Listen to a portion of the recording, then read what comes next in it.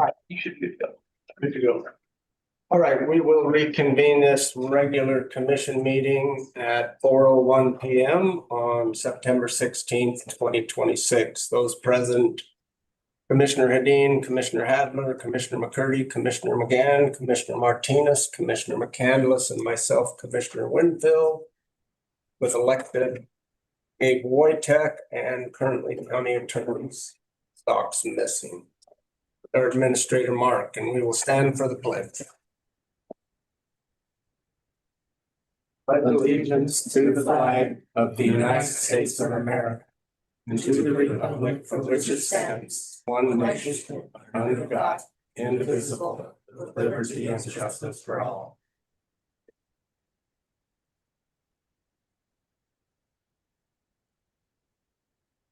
All right, we will start our meeting with our 4 PM citizens to be heard. We will open the dais up or the table up there to citizens that come forward and introduce yourself when requested, and please keep your comments 3 minutes. And we will start. We have a hand in the back.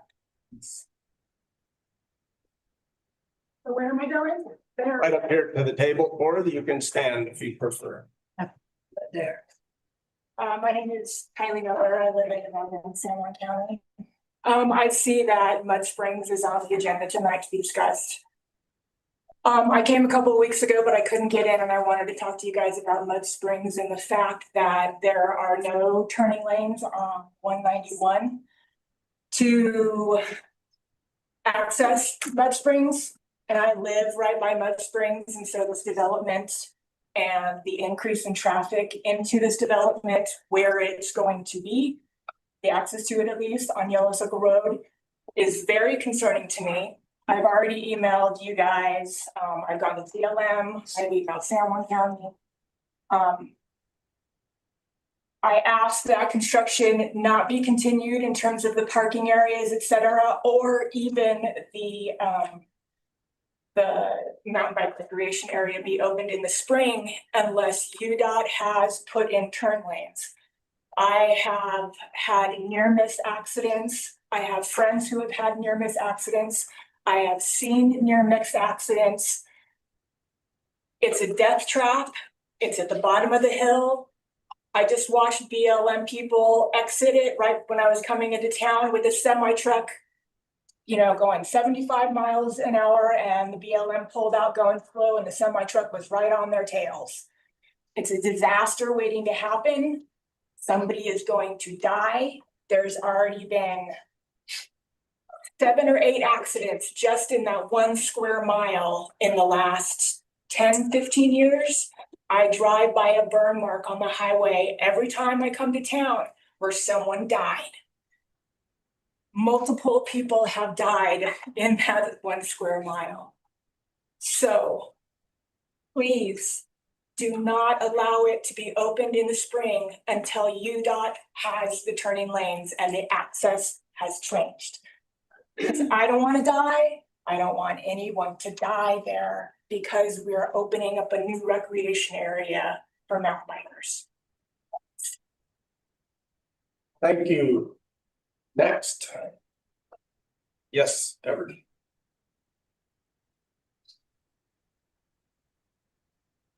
Good evening. My name is Everett Hildenbrand. I serve as the chair of the League of Women Voters of Southeast Utah. The League of Women Voters is a nonpartisan group focused on promoting informed democratic involvement at federal, state, and local levels. When I started a couple months ago, we decided to focus on one goal: a candidates forum for this year's Moab City elections. In the process of gathering information for the forum, I had the chance to meet many people around town to hear and understand their viewpoints, and even got to meet many of the commissioners here. So thank you for those who have met with me. And I'm looking forward to meeting with you guys more.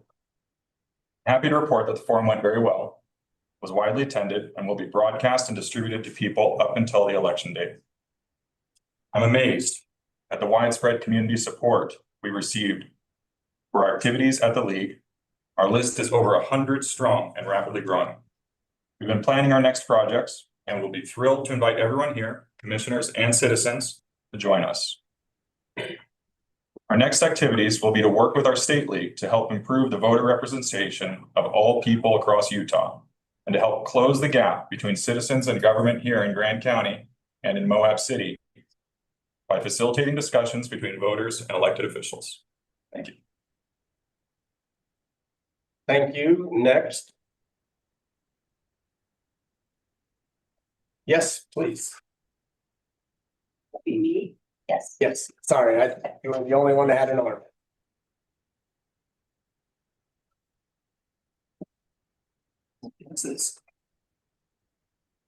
I'm Saxon Sharp, 2726 Calle Puentes, and I'm opposed to the zone change to allow city water tanks to be placed in Spanish Valley. My written comments will provide more detail about what I'm touching upon today.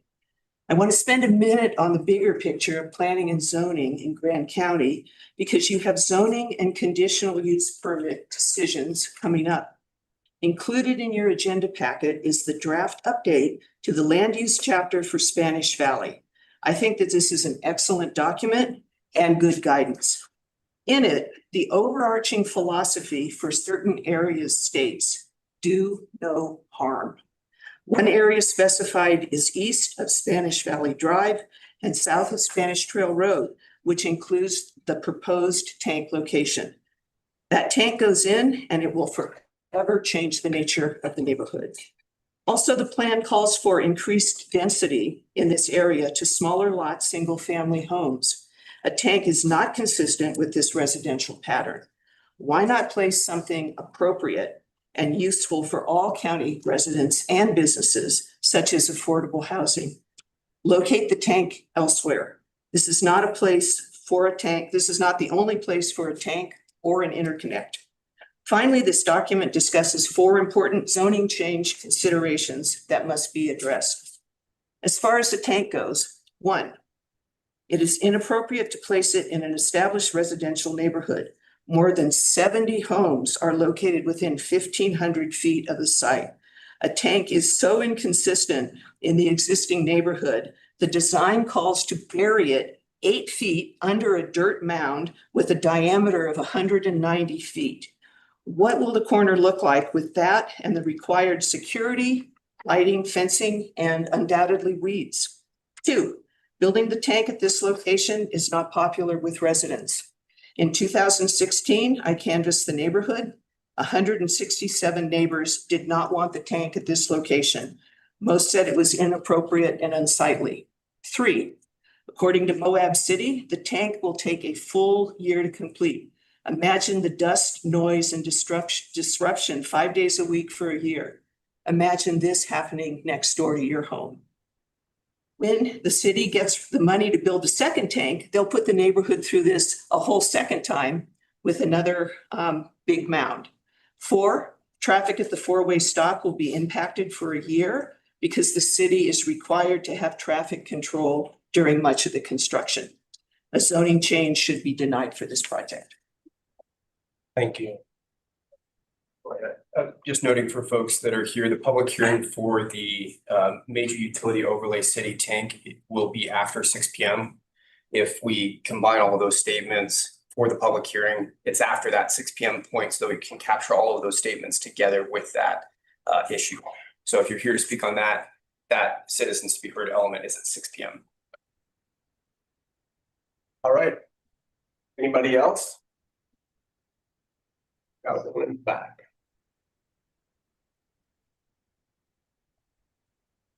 My name is Floyd Dean, and I live in Spanish Valley.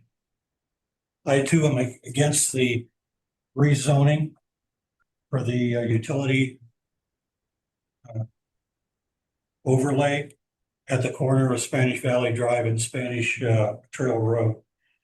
For 10 years, the city has told us they would get back to us with answers to our concerns about this tank. To this date, this has not happened.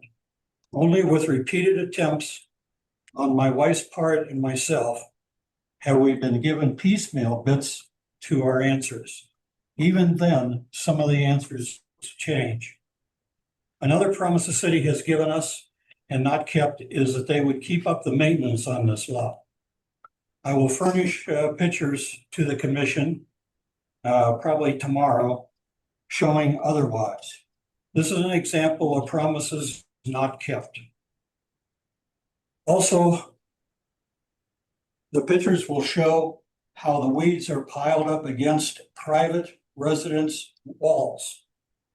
If these weeds and tumbleweeds were to catch fire, we might have a house fire beyond it as the embers would go over the walls. And many of the tumbleweeds along the perimeter fencing for this lot has been removed by the county crews. Is the county going to keep putting the bill for taking care of a city lot? I don't think that that's appropriate for our tax dollars. They say in their own words, 30% of the developed plan means that you have been presented is not the project for this lot, but a concept of this project with little detail that they have had 10 years to prepare. This concept is the best they can do at this time. If this project zoning change is approved by you, it will give carte blanche to the city to do whatever they want with little or no limits, since this is only a concept and not a thought through plan. By co-journeying with the city in approving this site, the county commissioners will be complicit in basically destroying our well-established, completely developed community. This is like using eminent domain and destroying our community without compensation. There are other places to go forward with this concept and better uses of this lot that are consistent with our community. Thank you. Thank you, and I'll reiterate again that if there are people here on the water tank, the comments would be best at the 6 p.m. public hearing for the water tank rezone. So, anybody else? Yes, let's start right here, Mr. Gross. Then, My name is Pete Gross. I have some general comments. I actually support the people, well, support their opposition to the water tank, but that's irrelevant.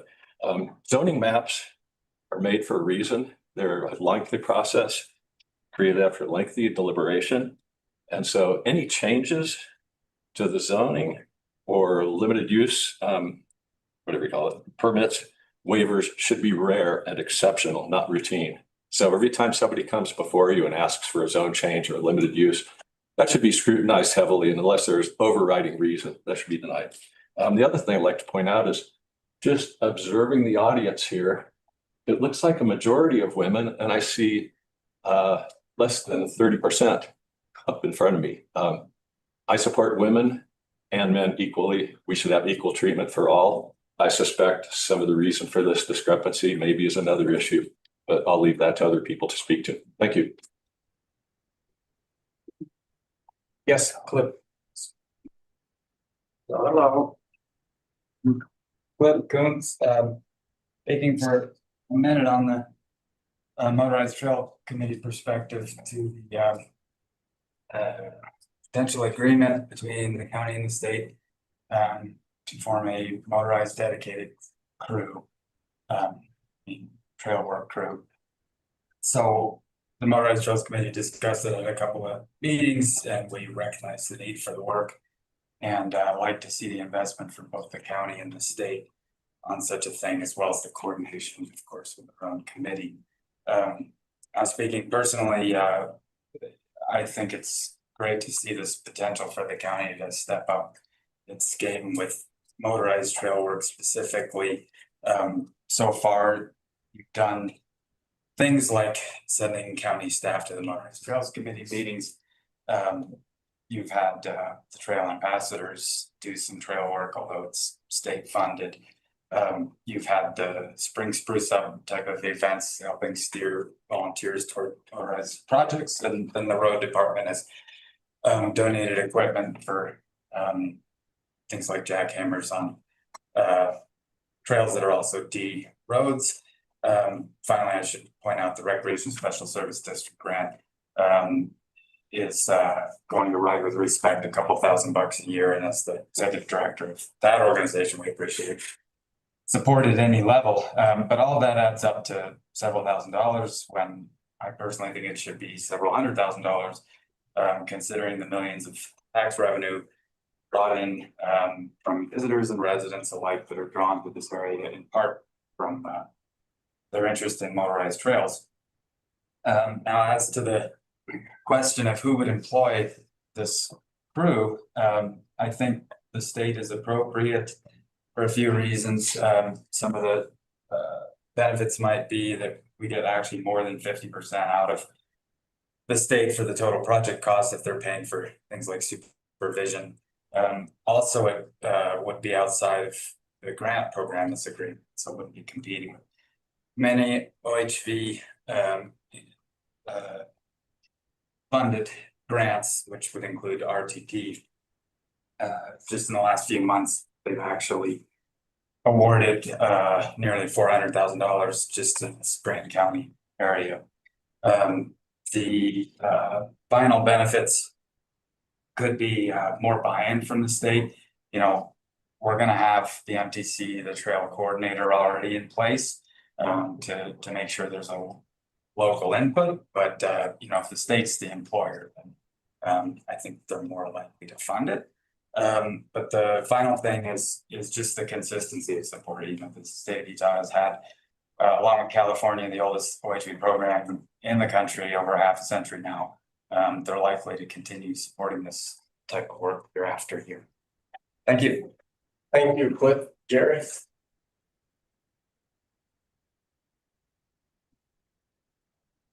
Hi, I'm Jerry Hamilton. I'm here on behalf of the school district tonight, the Grand County School District. Tonight you guys are going to do a resolution for the Fill and Mineral Lease Funds, and I am giving you a quick 411, some information on that. So first off, I'd like to thank the Grand County Council for continuing to support the Grand County School District through the use of appropriation of those funds. And just to kind of let you know that what those funds are used for, we use them for our pre-K and special education pre-K programs. Those programs are not funded largely by the state of Utah, but they're vital for our community and the parents and the students in our community. So just kind of giving you a quick, that's what we use those funds for. We would love to continue to offer those programs. And so thank you for the appropriation. And if you have questions or want to talk about it further, stop by the district office anytime. Thank you. Yes, ma'am.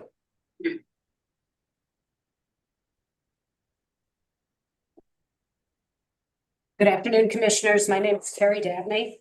I lived in Moab from 1991 to 1999, during a time when the town was in crisis. Businesses had closed, homes were in foreclosure, and Red Rock Elementary had only just returned to a 5-day school week after cutting back due to budget constraints. It was a time of deep uncertainty, and the community came together in search of a way forward. That path was found in our national parks and public lands. I returned to Moab in 2014, drawn back by the people and those same public lands.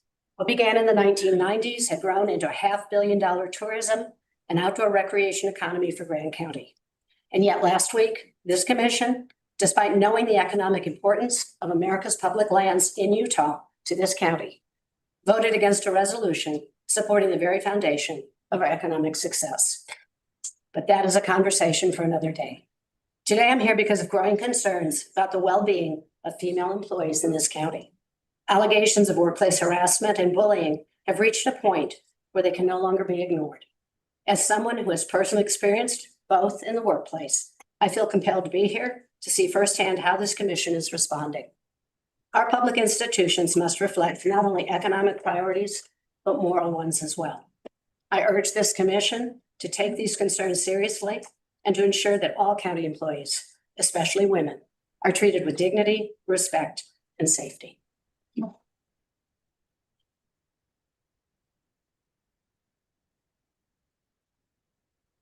Next.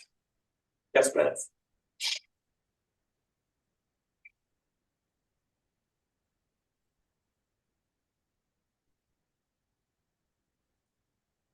My name is Kirsten Peterson.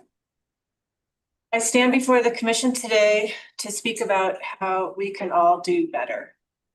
This isn't just a comment to you on the county commission, but to our entire community. First of all, I want to thank each and every one of you of the commissioners for your public service to our county. I have served our community in many different ways, and I know the personal sacrifices that come with holding elected office. I have worked with many people in the roles in which I have served, many of whom I have disagreed with and who held very different political beliefs than I.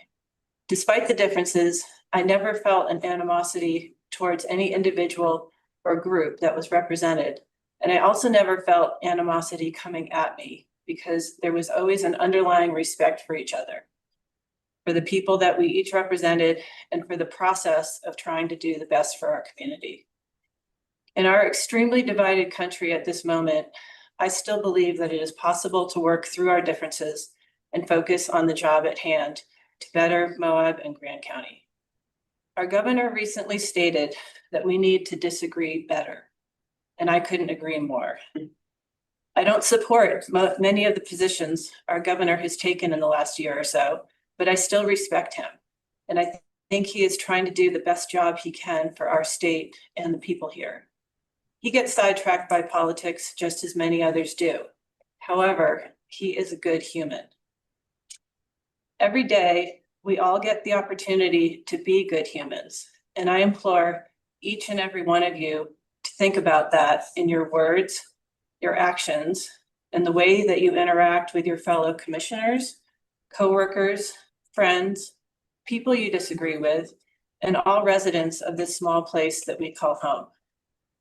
If we can treat each other with genuine respect and actually listen to each other instead of slamming someone you don't agree with on social media, I think we could get a lot more accomplished and eliminate a huge amount of personal stress and anxiety. I don't spend much time on social media precisely because there is too much hate, discord, comments that don't take into account that there are humans on the receiving side of the discourse. I would ask everyone who participates in the mudslinging that goes on locally to reach out directly to the person you disagree with. Try to have a dialogue one-on-one, not through the public posts that inevitably turn into an ugly mess. In a community this small, we are all neighbors. I think that we can each speak our truth with the understanding that others will disagree with what we have to say, but that is okay as long as there is mutual respect. That is what I'm asking.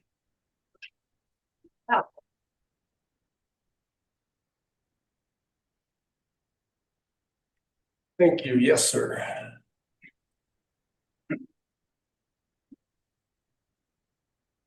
Good afternoon. My name is Jim Barton. Live in the Balloon Casita homeowners housing development. We are immediately adjacent to the Novak development that is up for consideration tonight for rezoning. I'd like to express mine and majority of my neighbors, or all of the neighbors' opposition to this rezoning.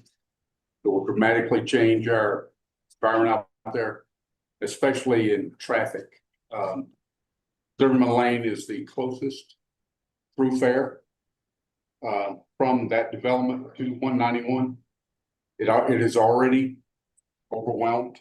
It's a 15-mile-an-hour road, and we're getting people going 40 miles an hour through there between the bumps. And we have many children on those roads, including my grandson.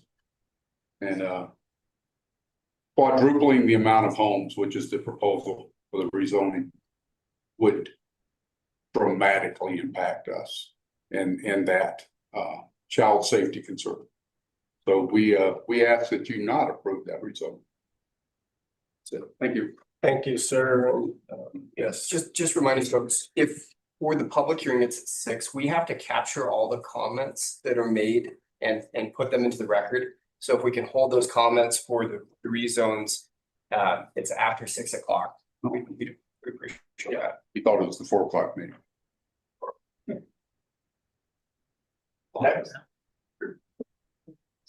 Yes, sir.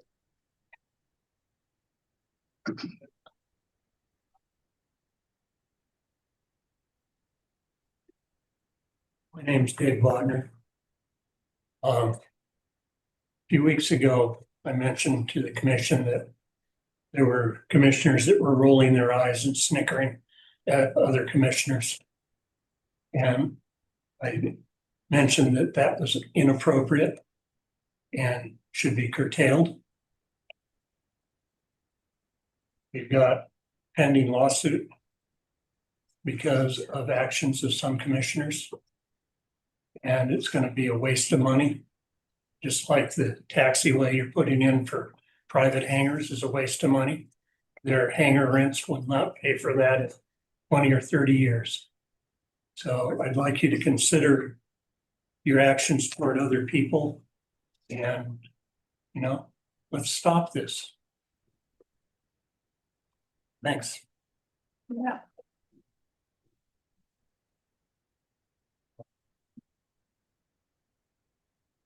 Next.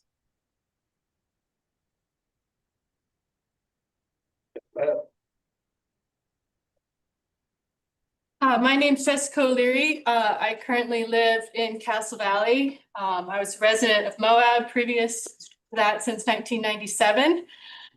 Since moving to Castle Valley, I have lots of time.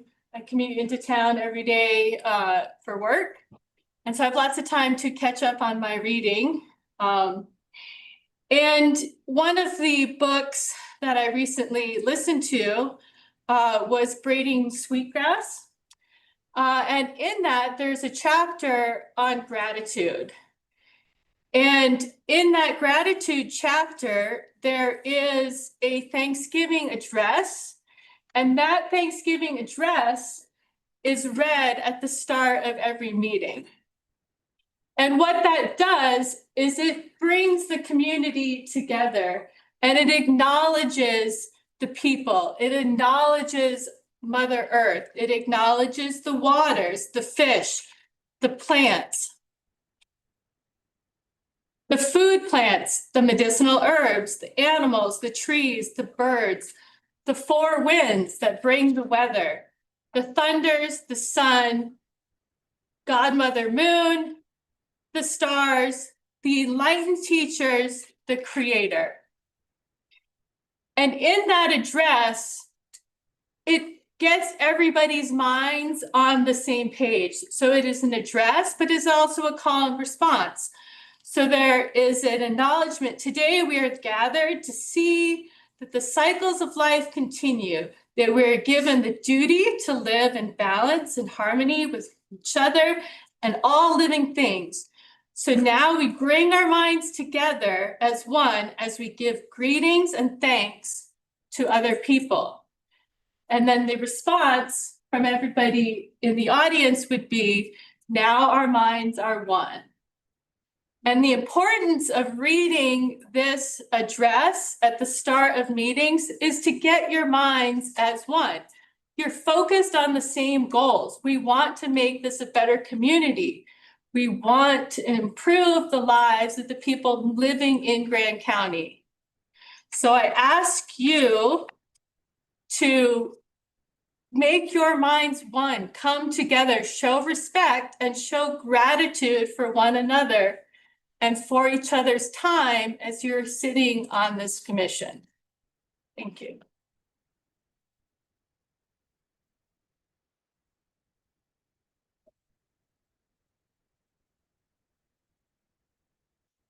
Hi, my name's Pippa Thomas. I would tell you how long I've lived here, but I don't think it matters. I am part of this community. I've known some of you for a very long time. Dear little babies. I want the women on the council to know that we see you, we hear you, we believe you, we support you. And I really want all of you to know how so very proud I am of every single person on this council, in this audience, in our state, in light of recent events in Old, who are reaching out for a new way of being, who are getting to the end of their tolerance for fighting and power struggling and dominating and putting people down and trying to climb up and be superior. So proud of all of the people who are stretching for a new way to have a conversation and a new way to get along. And I'm so very grateful for all of you guys here tonight who are opening your hearts and minds to that as well. So thank you so very, very much. I'm so glad for people to be asking for respect. I think it's a pretty special evening. Yeah.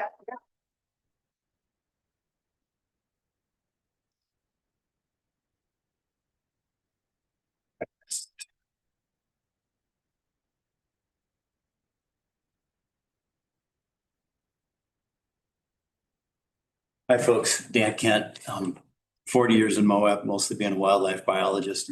Just wanted to thank you all also for your service, your willingness to be up here and listen long hours and keep yourself under control while difficult issues are passed through. I'm gonna try to get through this in 3 minutes the best I can. You let me know if it's too much, but I wanted to speak for the trees for 3 minutes, since a lot of us are speaking about humans and there's some clear issues we need to work with. But I wanted to remind the council and everyone that, you know, the majority of this community by far wants to protect wildlands, watershed, and wildlife. It's good for us all. I think it's one of the places we can all have some unity. And not only that, it's protecting the golden goose for us. It protects our economy and our livelihood and the reasons that we're all here for. And the reason I'm referring to all this is just because of some comments that happened earlier in this year from the council that, well, I'm going to get to that. But it's because I want to stay with what's positive first. We need to work together as Moabites. I'm hearing a lot of that tonight. Small town, many people want to buy to this community. We're much stronger together. And I hope that we can learn to move forward with things. And when decisions are made by the council, we modify that. We try to make it better rather than try to erase it. I feel like there's been a lot of attempts to erase what former governments, former iterations have done. And I really feel strongly that we've done a really good job of doing what the Grand County Council has to do for the last 12 years. Anyway, we need to manage by science, facts, and smarts, not by ideology, emotions, and politics. We should all advocate for careful thoughtful management of our public lands, for the health of our town, our economy, our children, and our souls, which are all tied to this landscape, which is unique. It's unique that we have a county that is 97% publicly owned. That's us. We're the public. We get to decide. And you guys are the most important, in my opinion, the most important people that advocate for us and for the public lands here, which by far the majority of your constituents actually are not human. Okay, anyway, let me go. And you know what I'm talking about, right? Plants and animals and the whole ecosphere that was just being spoken of with the last person that was up. This means discerning a united approach to big developments and events. It means not advocating for uses to damage our town and its resources. If you're striving to protect the sows and surrounding lands in our watershed, you would support SUA, actually, not the National Cattlemen's Association, because that's what they're trying to do, is defend our wildlands that provide us the water and our soul uplifting place that we live in. The National Cattlemen's Association doesn't need our money anyway. And I like beef, just not on public lands and in the desert. So no one is excluded in wilderness. Only machines are. Designating wilderness allows more people to use our public lands without damaging them. Motorized recreation reduces the number of humans that can enjoy our public lands without damage. We can and should minimize the impacts of motorized recreation so that all people, including motor users, can enjoy them unspoiled as much as humanly possible. So management means monitoring and review to minimize and mitigate impacts. The council should advocate and inform professional management, as it did in the last council. Wilderness is a management tool and should have the support of the council as representatives of the people. Sorry, this is definitely longer than I thought it would be. We're the most political talk in Moab, centering around affordable housing. I just want to talk about the reason why so many people want to be here despite the economic hardships. People want to be here because we're surrounded by this beautiful red rock. Wilderness belongs to everyone, not just us, not just Utah, certainly not just the cattlemen or the landowners. It is a privilege and an honor, and it's the least we can do to strive to protect and defend this inheritance. And as one final comment, I just want to say that the reason this all came up for me, and it's taken so long to come back on this, is that it was reported that, and I didn't hear it personally, Bill, so I want to talk with you about this if you're willing and you have the time. But it was reported that Bill Winfield said that lovers of wilderness want to exclude people and wrote us off with that. And I would I would say that most people in your audience, in your constituency, believe in wilderness, believe in wild things, want those things to thrive. And then actually wilderness doesn't exclude anyone. Everyone can go. It's the complete universal free for everyone. And you don't have to have a motor to go see it. And you can't actually. That's what it's excluding. It is excluding motors from a small percentage of the land. Now, it ends up being a lot here because we have a lot of it, but most of the wildlands in the world are already gone. There's 300 million tons of humans on Earth. There's about 300 million tons of humans on Earth. There's about 100 million tons left of megafauna and about 700 million tons of livestock. So I think I know what I want to advocate for, not livestock, wildlife, wilderness, and our watershed. Thank you. Thank you. Thank you very much for listening.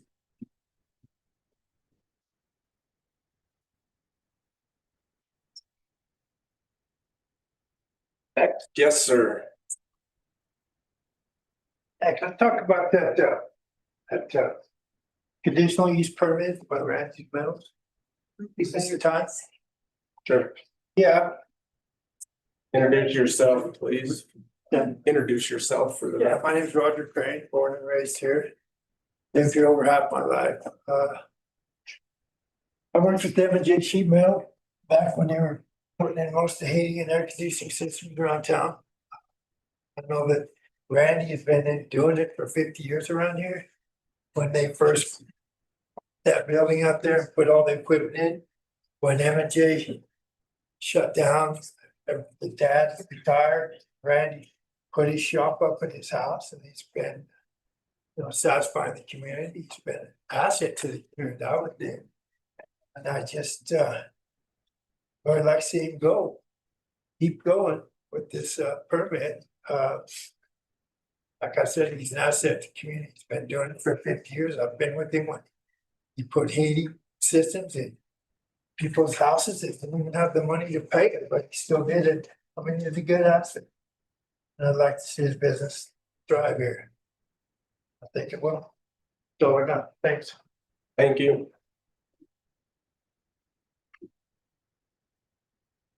Do we have anybody online? There's somebody shaking her hand. Why don't we take a few then? Sure. Kara Bart. Kara, would you like to speak up? Yes, hello. Can you hear me okay? Yes, ma'am. Hi, my name is Kara. I am a resident of Cisco. Commission, it's been a hard week for Utahns. I'd like to share some words from Governor Cox's Friday morning press conference, which brought me comfort prior to my comment. Governor Cox said, quote, "Freedom of expression is enshrined in our founding documents, and Charlie's life being taken in that very act of expression makes it more difficult for people to feel like they can share their ideas, that they can speak freely. We will never be able to solve all the other problems if we can't have a clash of ideas safely and securely, and especially those ideas with which you disagree. That's why this matters so much. To my young friends, you are inheriting a country where politics feels like rage, and it feels like rage is the only option. But we have a reminder that we can choose a different path. Your generation has an opportunity to build a culture that is very different to that we are currently suffering through right now. Not by pretending differences don't matter, but by embracing our differences and having those hard conversations. I am not an optimist, but I am hopeful. Hope is the virtue that sits between optimism and pessimism. Hope is the idea that good things are going to happen because we can make them so. I still believe in our country. I still believe there is more good among us than evil. I still believe that we can change the course of our history. I'm hopeful that Americans can make it so. And Commission, I'm hopeful that Grand County residents can make it so. As such, I'm here today to follow Governor Cox's principle of disagreeing better. I'm here because I know Grand County is capable of supporting a diverse and growing economy. Grand County is much more than Moab.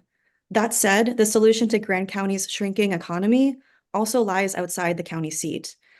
The Planning and Zoning Department is the initial funnel which brings new economic growth online, and the Commission's recent vote to remove Kristen Hoffheim from her position as acting Planning and Zoning Administrator only serves to depress Grand County's economic future. I've already had to explain Cisco to 3 separate planning and zoning directors in under 1 year. Can you please explain how an external consulting firm will navigate the chasm that lies between the county's land use code and the lived reality that comes with building a business and living in a rural area of Grand County? Will they say it's impossible for me to open an off-grid campground, even though within the land use code in section 4.6.6 point 3, my property is included as an overlay accommodation for a campground? Well, they say it's because later in that code, it says, quote, each park shall be served by sewer and public water facilities, and say it can't happen because guess what? We don't have running water in Cisco. Additionally, we don't have public sewer in Cisco. We've never had a public sewer and we haven't had running water since the 60s. Will they say, well, tough, when I explain that it's technically illegal for me to live in my cabin full time due to the current land use code? You see, Kristen understands this nuance. She genuinely cares about the lived reality Grand County's rural residents face on a daily basis. She sees a path forward. Kristen has hope. Every day, Kristen wakes up and chooses to make Grand County a better place with a brighter economic future.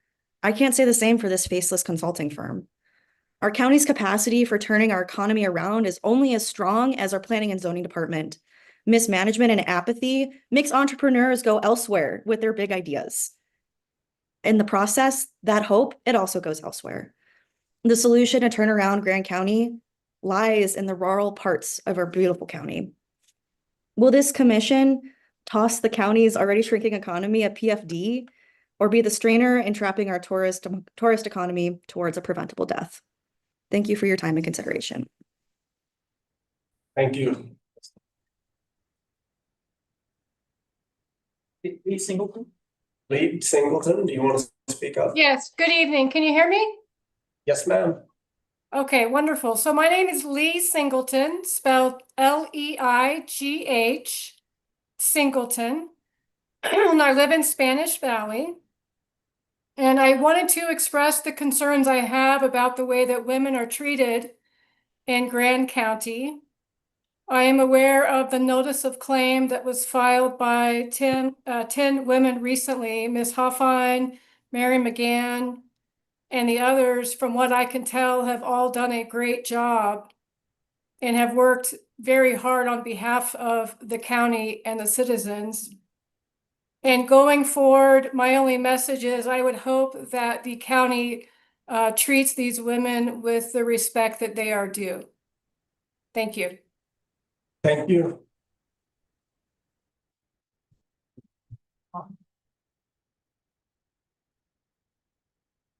Kelly Miller? Kelly Miller? Is there a Kelly Miller? Hi. She's from us. Oh, we've got one online. Kelly. It's Kelly, not Eileen. Kelly Miller. Yeah. Kelly, would you like to Kelly. speak? Wait, with the other one.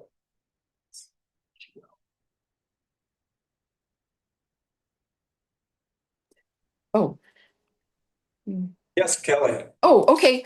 I'll make this really quick. Good evening. My name is Kelly Miller. I own a home in Spanish Valley. It has been my observation that there has been a significant amount of turnover in the county, particularly in the planning and zoning department. All the other departments that I've worked with in other states always seem to be staffed locally, and and of course, Grand County is now looking at being staffed by an outside agency, and my question would be why? I also wanted to express my support for Ms. Hoffine and the women. Several of them that I've spoken to over the years have always demonstrated the utmost professionalism, and I just wanted to let them know that they had my full support. Okay, thank you, Kelly. Thank you. Do you have anybody else in the commission chamber?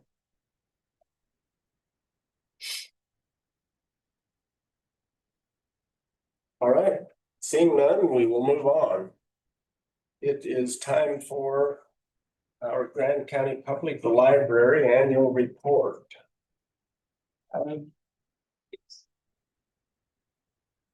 She outside, maybe. Oh, no. Do Ost or Valley easier.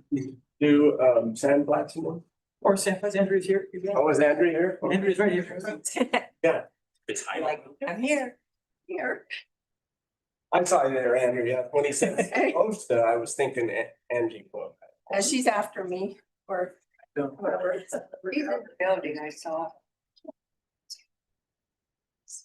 No, we'll give over that one. Oh, it says host disabled attendee screen share. I'll fix that. All right, try again.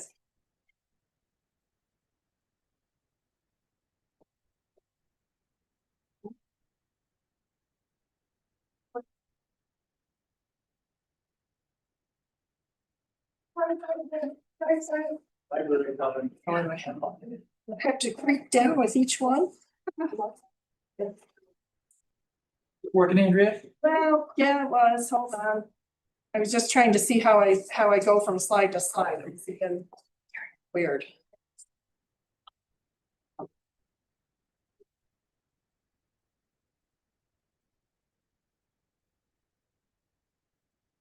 right, hold on. Dana set it up for me, and I'm sure she did it right. I don't know why it's not letting me advance easily. But I don't want to do that for each slide. I want to get in slides. Let me, sorry, I know there's so much time here. Yeah, let me do it this way. Can't see this. Slideshow. All right.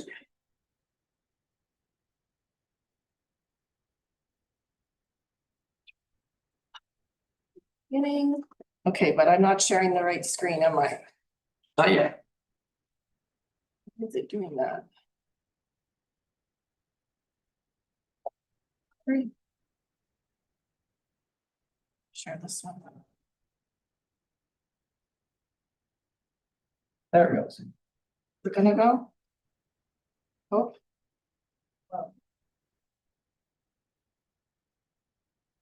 There, yeah. There we go. Okay, sorry about that. Okay, all right. So thank you for giving me the opportunity to come before you today with my annual report. My name is Andrea Brand. I'm the director at Sandflats Recreation Area. Sandflats is 9,000 acres of awesome scenery and challenging terrain, petrified sand dunes, bowls, fins, and domes. The Slick Rock Bike Trail is the centerpiece of the Sandflats Recreation Area. It's created in 1969. It was the first designated national recreation trail in Utah. Both motorized and non-motorized recreationists visit Sandflats. We have over 30 miles of challenging 4x4 trails, the famous Hell's Revenge and Fins and Things. And Hell's Revenge was on National Recreation Trail last year as well, so we have 2 of them now. It's also popular for mountain biking, including the new Raptor Route and Porcupine Rim. We have 8 campgrounds. We have close to 250,000 visitors each year. These are families and friends, both young and old, who enjoy recreating at Sandflats. Sandflats is unique in that it is managed in partnership between Grand County and the Bureau of Land Management. Sandflats operates as a self-sustaining entity. It is an enterprise fund under the county, and its operating budget comes exclusively from our collective fee monies. Sandflats' mission is to ensure that the outstanding natural features of the area are protected from the adverse impacts of recreational use, provide sustainable public recreation opportunities, provide for public safety, reduction of conflicts, assure the continuation of positive economic benefits to the county, and maintain reasonable public access. Both the BLM and Grand County aspire to utilize their combined resources and authorities to cooperatively improve conditions within the area so as to better serve the public and establish a mechanism whereby users of the area fund management, protection, and service expenditures. Back in 2006, quite a while ago, but Sandflats and the partnership between Grand County and the BLM was chosen by the Executive Office of the President's Council on Environmental Quality as a premier example of local and federal governments working cooperatively to successfully resolve conservation issues. So as an overview to the program, we have an entrance station that is staffed February through November each year. We have 9 trailheads, 60 miles of marked trails, 8 campgrounds, and 140 individual campsites and 6 group campsites. Sand Flats' effect on the local economy is estimated to be about $17 million a year. And interestingly, the BLM reports that there are 99 permitted commercial tour and shuttle companies that operate at Sand Flats, and 75 of them are local businesses. There are 13 annual BLM permitted events, thousands of participants that come to race on foot or bike and enjoy 4x4 events. This brings in an estimated 40 to 50,000 folks that come up to Sand Flats through commercial activities, and over 200,000 that come up on their own internationally and domestically. So since 2019, our overall visitation and revenue has increased 21%. We are currently down 1.5%, but all of that is really from the month of May. I think it got hot a little bit quicker than we're used to. So I think we're going to make that up though as we get into the fall season. So we do all of this with a small staff. There's 4 full-time staff, including myself, 4 to 6 seasonal staff in the spring and the fall, and 1 to 2 high school apprentices are hired in the spring. We have our stewardship committee, of course, that is made up of folks that represent both motorized and non-motorized interests, and they are an advisory body to the Grand County Commission. Day to day, we staff our entrance station for fee collection, orientation, and safety information. We maintain our 9 trailheads. We have daily front country patrols to check compliance, provide security and information. We have regular backcountry trail patrols to promote compliance, safety, and assess maintenance needs. We do trail maintenance to protect the resources and folks' experience out there on the trails. We have 30 toilets that are cleaned and pumped regularly at our trash removal. We have educational kiosks, over 30 of those, and our full brochures, which are given out to our visitors. Of course, we have our website and our presence on social media. We also have produced many videos over the last few years. Our 5 tips for an awesome Moab adventure video was chosen to be part of the HB 180 OHV online test.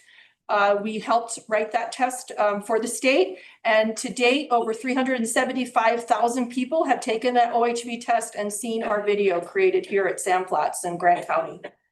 Sand Flats also funds educational videos to run on local TV channel 6, shown in over 5,500 accommodations in both Grand, San Juan, and Emery counties.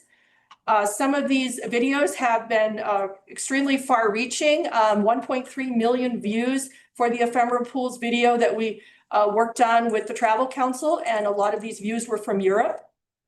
So other contributions from Sand Flats, we give 10 to 15,000 each year to search and rescue. This year, search and rescue has now parked a trailer with OHVs in it, ready for quicker response to emergencies in the Sand Flats recreation area.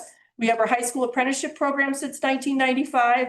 We provide volunteer opportunities 2 to 4 times a year for locals to come up and earn an annual pass, working 4 hours with us. Highlights for this year, the BLM came up this winter and with my staff worked to turn the H campground into a day use area for folks using the Fins and Things Trail and coming off the new Raptor route. So this included a picnic pavilion and some toilets. And those sites that were removed were put into 3 other campground loops to so that we wouldn't have a loss of revenue. The Grand County Road Department was busy this year installing a culvert for us on the road, and also with the magnesium chloride treatment.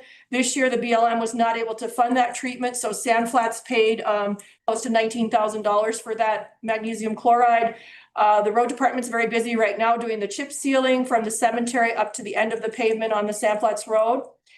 Some other highlights are our partnerships with Motorized Trail Committee, Rake and Ride this winter.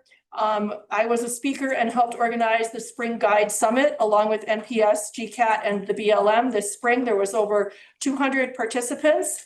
We participated in the spring spruce up, and folks that came up to Sand Flats to do that earned an annual pass. Some of our other outreach and educational promotional efforts have included our Dark Sky Parks video that came out this spring in time for International Dark Sky Week, and we partnered with Utah State Parks, the BLM, and Park Service to create that. Also, the Moab Office of Tourism had worked with Crux Academy, and I wrote the camping section and narrated the camping video for them. Our plant book is selling well. CNHA has decided to take that on this year, so it's also available at their outlets, Back of Beyond and Bookstore and Dead Horse Point State Park. We've also been busy partnering with the state on star parties and scorpion walks that were well attended this year. So plans for the rest of 2025. Thank you for giving us permission to film, to make a video on old growth forests of the Colorado Plateau. We are continuing to monitor the traffic up on the Sand Flats Road with counters. And this is just a graph from May. We have learned, though, in the time we've had it up, that the speeding has gone down from about 40% of the user group to about 15 to 20%. So I think it's helping. That's significant. Also, here's just we also are keeping track of our trails. Here's just a little segment from April and May. Over 7,800 cyclists used the Falcon Flow Trail in those 2 months. With the permission of the support of the commission, we hope to go for funding sources again to get the Sand Flats Road paved and to get funding for a separated bike path. We're looking into federal grants and state grants again. We'll be applying over the winter for those. GCAT and Sand Flats staff will help build the Falcon Climb Trail this winter, shown in blue on this map. We've also been weighing in on the non-motorized trails master plan with our stewardship committee and our staff, working with GCAT on that. And another project for this winter is more dinosaur tracks have been exposed up there along the Hell's Revenge Trail. I had boulders put there almost 10 years ago, and now there's some great tracks outside of the boulder lined area. So we're working with Motorized Trail Committee, SITLA, the BLM paleontologist and staff and others, and that will be a project for this winter. And so anyway, there's some, ironically, one of those tracks that I was out there with the paleontologist looking at recently had a large vehicle parked on it and it popped out. Oh. So we need to get that barriered off quickly, not from people walking in there, but just from vehicles, because people are, inadvertently driving on it. And so anyway, thank you for your time, and let me know if you have any questions. That was sweet. I like your style. 10 minutes. I really myself like 3 times. I really like your style. Oh, thank you. I'm like, you go. I want to know it's already breath. Well, I was at 11 and a half minutes, so I got it down to 9 and a half. It was great. Questions? Any questions? So overall, just in 2025, just 1.5% down from 24's numbers ish. Yes, and we were actually, it just was May. Yeah. We're only really down 7,600 right now, so that's nothing in a, Right. $750,000. So yeah, it'll be interesting to see what fall brings. Yeah. Thank you. Thank you. It's good to see working on the grants for the roads again. That'll be good to maybe move that forward. I also was part of a conversation. It sounds like Cody has plans for some more road base on different sections up there that he plans on moving up to, which will improve that road. Yeah, and I've met with Cody on that and my stewardship committee and Bill Jackson as well. Good. At those meetings to plan out what we're gonna do. Yeah, he just mentioned that the other day, so that's good. Yep, they've been doing a lot of work up there this year. So. All right, well, thank you. Thank Anybody else? I guess not. All right, we will go to the library.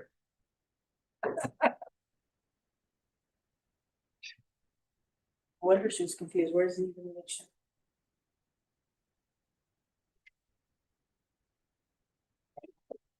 Yeah. Oh. Need a hand. Where is the cable? Well, just where's the cable? If you connect to the cable carrier, it won't go to YouTube. Join the Zoom. It's good. It's good. You've all got the slides. Just do it.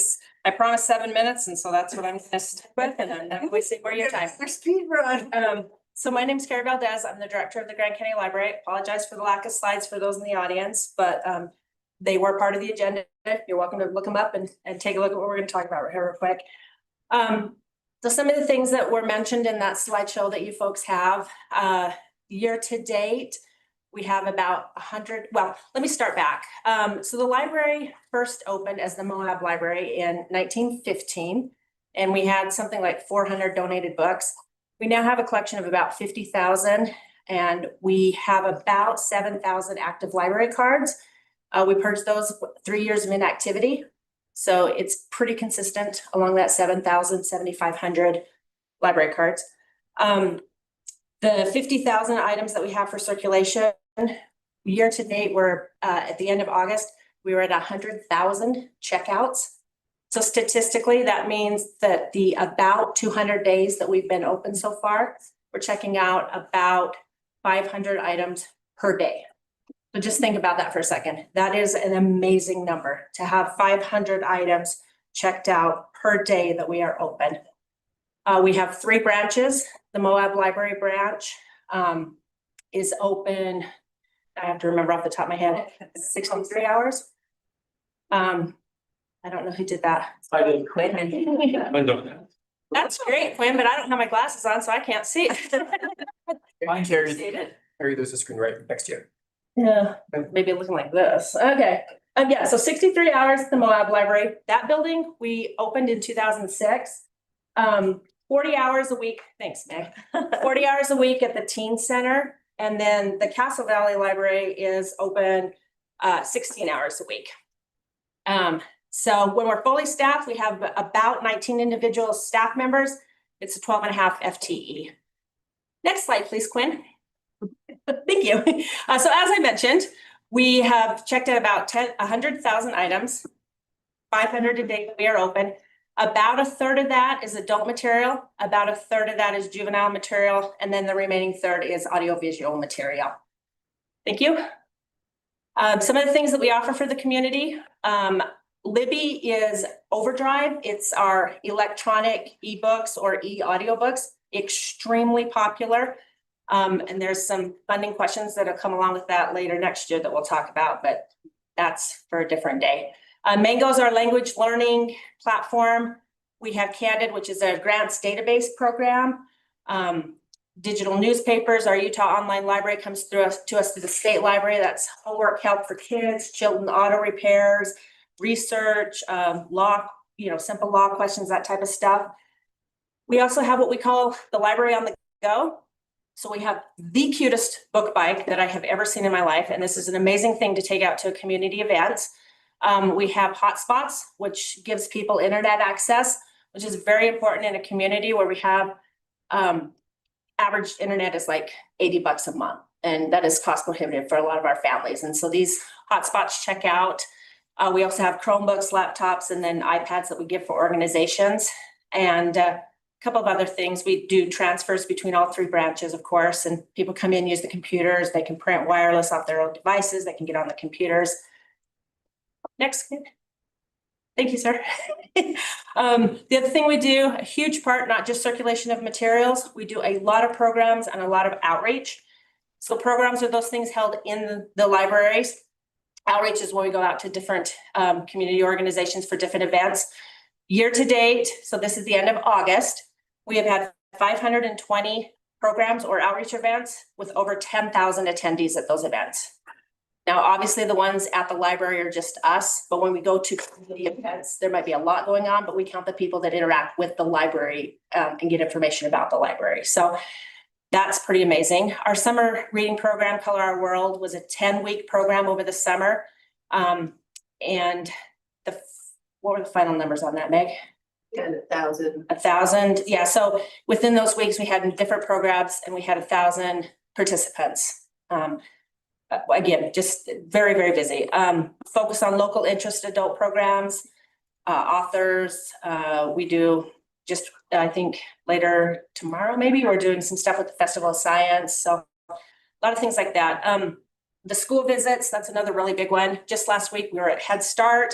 We were at HMK doing chapter reads with the 5th grade, and we were at the charter school with the book bike. They don't have a library there, and so we can take a book bike full of books, and then the charter school kids use those as part of their curriculum.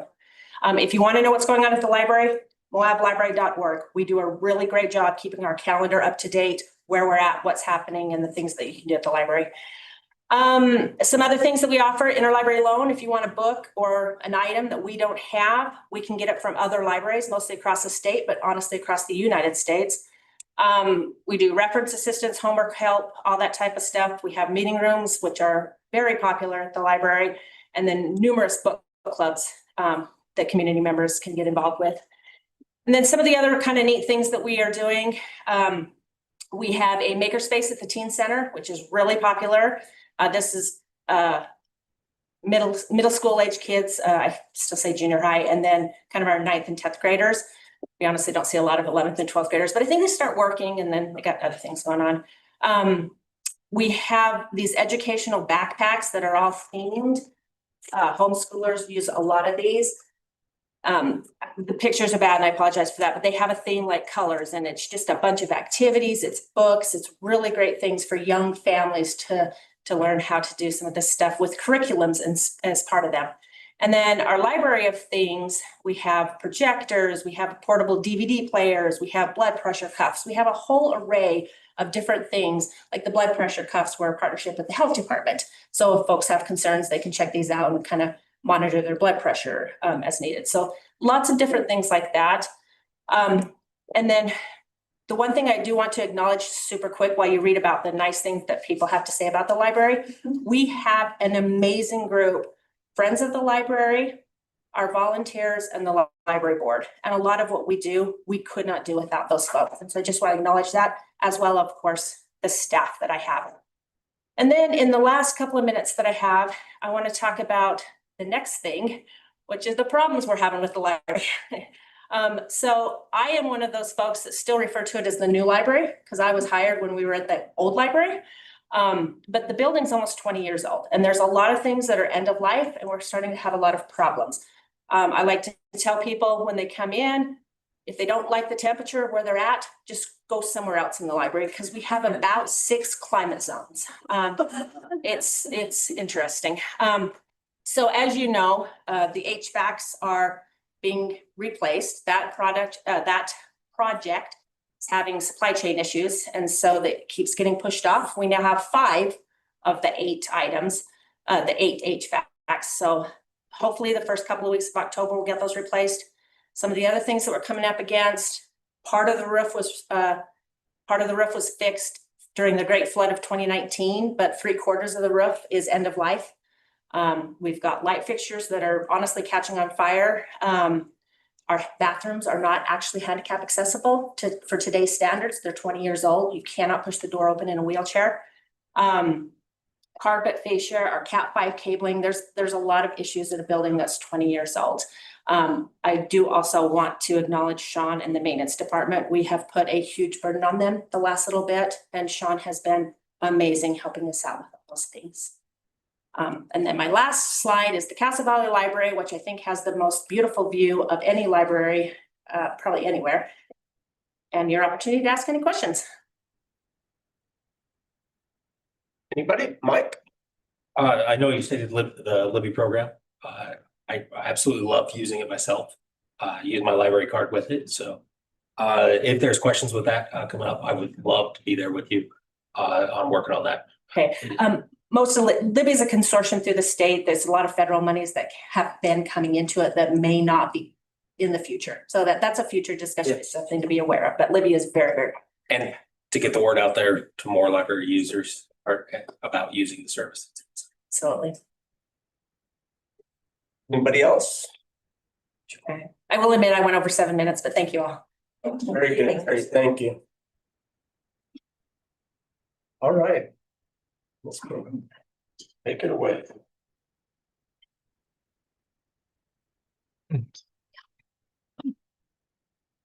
Right.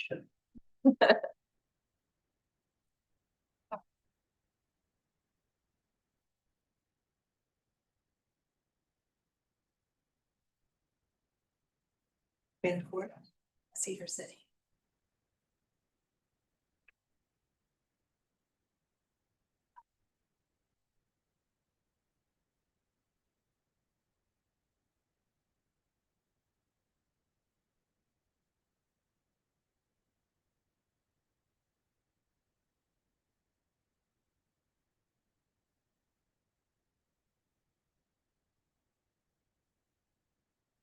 I get at Cal Ranch, big food. Oh, Yeah. 800.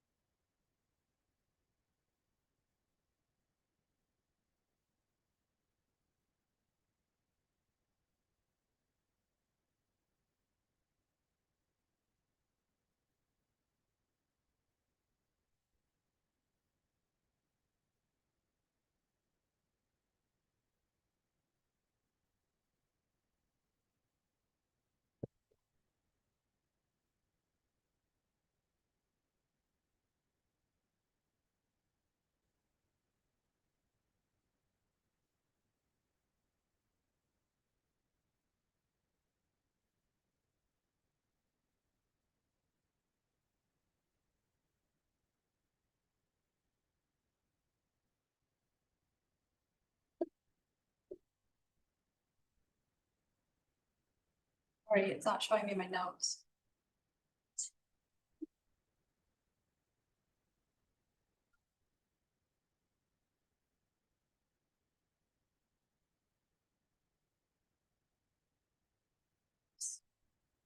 Okay.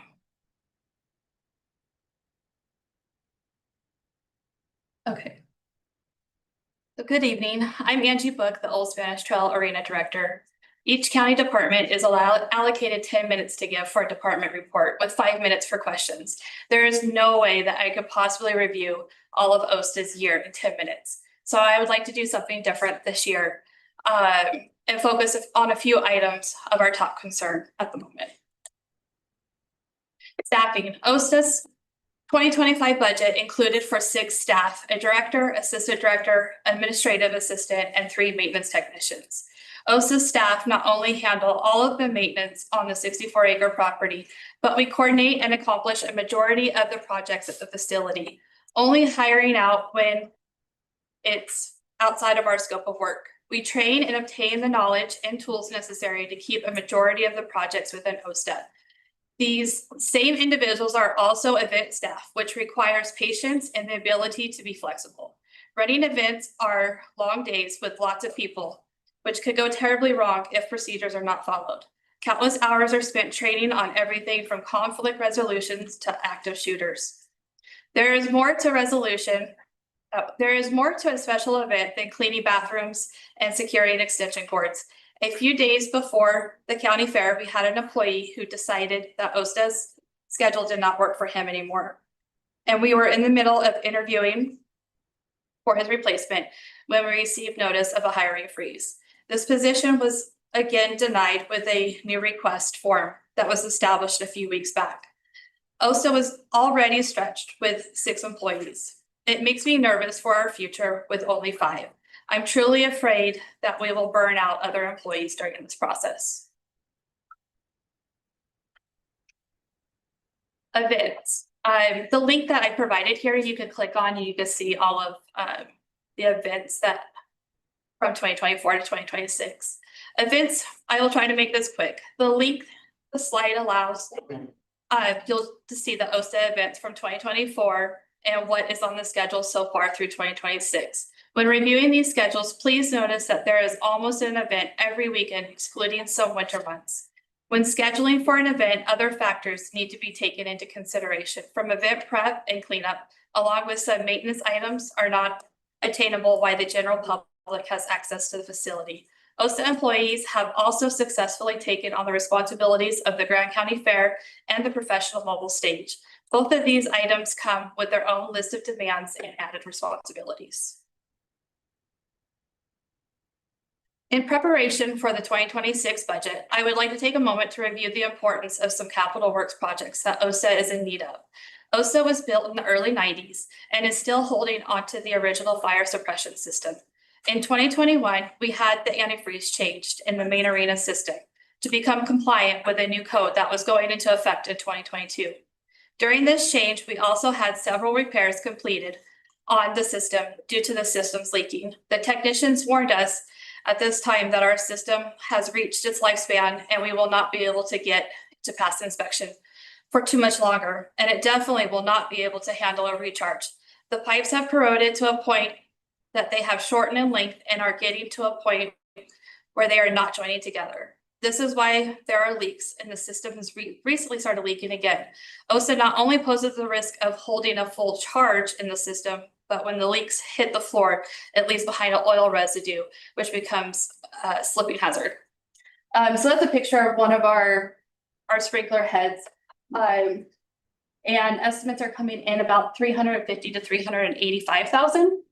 And we have two options to choose from for a new system, and the first one would be a wet system, which was what we currently have, and it's the most common. And it's the simplest type of system containing a pressurized water in the pipes at all times, and it provides immediate response to a fire. The system is recommended for environments that are not expected to drop below 40 degrees. We have been recommended a dry system. A dry system keeps water out of the pipes. With the sprinkler head, it will activate an air pressure and release the water. It can also have stainless steel pipes, which can prevent corrosion. The other item that I would like to talk about is fencing along the east end of the property, behind the softball and baseball fields, and where the new archery range is scheduled to go in. Why this is an urgent need is because of the housing development and the increase in overnight rentals. OSA has had an uptick in foot traffic entering the property from that location. And it's also a concern with vandalism. OSA currently needs to find a solution because we have electronic bikes that are entering and four-wheelers, and they've been entering and using the soccer fields as their course, which is causing additional damage. We have some temporary fence back there, but they're taking it down. We also see this becoming more of a concern once the playground and pickleball courts are built. The last item I would like to talk about is the replacement of the motors on the main arena roll-up doors. To replace all three of these, the cost is coming in at $12,500. The indoor arena has 3 of them. OSA currently has clamps holding one of the doors up when we need to utilize it. The arena doors have been replaced, but not the motors. We couldn't afford them at the time. These are the original motors from the 90s. And then certain events do depend on these doors, and if these motors do fail, we could jeopardize those events having to cancel if they're not operable. And replacement parts could put us into weeks, possibly even months to get the replacement parts. So this is our 2024 revenue. A little over 42,000 in overnight livestock boarding events. We were pretty close to 76,000, and then the stage rental was at 8,200. This was our 2025 budget, which our general fund budget is funded by the rec board. They also pay some of our M&O, which is funded by mineral lease and silt. We heavily rely on those funds from the rec board. They also fund some of our capital works projects and some of our special projects around the property. So in 2025, we utilized that. We split it with the county on the Powder River panel project, and then the replacement of the lobby doors. And then I just put some facts to the side for other arenas in our area, just to comparable facts, Montrose, their operating budget is 1.7 million and they have a staff of 10.5 employees. They're pretty comparable to ours. That's our direct competitor. Spanish Fort's budget is pretty comparable to our budget, but they have a lot less responsibilities. They pretty much only have to facilitate the arena itself and the events. They have separate departments that handle maintenance and the grounds of the facility. And then Golden Spike was just out of the water. I know they're a little bigger, they handle more. Their operating budget was 4.2 million and just their office staff was 60 employees. At Tremont. Yeah. But a majority of the neighboring areas have comparable fee schedules as OSTA, with just some small variations. Not too outstanding. The things that did stand out to me as I was doing this research was a majority of the other facilities do offer sponsorships that come straight into the arena, and those sponsorships go right back into the facility.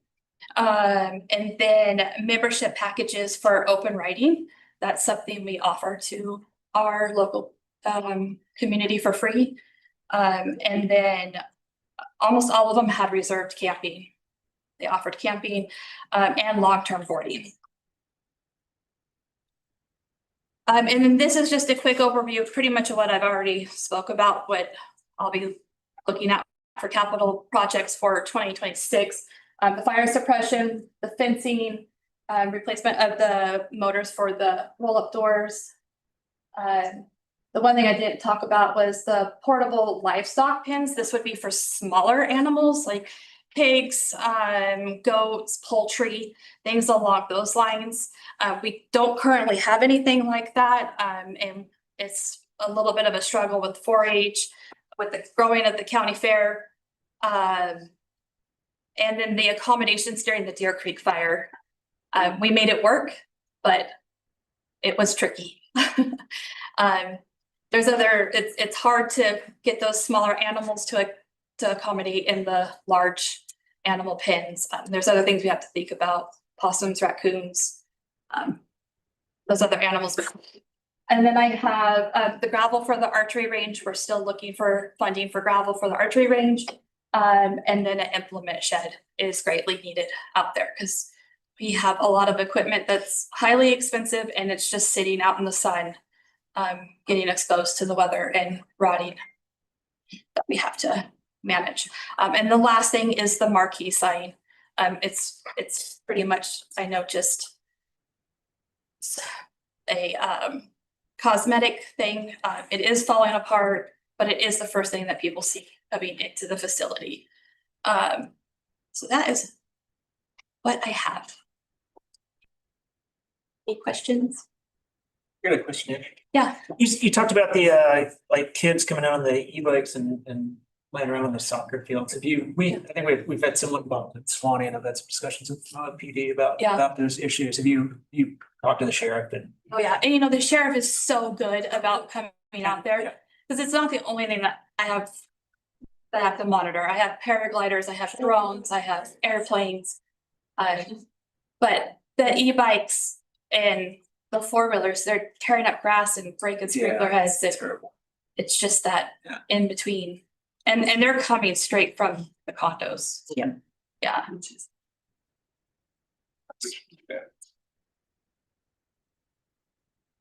Anybody else? All right. Thank you. Thank you. Appreciate it.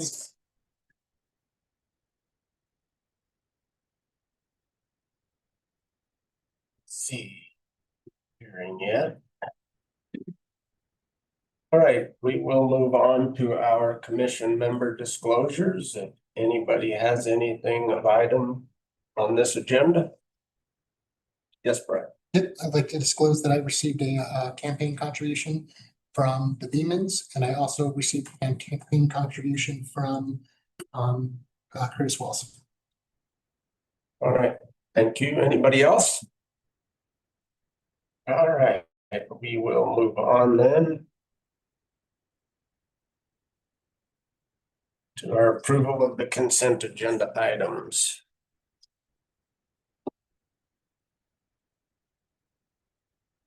We will have the approval of the meeting minutes for September 2nd and September 5th, 2025. We have ratification of payment of bills, total bills, $862,980.93. Total payroll, $586,529.56, with a grand total bills and payroll of $1,449,510.49. Ratification of grant application to Utah Commission on Criminal and Juvenile Justice. Ratification of a letter of support for the Entrepreneurship Loan Fund offered jointly through the Southeastern Entrepreneurial Network and the Southeastern Community Action Partnership. Approval of the trail mix bylaws and the final one, Indigent Defense Council grant contract. Yes. I'll make a motion to approve the consent agenda items. Motion by Commissioner McCandless, second by Commissioner McCurdy. All in favor? And that passes with one absent, Commissioner Hadler.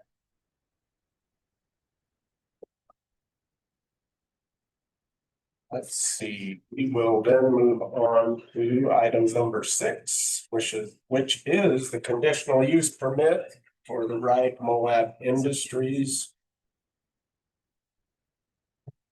We have John. Yes, sir, if you want to come up.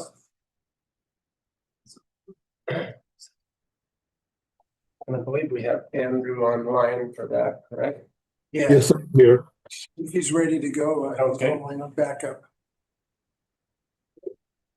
Yeah, so the applicant is requesting a conditional use permit for Ride Moab Industries, which is looking at doing a general outfitters, guide services and facilities without ATVs. All of the uses will be used entirely inside the building. It's a highway commercial large lot residential zone. Part of the property is in the large lot residential zone, but all of this subject, the building B is all within the highway commercial zone. It meets the general plan. It meets the zoning ordinance. They've got some pictures that I've included of the outside of the building. They've been operating for a little while on this temporary business license until they could get this going with the conditional use permit. When it was originally approved for the temporary business license, there is a little portion of the building that in the past has been used as an apartment, and the building officials have stated that that should be prohibited while this conditional use permit is in place. They have permission from the property owner to use up to 10 parking spaces. They don't see that that'll happen very often. Typically what happens is groups will come in, they'll rent their equipment, they will be taken out on the trail for a trail ride, make sure that everything is following all the rules and regulations, etc. And so staff recommends approval of this request with additional condition that the residential portion of the structure not be used for any residential purposes while this use is in place. And if you have any questions, I'm happy to answer them. Yes, Melanie. I move to approve the conditional use permit for an outfitter's guide services and facilities, non-ATV outfitter guide service and rental businesses at 1401 Spanish Valley Drive, B, Mod, Utah 4532, parcel number 02-008-0057 in the highway commercial zone. The business operation should normally occur only between 8 a.m. and 6 p.m. Monday through Saturday. Fencing and screening, an 8-foot solid fence, wood, metal, or opaque composite material shall be installed. For any outside storage, the fencing must effectively screen all outdoor activity areas and storage from neighboring parcels and be maintained in good condition. No ATV rentals. The applicant shall obtain and maintain a valid Grant County business license, and the CUP is subject to revocation regarding substantiated complaints or violations of conditions or changes in business operations. And a compliance review shall be conducted 1 year after approval to ensure operational standards are met. Motion by Commissioner McCandless, second by Commissioner Martinez. Do we have discussion? Yes, Trish.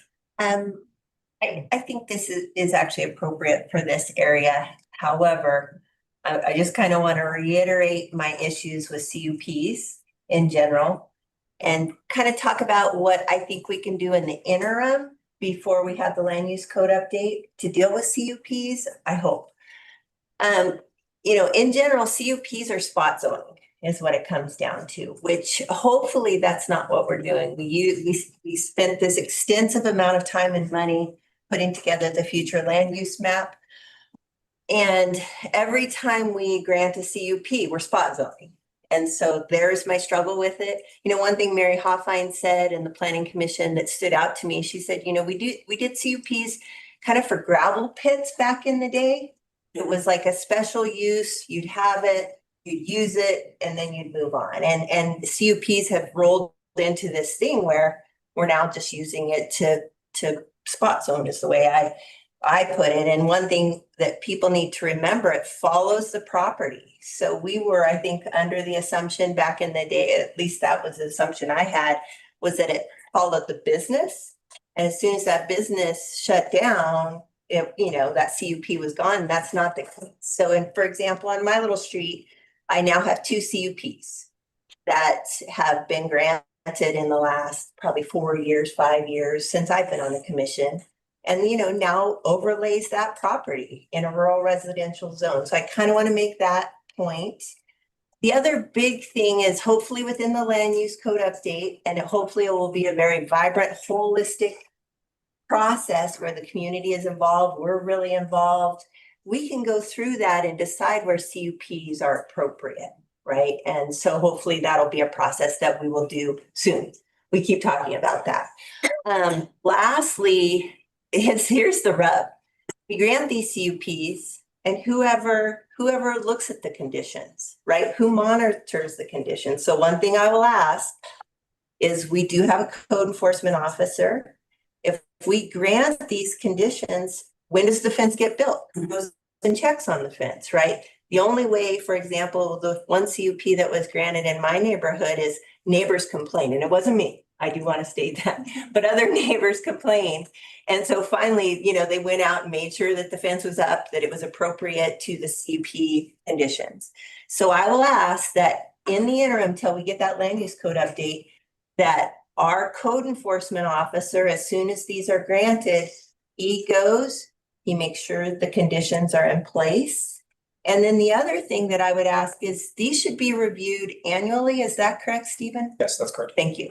And so that there is a schedule. As soon as that's granted, it is on his docket, however you want to put that at a year exactly, he's going to make sure that those conditions are in place and they're following those conditions. And I would state that, and maybe I'm totally wrong, I don't think that's happening. So that's a problem because the more that we grant them and we just let them loose, who knows what they're doing? And I'll just tell you, there's things happening. I'll just put it that way. So I think it's very important for us as a commission and as a body, if we're going to be granting these, that we do so with pieces in place that are regulating those CUPs. That's all I'm going to say. I'm going to vote for this because I do think it's in the appropriate place. And you know, I drive by that place probably daily and think that it's appropriate.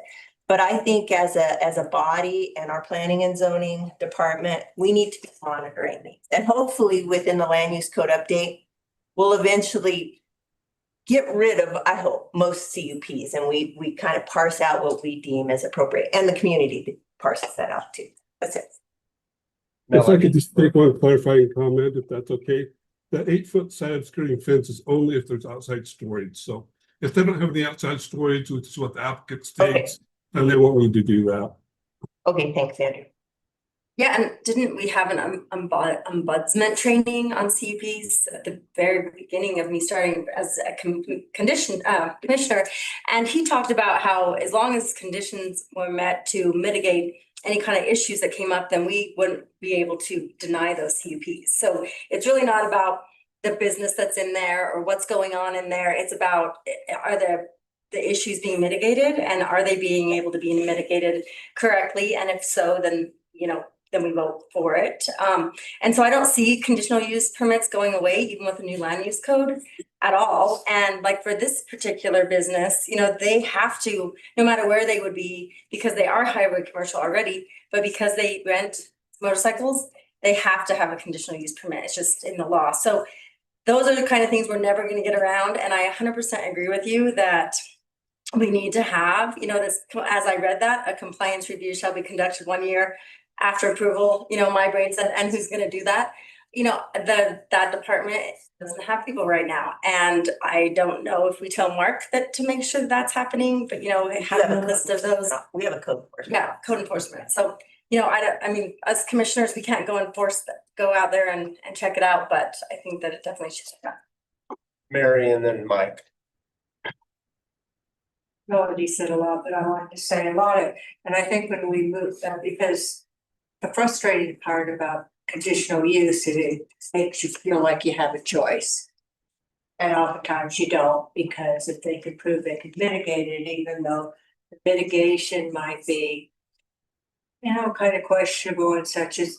So when we do move to our land use and we start looking at that, I think we should be very critical at looking and making sure that if there is a CUP, it is a place that CUP really fits, and just be very strategic and to make sure they're followed up. Yes, Mike. I, like Trish, will see this every day. It's around the corner from my house. But it does exactly follow our future land use map.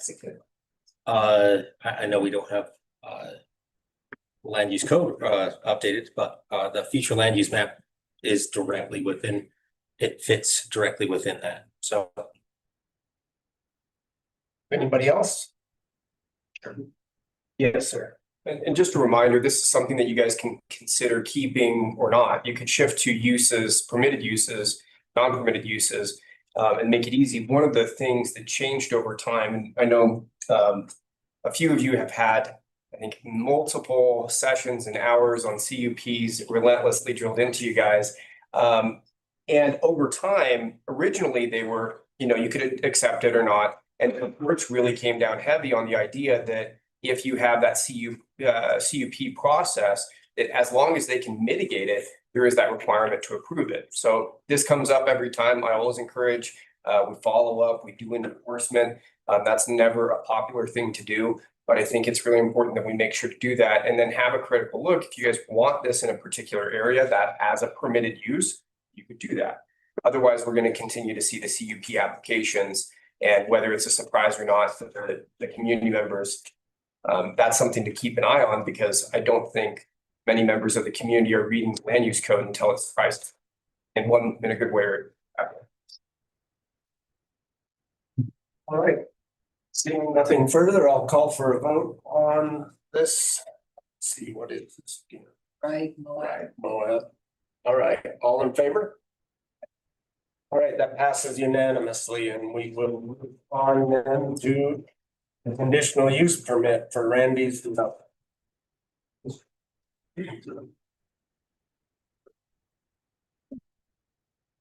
I don't know what the output is. I thought it was supposed to be here. I will just go forward. District courts, another conditional use permit. This one is this one's on a large lot residential parcel. Applicant is requesting a conditional use for metal fabrication business at 1540 Spanish Valley Drive. The proposed use includes welding, cutting, machining, fabrication, metal components. Applicant states that work will be conducted within an enclosed structure. Staff is recommending denial on this. However, if you guys do want to go forward, we do have an extensive list of conditions. Part of the reason that we are recommending denial has to do with the fact that this doesn't actually qualify for conditional use. This would be an industrial use, and it needs to be in line with that. A home occupation implies that the person who is doing the business lives in the residence. This is being done in a shop that the person doesn't live in. So that is a little bit confusing. It was a little bit confusing to staff. This has come before you guys on in a number of different sort of iterations, and each time it has been rejected. People have reached out about, neighbors have reached out about not wanting this there. However, we can't consider public clamor on a conditional use. But if you guys do choose to go forward, I do recommend that the conditions be lengthy and intense, and that they be very closely monitored. And I do believe that we have one of the conditions has a compliance review every single year if you guys choose to go that route. Again, referred by staff is denial on this. Can I just add one other comment to that, if it's okay? I don't know how to raise my hand on this, but and maybe Mr. Stocks can clarify if I'm incorrect, but typically when you have a home occupation, it's going to be accessory to the primary use, which is the residential use. And so that's typically accessory both in use and size of the structure.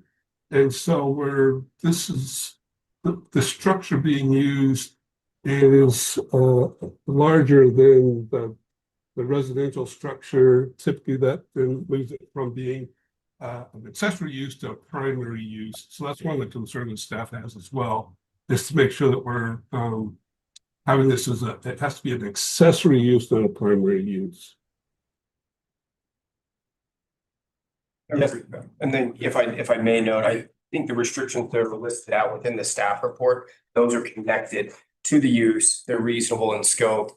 And so I think that if the commission is considering that the items 1 through 12, I think are sufficiently connected to the requested use that they would be enforceable. So I'm just noting that as well. Yes, Trish. I'm gonna make a motion to deny the conditional use permit based on incompatibility with the large lot residential zoning district and inconsistency with the Grand County General Plan. I'll second. Motion by Commissioner Hedin, second by Commissioner Hadler. Discussion, Mike? I don't see it in the staff report or in conditional uses. But what has the consideration that it's been roughly this metal fabrication shop for longer than me existing in there? So, I mean, I speak to the history of the let's see what it's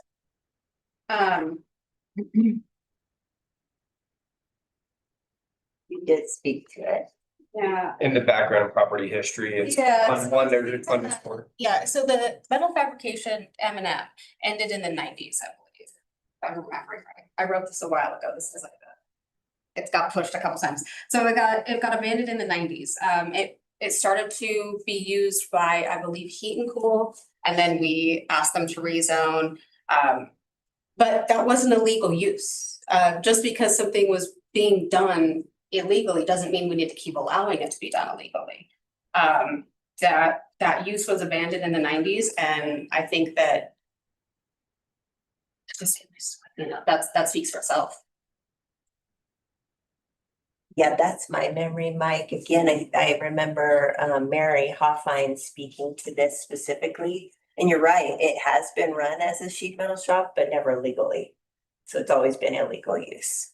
And just to me, again, it's large lot residential. It's supposed to be, deemed as just, low density residential use. And so I I just don't see it being appropriate, it's inconsistent with surrounding zoning, so.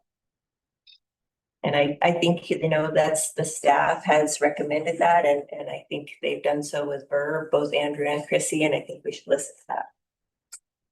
Commissioner Martinez. Andrew, can I, one of the findings of facts here is metal fabrication is not explicitly listed as a permitted use in the LLR zone, but may be interpreted under small scale manufacturing or artisan / industrial craft uses. I actually wrote the staff report on this. Oh, okay. Yeah. I mean, I think that speaks for itself. No, my question is what are the uses that are there and how do they differ? But what are the uses That are currently happening. I don't, it's not being used. He's trying to start to use it for this purpose. Yeah, it was being used by heating.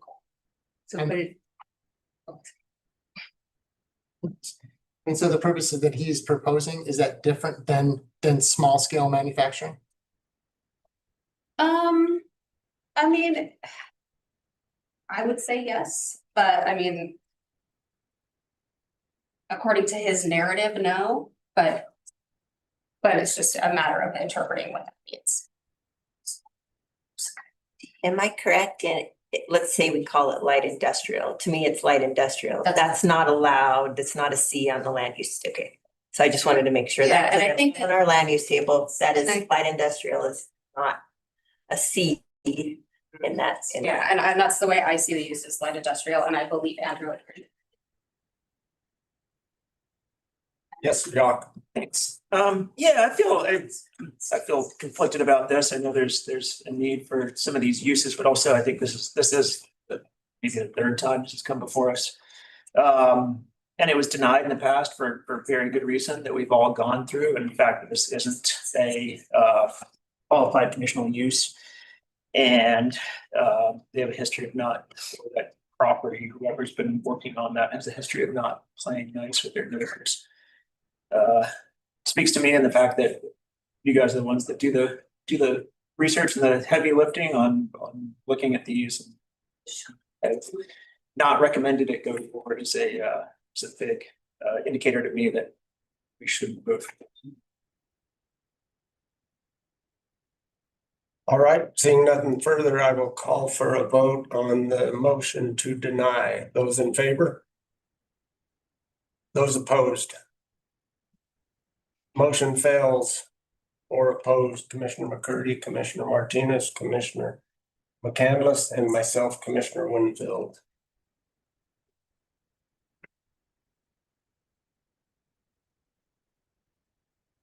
Yes. I'll move to approve the conditional use permit for metal fabrication business at 1540 Spanish Valley Drive based on the finding of fact and subject to the following conditions. Number one, business operations shall occur only between 8 AM and 6 PM, Monday through Saturday. No operations on Sunday or holidays. 2, all fabrication activity must occur within a fully enclosed structure. The applicant shall submit documentation demonstrating compliance with Grand County noise standards. 3, driveway surface and dust mitigation. The primary driveway and any areas used for frequent vehicle traffic or material delivery shall be improved with compacted gravel road base and or equivalent dust suppression surface approved by staff. If dust complaints are received, the county may require further mitigation, including paving. 4, fencing and screening. An 8-foot solid fence, wood, metal, or opaque composite material shall be installed along all property boundaries abutting residential uses. The fencing must effectively screen all outdoor activity areas and storage from neighboring parcels and be maintained in good condition. 5, no more than 3 delivery pickup trucks per day. Deliveries must use standard delivery trucks. You have UPS, FedEx, no semi-truck truck traffic allowed.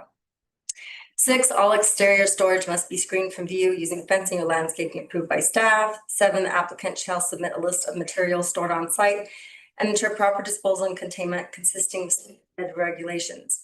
8, the site shall not operate as a retail location. No on-site signage, customer traffic, or retail sales shall occur. 9, the parcel will acquire its own meter and sewer connection. There may be impact fees associated with these new connections. 10, the applicant shall obtain and maintain a valid Grand County business license. 11, the CUP is subject to revocation upon substantiated complaints, violations of conditions, or changes to business operations. And 12, a compliance review shall be conducted 1 year after approval to ensure operational standards are met, and ongoing yearly reviews. And I would say that this, so I might comment, I'll wait for a second. And I'm gonna comment. Motion by Commissioner McCandless, second Commissioner McCurdy. Yes, Melody. So I would say that most of the people that have ever had work done by Randy's Metal are small. It's small things. It's not light industrial. It's more very specialty things that people need for their homes, that there's nowhere else to get that. You can't order online. You don't have anybody to get it. And so I think this is a very valid need in our community. And I do know that Minna's Moab Heat and Cool, it was a big deal. I mean, there was trucks going in and out of there. There was lots going on. But when a single person's doing some welding in his garage and making some money, and he's trying to do it honestly with a business license, I think that is valid. And they've been doing a ton of cleanup. I know some of the neighbors that are in that area, and they've commented on how much he's cleaned up and done a lot of work to get ready for this, to ask for this CUP. So. Yes, Mike, Mary, and Trish. I like to copy one of the things Trish said is a compliance review. Number 12, a compliance review shall be conducted 1 year after approval to ensure operational standards are met. I'd like to reiterate that follow through expected by compliance officer goes through. We write that on account. Her saying write it on a calendar was, I mean, needs to be well known that review will be coming. Mary? Yes, I agree so much with what Melody said, and that this is a business that is needed, and if all of these conditions were in place, then it probably would be a pretty effective and good program. However, my experience and what I've seen over the years is when someone breaks a code or a rule, to get them to comply. I mean, if they don't follow one of these, and in a year we go to them and say, well, this hasn't happened. And then it's like, okay, well, I'll get it done and this will happen. And it gets drug out for years and years and years without it being improved, without what they had violated being fixed. And we already have that situation in Grand County where it's really hard to get people to comply with what they're asked to do. And then if they choose not to, it's a big deal to make them. It's a really big, it's very difficult. It takes a huge process, time with our attorney, time with our sheriff's office, time with people writing letters. And so it's more than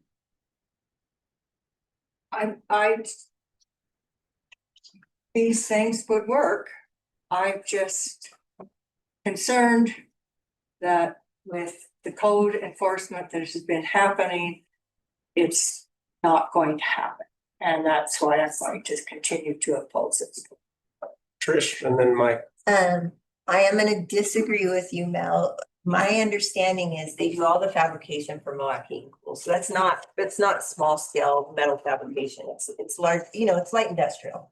And so that's what's happening there. That being said, Stephen, how quickly do they need to come into, if this is granted, how quickly would they need to come into compliance, which means the fencing and improving that road? I would assume they'd have to do something, I don't know, with mag chloride or whatever for dust mitigation.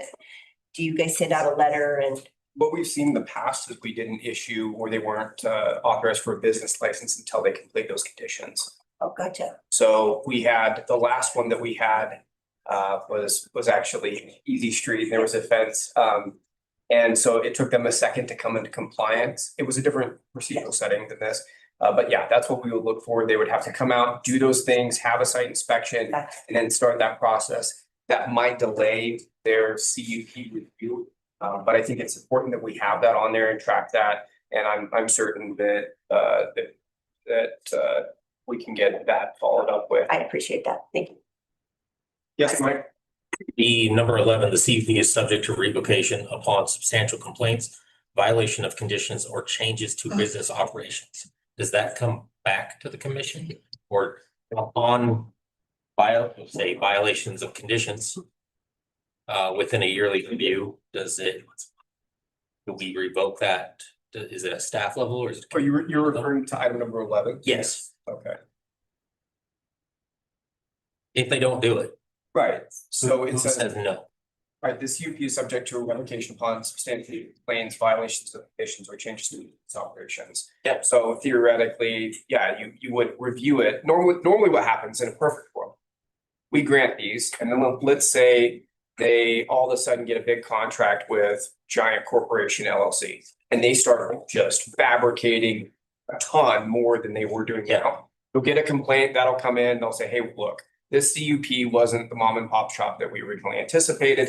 Here are the concerns that we have. It's substantially exceeding the original intent of the CUP. Then you can come back and review it. Similar with substantiated complaints. They file a complaint with the code enforcement department. It would come back to you and we would handle it that way. So it does come back to you. Okay.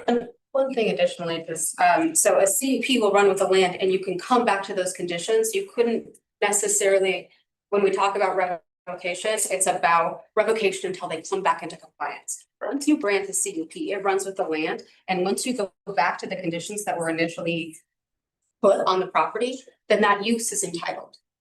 And so keep that in mind. So when we talk about revocation. And it follows the property, not the business. And so when we revoke it, we're revoking what they're doing. If they go back to mom and pop, then it gets into them. Yeah. I need to zoom over. Thank you. Further discussion? Seeing none, I will call for a vote on Melody's motion, seconded by McCurdy. Those in favor? Those opposed? Motion passes with 3 opposed, Commissioner Hadeen, Commissioner Adler, and Commissioner McGann. And we are very close to our 6 o'clock time. Could possibly slip in if there is not a bunch of discussion on the International Day of Peace. So let's move forward with number 10, the proclamation International Day of Peace. Thank you. Quite a few years ago, I think it was 2 years ago or 3 years ago, it wasn't that long, Grant County did recognize International Peace Day, but we just did it fairly casually with let's do it. And we were gonna have something outside, but it ended up being inside because it was one of those days that rained and all out. The International Peace Day, I'll just read the proclamation. And then we can make a decision if we want to support it. Proclamation for the International Day of Peace. Whereas the International Day of Peace is observed around the world each year on September 21st. And whereas in 1981, the United Nations established September 21st as International Peace Day to provide a day for all humanity to commit to peace above all differences and contribute to building a culture of peace, whereas the issue of peace embraces the deepest hopes of all people and remains humanity's guiding inspiration. Whereas International Peace Day is devoted to commemorating and strengthening the ideals of peace, both within and among all nations and people, whereas global crisis impels all citizens to work to converting humanity's noblest aspirations for world peace into a practical reality of the culture of peace for the future generations. And whereas peace begins with individual acts of kindness towards neighbors, friends, and strangers. Therefore, the Grand County, Utah Commission, Jacques Handler, Tricia Dean, Brian Martinez, Melody McCandless, Mike McCurdy, Mary McGann, and Bill Winfield do hereby proclaim September 21st as International Peace Day. And with that, I'd like to make that motion that we acknowledge this Sunday, September 21st as International Peace Day. I'll second. Motion by Commissioner McGann, second by Commissioner McCandless. Further discussion? I just have one more thing to add. Sure. I want to thank Melody for her addition to the resolution. I think it was an excellent one. She was the one that added to the resolution, peace begins with individual acts of kindness towards neighbors, friends, and strangers. And I thought that was an excellent addition. And that we are going to observe International Peace Day this coming Sunday at the helipad. And we're asking people to arrive at 11:45 so that they can be settled and ready for the moment of silence at 12 o'clock noon sharp, followed by a song, and people who want to stay, there will be a presentation of a movie on nonviolence. So that's my motion. Yes, no. At the time in our state and in our country that we're in, I think super fitting to be calling this Peace Day. You know, I think a lot of the comments made during Citizens to be Heard, I appreciate. That I think that it's super important for everyone to take a step back. And especially us on the commission to remember that we're here for best interests of the whole county and not just for our political party or our own personal interests. And so I just want to remember that and to continue on. Yes, Jock. We could all use more peace. All right. No further discussion. I'll call, excuse me, go ahead. We're super fortunate in this community. When I went up to my trainings for UAC, we're in the room with the county attorneys at the time where they received a phone call. When I go to the meetings upstate, you hear from every county attorney about the murder cases that they're processing, terrible cases that they have. And we are exceptionally fortunate in Moab. We've had a tragedy a couple of years ago, but we don't have that very often. And I think in part it's because we're neighbors, we're friends, we see each other all the time. And I think it's important to remember that because we're incredibly blessed to not have violence to the level there is in other places, in other communities. And so I just want to note that this is an excellent thing to have, and I appreciate it for coming forward. All right, I will call for a vote on the proclamation for the International Day of Peace, September 21st, 2025. Those in favor? Passes unanimously. And we will move forward and open the public hearing for the major utility overlay City of Moab water tank. The time being 6:03. We have the citizens to be heard. Yeah, and citizens. I don't think that there's a protocol one way or the other, is there? The reason why last time there was a lot of folks that showed up at 4 and didn't wanted to comment on the water tank. Gotcha. I mean, you could do it either way. I think there are some just regular citizens here. Maybe I'm.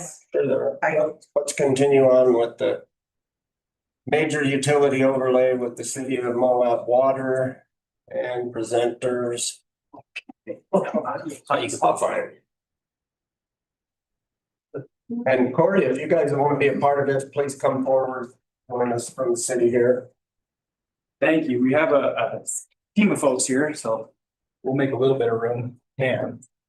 And I do have, and would really appreciate the opportunity for a presentation as we're moves through our. There are numerous people that were at 4 o'clock. Have chairs. Wanted to speak. The ones outside. Why we moved. Thank you so much.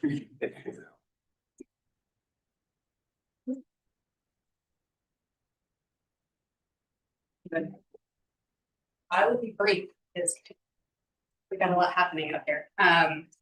This is for a zone amendment to apply the major utility overlay to approximately 3 acres located at 2651 South Spanish Valley Drive. This is for a municipal water storage tank and associated facilities. I included in the packet the ordinance that was passed that talks about the major utility overlay and how it should be applied. It never made it onto the online land use code. That kind of hung up some issue that caused some issues in the planning commission. I think Stephen would agree with me when I say staff's failing to do that should not be the applicant's burden. Another thing that came up was the patent for the land. The patent will be dealt with, their attorney has one opinion, the patent would be dealt with at site plan either way. This is just to apply the zone. And it needs to be viewed very strictly in that kind of capacity. The use that they are going to sort of speak to isn't what we're considering. We're considering the overlay at this public hearing. So keep that in mind forward. And I will say it's been noticed correctly by both planning commission, at both planning commission and here. Planning commission forwarded a unanimous denial or unfavorable recommendation. You guys can do that what you want. It's a legislative decision, as you know, you can overthrow that at any time. We are just opening the public hearing, so there's no motion in your packet and there's no discussion really except for clarifying questions. And I'm gonna turn it over to all of the people up here. Thank you so much. We're tremendously excited to have the opportunity to speak to this item. It was clear that during our planning commission experience, as well as communication with the community, there's a lot of misunderstandings both about process, land use code, and then the subject itself. So we're more than happy to address any questions throughout. This is, I guess, kind of a one-sided presentation, but at any point there's clarification, we're of course open to that. At the table, as far as the applicant and particular professional stakeholders that we have, I'm Corey Shirtliff. I'm the Community Development Director for the City of Moab. We have Mark Jolisaint, our City Engineer, Vidar Charles, Assistant Engineer, Obi Tahada, our Utilities Director, and Conrad from our Utilities Department. Division of Water Specialists. Thank you. So again, we also have our engineering consultant team available on Zoom. Katie Jacobson and Ben Miner, who are our engineering consultants on the project itself. So the technical aspects of the development process. As Chrissy had mentioned, really the question at hand right now is just in this overlay. So a use question versus the specifics of the site. However, it's become clear that those are intertwined, of course. You need to understand maybe a full robust picture of what it is that we're looking at before you can make full recommendations. Or in your case, approval on the overlay itself. So with this presentation, we're going to try to keep it brief, but as thorough to really provide all of the facts, all of the information, and then this body can advance the decision based off of the reality of this application, as well as the guiding and prevailing documents that you guys have. Alrighty. So again, in this presentation, we're really going to try to hit on 4 pillars. First is the history and process that we are looking at, then getting to the specifics of the need and site location, and then development design, which will minimize that area, but that is where you guys can begin to see what it is that we're going through. This concept of the 30% plan that's being thrown around, well, that's very intentional. And then into a decisions outcome. Depending on where we go from this commission's decision, what those outcomes in the foreseeable future might be. Apologize for all the words here, but again, project history and application history here. As mentioned, there was an original conveyance by the Department of the Interior through deed restriction specific towards the cemetery. That had expired 25 years after that by an automatic default. Again, we, through the development process, can secure statement from the DOI on that expiration, but our attorneys have provided that in full prior to this public hearing. Generally, as far as the background goes, the city and county collaboratively working over the last 10 years loosely in advancing not only a utility master plan and coordinated master plan, but this project in particular, how it would line up between the 2 jurisdictions. to benefit the community overall. The project and location identified in the adopted utility master plan for the city was in September of 2020. This team that you're looking at before you was really the one to pick up the ball from current community development department. So when we engaged, I understand there's a long history, like I just said, 10 years. But this team you're looking at, we really have only been able to advance this from our capacity in these recent few years. But that being said, we've made great strides to actually making this happen, bringing the information to the community, to the neighbors and stakeholders.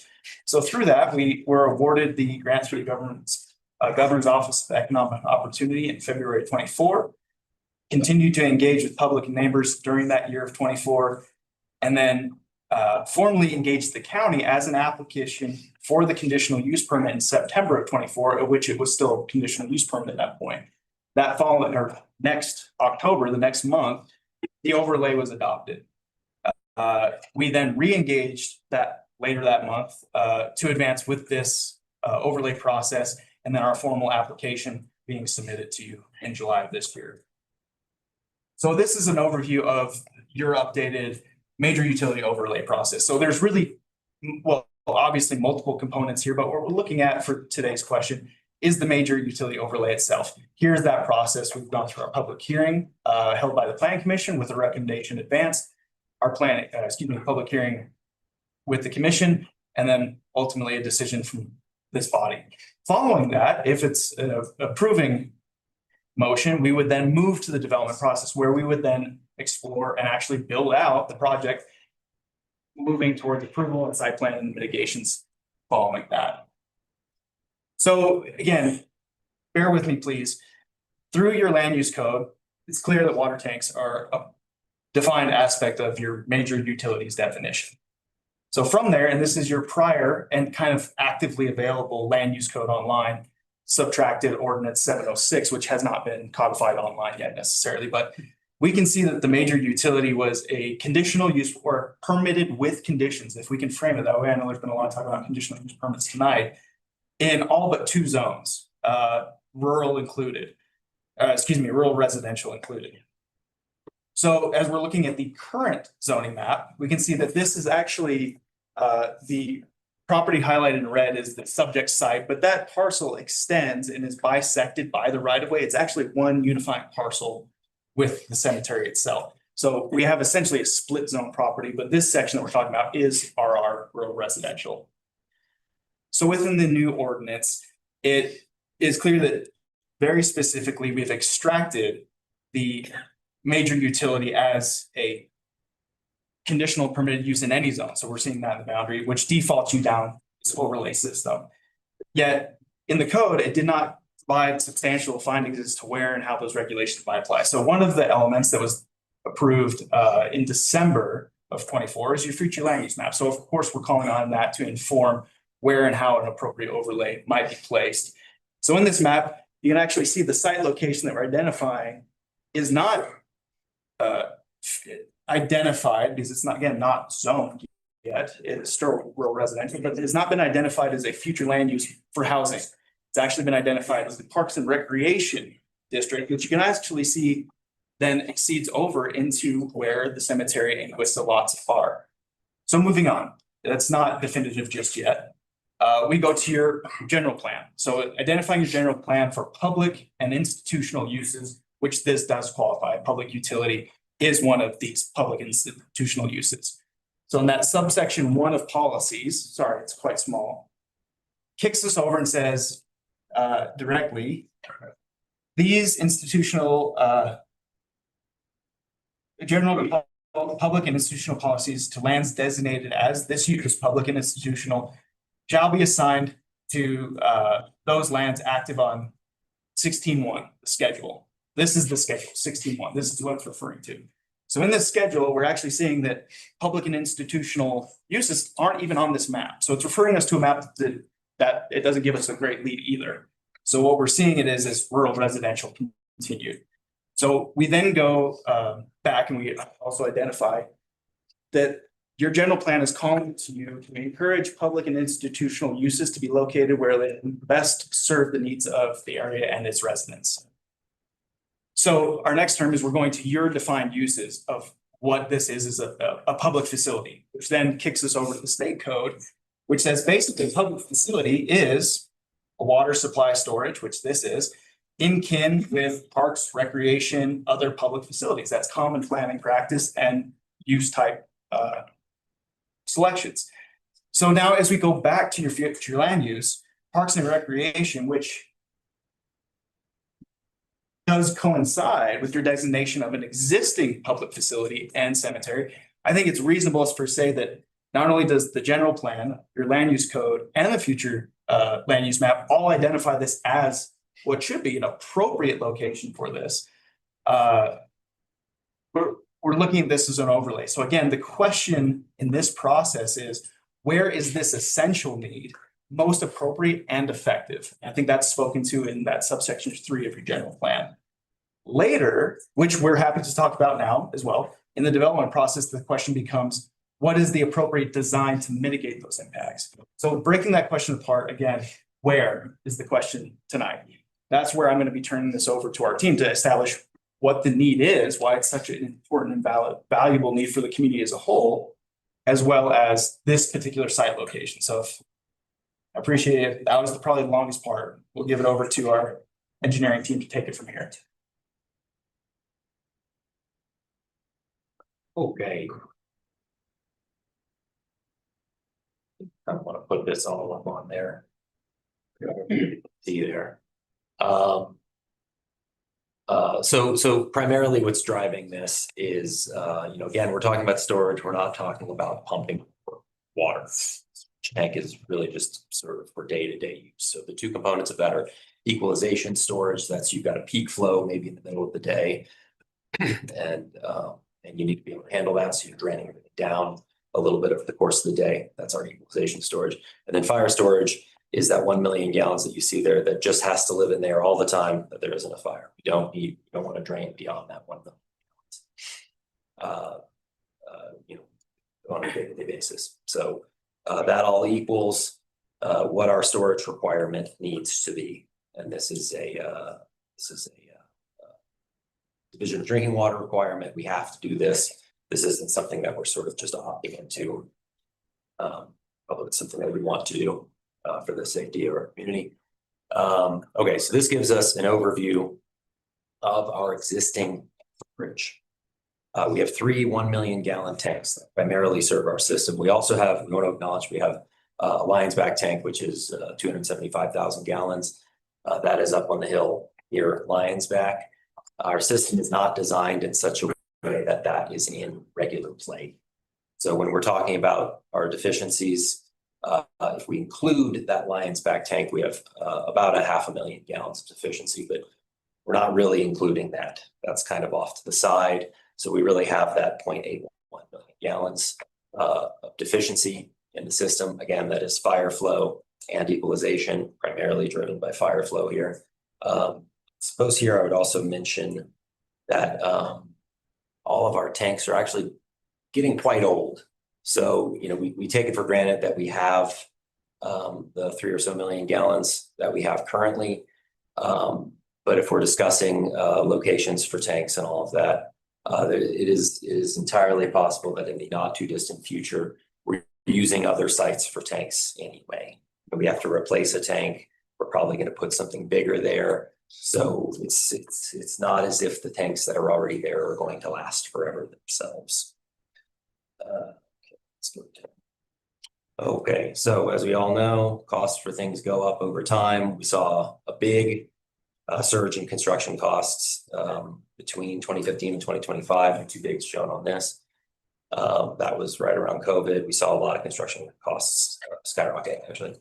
To be clear, we are talking about a 1.5 million gallon tank. We started designing a 2.5 million gallon tank, but found that it came in too expensive. So just to compare apples to apples here, we're showing the original cost estimate for the 2.5 million gallon tank from way back in 2015, and then the 2.5 million gallon tank from our 30% design, previous 30% design, before shrinking that down to 1.5 million gallon tank. But we just wanted to compare those two numbers, and as you can see over the past 10 years, it's about double. These are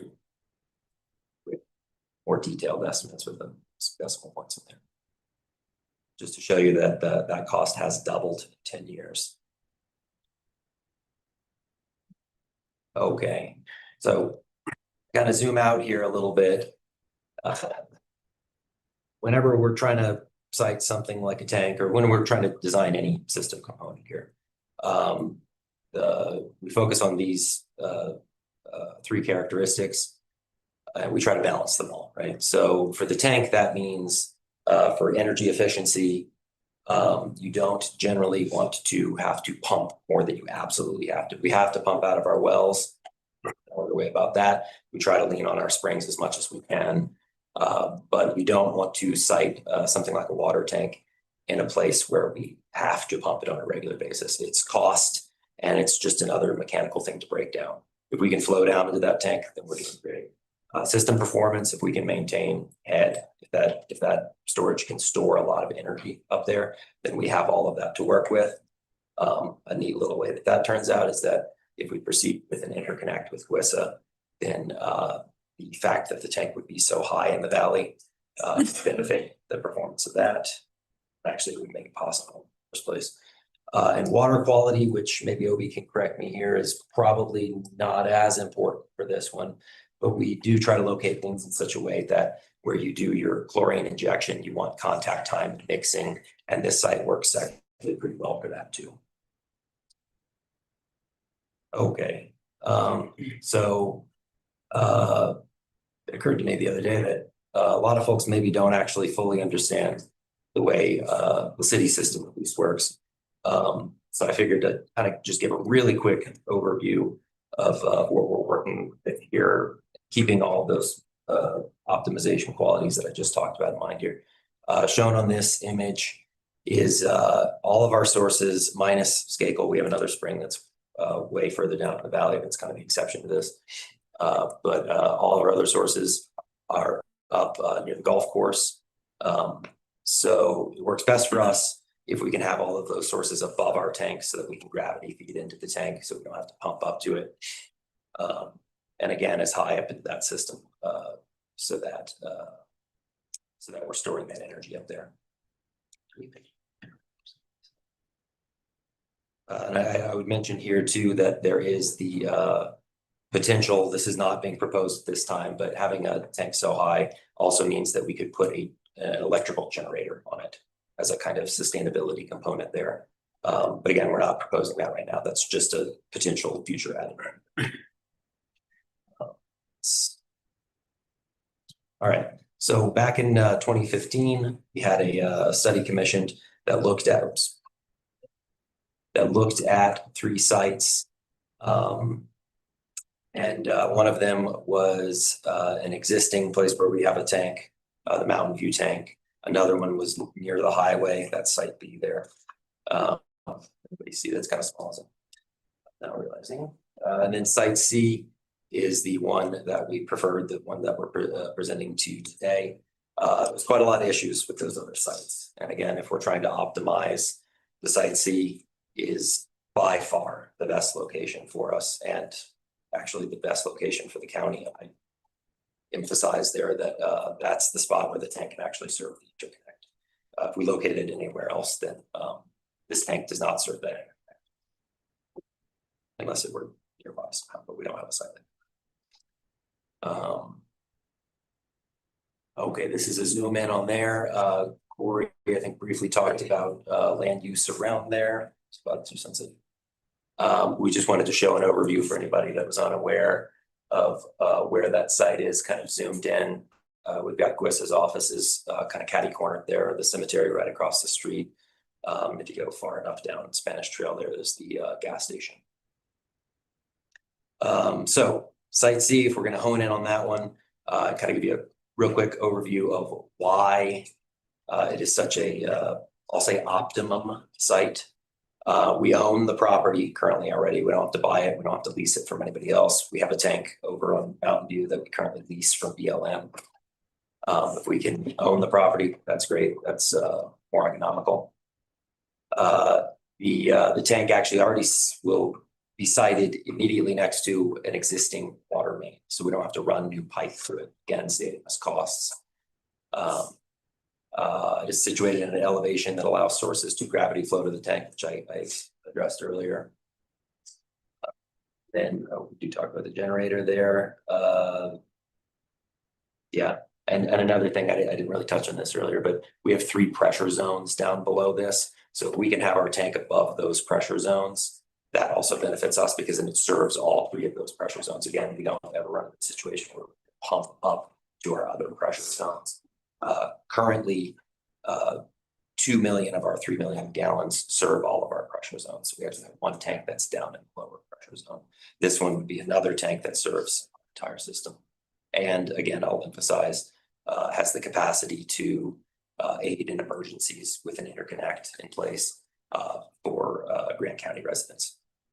That capacity will be visible within Grant County in an emergency situation with the interconnect. And another great thing about this site is that would also like to keep open the possibility of putting another tank on the site at some point. It is big enough to suit another one. So as we do grow and as this is an optimal site, we would consider putting another tank there for added capacity. And then we go on to mention the interconnection. Again, I'm sorry, I'm emphasizing this one so much, but I really want to make it absolutely clear that this is a benefit for everybody in the valley.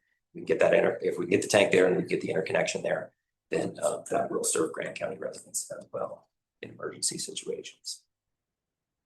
Okay, so now we'll go through our design and kind of the background on that. We have done at this point 2 geotechnical studies. The first one was done in 2015 by AGC. And the second one was done more recently in 2024. The 2024 study effectively just revisits the same things in the first one and confirms the findings in that one, which are that the site is actually quite nice for building a water tank. Sometimes we get these geotechnical reports back and they'll list all sorts of hazards that need to be mitigated. This one, not so much. It's a list of building recommendations. We need to consider these particular side slopes when we're doing our excavations. It takes into consideration groundwater, which I'll actually show you a diagram on that. This is just a neat little map that shows sort of groundwater hazard is extensive throughout the valley. There's not a lot of locations that don't have groundwater. This is the Valley Fill Aquifer. So this is where it goes into groundwater. We had 4 borings done, 3 in the original geotechnical report and a 4th one in 2024. And we took several readings on those borings and tabulated those. And we found that the water tended to stay about 17 or more feet below the bottom of the tank, I think is what it was. Excavation may get a little bit closer than that, maybe 5 or 6 feet or something. But we think we're actually well out of the water table. If we end up in a situation where we're, for example, dewatering down there, it's likely going to just be in the situation that it was a particularly wet year and maybe the water table comes up in that sort of extreme situation. But if things remain as we've seen them, we should be well out of the water table. Let's see. And I guess I'll, while we've got the geotechnical report in mind, we have evaluated this for just hazards in general. And I'll emphasize that we don't really believe that there are any that are of any concern there or can't just be mitigated with regular engineering construction practices.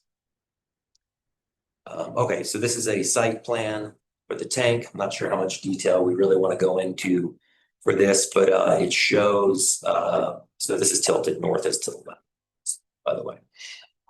It shows our potential future 1 million gallon tank, how that would fit on the site. Again, that one's not being considered today. That's just to show that that could go there, maybe future.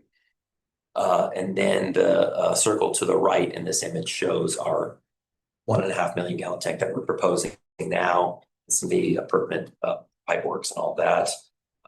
If you'll notice the long line that shoots off to the left, to the north there, that is an overflow drainage that goes into a regulatory flood plain, I guess is what I would call that. It's sort of a strange one. We don't have a lot of those down in the city, but there is one right there. And this shows the proposed driveway access. I suppose I would also mention here that because we're talking about the tank use on the site, this is kind of getting into the weeds here, but we did want to take the opportunity to show you what we have in the works right now. To some extent, at the point of site plan review, we would get into the details and there could be some conditions placed upon this design.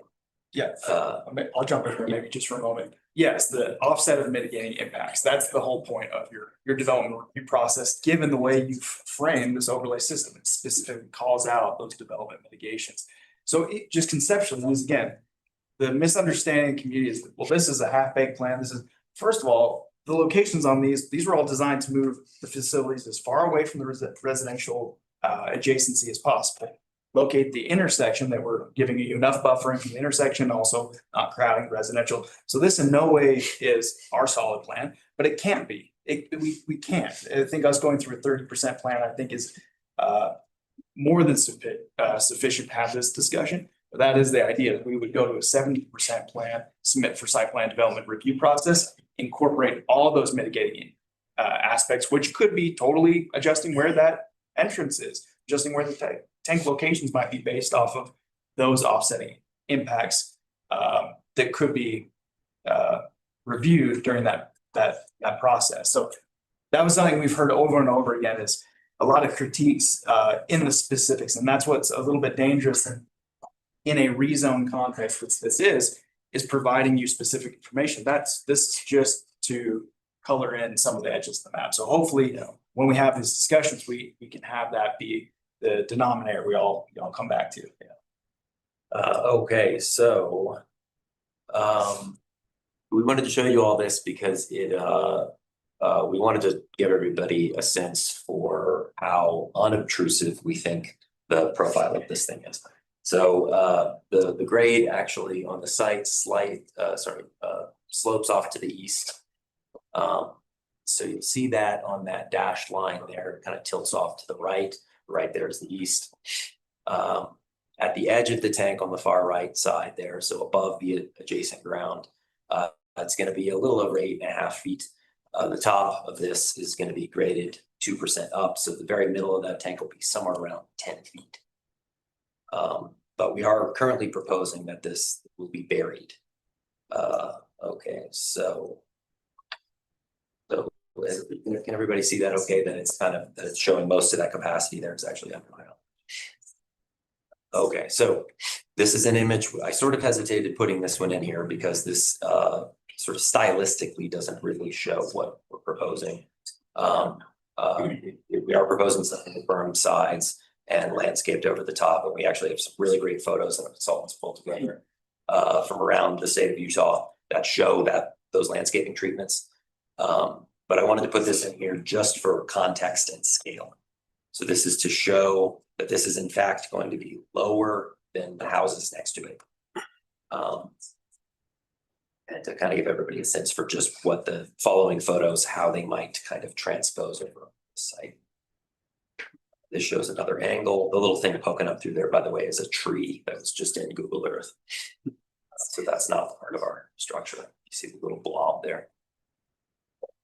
As you can see, this thing is on that high end on that right side there. It's actually don't know the height of that fence, but that's an 8-foot fence. It's maybe ever so slightly. Could be 6 foot. Okay, so we'll go through some examples from around the state of Utah.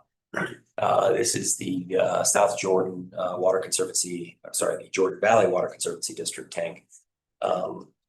If everybody can see that, great. If you can't see it, even better. It blends into the landscape, I think, pretty well. This one's just got gravel, bushes on it.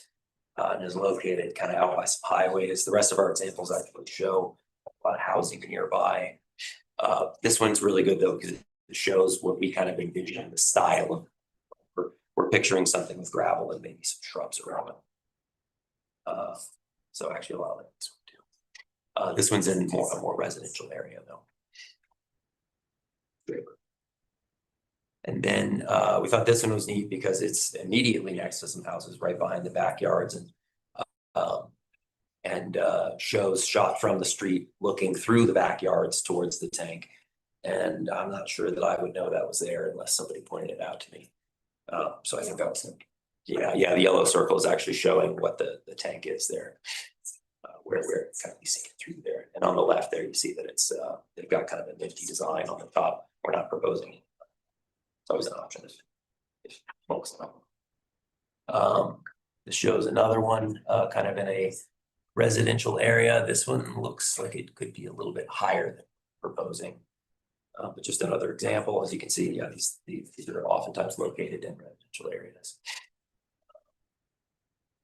West Jordan, this one is really hardly even visible. It just almost looks like natural terrain. Really, this one's kind of nifty. We are not planning on landscaping it with grass. That's always an option, but just to be sort of water efficient. To sort of show how these things get built around the state. This one's in a residential area again, and they've actually turned it into a park. You can walk over the thing. But again, we're not talking about grass. Zero scheme style. That's our last example. Yeah, and maybe before we get to decision outcomes, maybe throw it to Conrad and Obi and others. And then also Ben, anything that through this we've missed or want to highlight in particular? Well, I just want to highlight that this site is very unique. Not another site like this one that we'll touch. Like all of the residents of this, of Grandwater, the ratepayers of Grandwater and Moab's water positively in the way that this site will. Yeah, I just think you both hydraulically and financially, we really have to consider the financial side of, affordability also includes, being able to keep these capital projects from being too expensive. Well, the biggest thing I can highlight out of this is being a water operator. I'm the guy that goes out in the field, maintain you guys' water pressure, maintain all you guys' culinary system. That's my job. And my biggest thing that this will implement to help us is the hydraulic side. And also the fire supply. Those were huge. As you guys know, several years ago, we had that big fire at Mill Creek. We've almost, people wondered if we have enough water storage. And that, I don't know what it was. I don't know the whole outcome of that during the fire back 3 or 5 years ago, but that could come again. And with this storage tank sitting up higher further back and also integrating with GWISA, we can supply that demand as well, if that ever comes down to that point. So on the standpoint of being a water operator, hydraulically and the fire supply are my biggest concerns. And with this tank here being up where it is a big, big help to the valley, not only just for today, but for the future. For the future of Moab, for the valley. So that's, from my standpoint as a water operator, that's my highlight on that side aspect of this. So. I'm going to take a little bit of liberty here as it appears there's maybe not a representative from the fire district who may or may not speak at the public hearing. That's their stakeholder piece. Wants to give them that opportunity. However, in the case the fire district does not make testimony at public hearing, speaking to the fire's ability to protect with the reserves, it's also a pressure issue. When there were fires, and this is anecdotal, of course, we can let them speak to it directly. People's water heaters were blowing up because we were having to pump the system so hard that when that system went back through. So this reserve pressure and reserve amount will prevent the stress and strain it's going to have not only on the infrastructure across the board, but on residences and their appliances. The way that pressure and system again, it's well out of my field, but as they may not be here to speak to that, I just want to break that one point up. We're gonna move down into some of the decision outcomes. Again, laying out the field of here are all the facts that are before you. If we're determining a certain path, there are going to be certain outcomes. So I'll let engineering speak to what this tank is not. Or, and I would like to move this along. I kind of envisioned 10 to 15 minutes when I held back the citizens to be heard. And we're gonna push an hour here pretty quickly. Okay. So You bet. This is the last slide. It's the next. No, we'll conclude. Thank you so much. And I'll go real quick. It's not high hazard infrastructure. Everything that we built was on a contained at risk. This one's about as close to the bottom of that as you get. This is not exclusively for new developments. Again, this is for fire flow primarily. This does not impact either the Valley Fill Aquifer or Grand Canyon Aquifer directly in any meaningful way. It won't generate a lot of traffic. It's just our folks going in there to do regular maintenance and things like that. And it is also not a significant noise generator. With the exception that do an interconnect there would be a pump associated with that would go off, that would run during emergency situations. And then, do we have any? Nope, I think we'll go ahead and move on. So what you're looking at in this slide, I'll try to not summarize it verbatim. You guys can read it for yourselves. Essentially, we have a decision path. If we are to advance this project, here's what we're looking at on the left. If we decide not to advance this project, here's the consequences, and status quo will be on the right. More or less, our funding opportunity will be lost. As far as construction goes, we have a site and suitable location where that's going to be far more accessible to all those involved. I think the one thing that I'm going to really rely on here is to talk about highest and best use, circling back to that future land use map that we have. There's been a lot of discussion about getting appraisal, donating land. What is in the cards for us is public facility in this location. This is, in my opinion, far and away the highest and best use to serve an immediate infrastructural improvement benefiting solely this community. When we talk about a park, that could be even something we meld together. We've seen an example like that. But when we're looking at the other options on the table, it is hands down, this is the use that this community needs, with the option of the interconnect, which expands that ability to not only serve Grant County, but also San Juan County, this valley in general, making the system unified in that way. So we'll leave it there. I really appreciate the opportunity to provide you with all these facts. We'll yield all of you, obviously, our time, but we are here to answer any questions. Please don't feel that anything has to be rhetorical at this point. Please ask us directly. Thank you. And this doesn't have a decision today. We'll have another opportunity when this comes for a vote at the next meeting. You'd also be here to answer questions at that meeting. So yes, John. I just had one quick question. Could you just really briefly go to the interconnectivity aspect of it with WISTA? Yes, maybe show site design and can speak to that. I believe there may be somebody that, or not. I don't think we need to see a site design, just that they understand what that means. Yeah, just. Okay. Exactly. Yeah. That ties, so we have totally separate systems, right? They have their own sources, we have our own sources. If their sources go down for any reason, or our sources go down, we don't have the ability to feed water into our system. This interconnect allows water to pass between our systems. And because they are higher than us, they would be able to gravity right into our system. And also because they're higher, they would need a pump to pump from ours into their tanks. But it connects us in a way that, like, really, like Conrad said, you worry as a water operator, you worry that could happen. You could get a lightning strike and take out all your wells. It's just nice to have that safety blanket. And this also includes San Juan, Spanish Valley Special Service District 2, right? Interconnect is all three of the water. So it would be us too. Grand Water and Sewer and Spanish Valley have their own interconnect. And so we could serve Grand Water that they could serve. Yeah. Okay. That's all.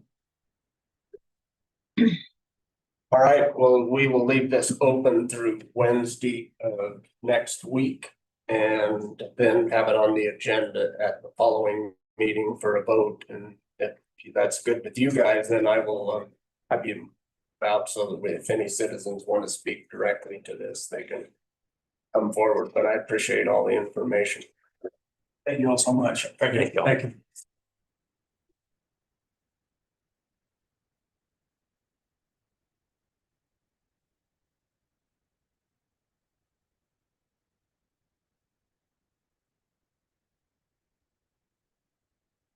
So I will open up this portion of the rezone for the water tank for any citizens that would like to come up and speak specifically to this. If there aren't any, then afterwards, yes, ever. I'm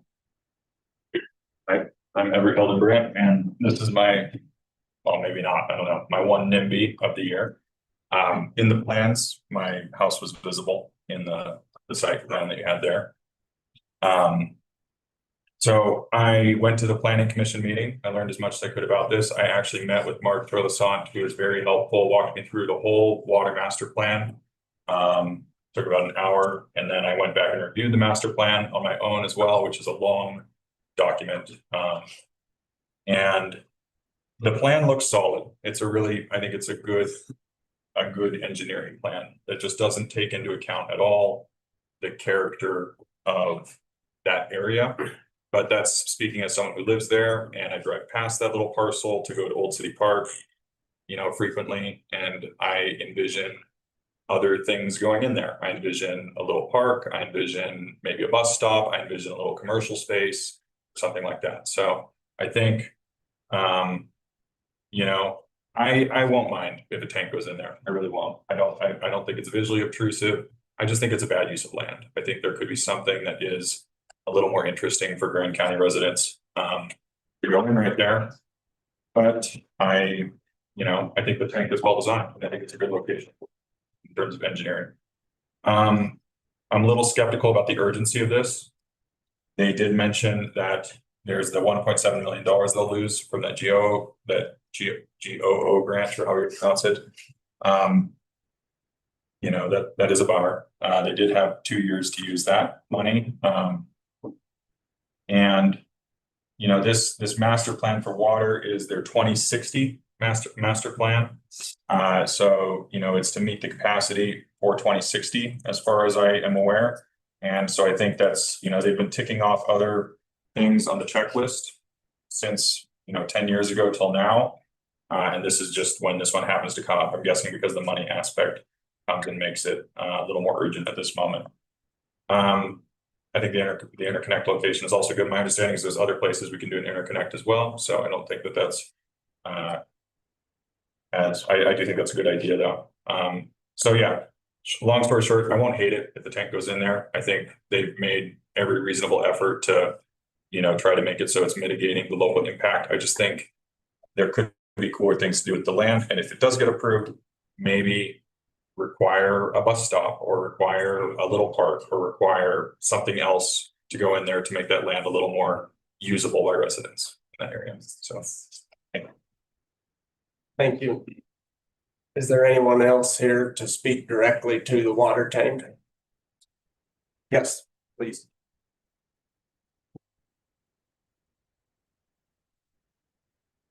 Good evening. Ben Muslim with Grand Water and Sewer, and I'm going to speak from the operational aspect that we had previously worked on a site for an interconnect. It is an emergency interconnect, which we have utilized that with Grand Water and San Juan, Spanish Valley previously. And as stated, we don't currently have that ability with Moab City. This site is an optimal site for that.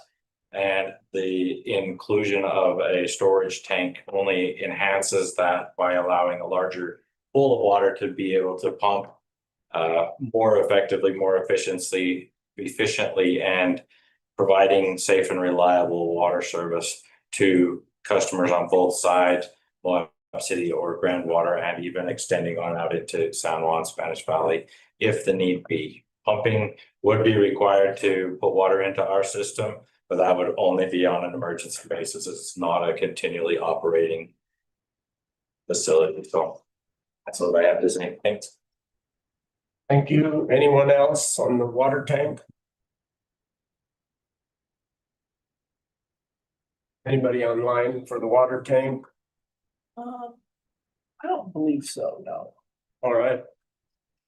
Okay, with that, I will leave this, or we will leave this meeting or this public hearing open until Wednesday evening at 5 PM of next week, and then have it on the agenda for the following commission meeting. And with that, I will move to open the regular citizens to be heard here, and let's start with the online version this time, Quinn, if you would.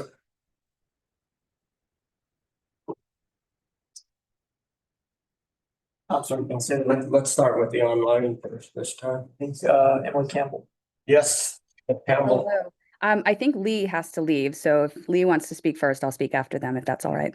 I think Lee spoke at the last one, and we normally don't do speaking twice. Didn't know that. Cool. All right. Hi, everyone. Bear with me. I'm not feeling great, so I'm going to try and be direct. So I was hoping to call in at 4. This is about the CUP for the welding shop.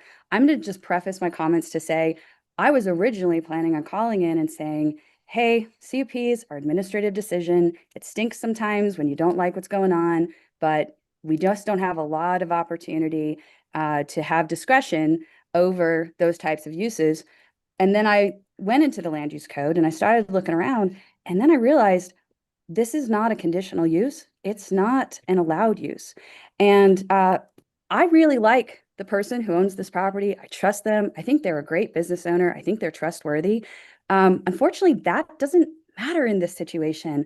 If the opposite was true, if this was a conditional use in the table, which this one's unfortunately not, but if this wasn't a zone where this was a conditional use and you all just hated the guy who owned the property, you knew they had a terrible reputation, you couldn't trust them for anything, you wouldn't have a lot of discretion in that situation. And it really goes both ways. And so, what we really have to look at is just like objectively, what are we allowed to do in this situation? 1727A 506, unfortunately, I've spent a lot of time in Ludma, is pretty direct and tells us a legislative body shall classify any use that a land use regulation allows in a zoning district as either permitted or conditional use under the chapter. And what that means is if it's not listed as conditional or permitted, even if you really like the homeowner, even if you think our economy can benefit from this use, and I actually don't find myself disagreeing with that, you just can't issue a conditional use permit. The options available to us are to you, us as a community, are a rezone, finding an analogous use. So maybe you could try and say, hey, there's a similar use, and maybe I could kind of justify that fits here. But in large lot residential, there just really isn't anything there. And so you kind of have two options. You could do a rezone, or you can update the ordinance that changes the use table. But by just kind of trying to fit in an administrative decision here, you're actually creating a lot of exposure for the county. And that's what's happening down south in San Juan County with this whole Love's Truck Stop, is it all comes down to the Planning Commission in that case allowed a conditional use that wasn't allowed in that zone. And the judge has continually found with the homeowners and is looking for the Planning Commission, show us that this actually was a conditional use, or show us that this had a similar use, but you can't just make it up. So I'm sharing this not as a gotcha, and not because I don't think that there is a case for this use to be cited here, but what you guys just did actually exposes the county quite a bit. And I hope that in good faith, maybe you just take a look at that and see if maybe you can work with the property owner, if there's another way that they could come forward and present the case. Yeah, not sure. I know it's hard to kind of read the state code and stay up to date on LUDMA and all of that, but this one's pretty direct, unfortunately. And yeah, I really would, to the county attorney especially, take a second look at this one, because it's not a great spot you put us in, even if well-intended, even if there's a good reason for it to happen from a policy perspective. So that's just what I wanted to share. Was hoping to call in at 4. I'm sorry I didn't make it, but thanks for hearing my comment. Thank you. Do we have anybody else online? No, that didn't go last time. All right, we will move then to the commission chambers. Yes, please. Oh, good. All right. My name is Oscar Niehaus. Do I need to say my address or just your name? I don't know. All right, I probably should have been here at 4 PM if I'm being honest, but I had debate practice.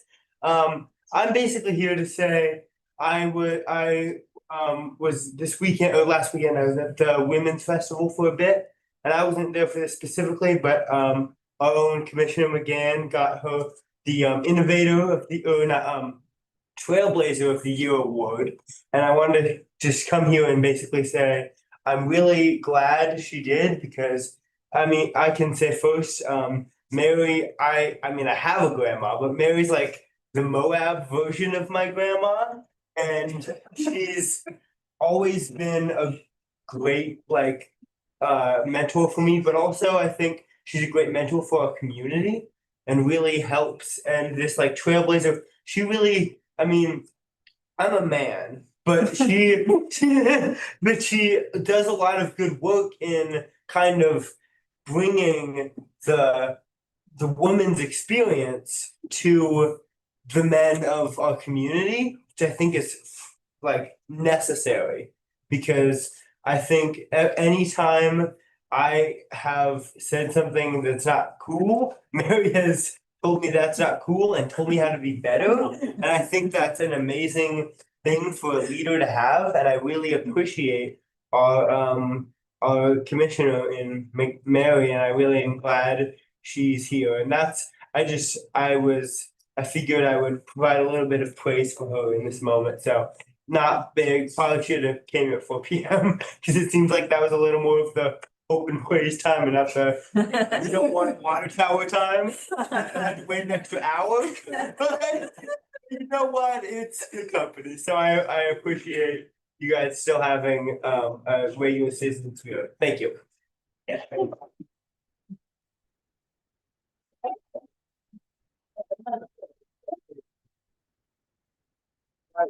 Like to come next? Yes, sir.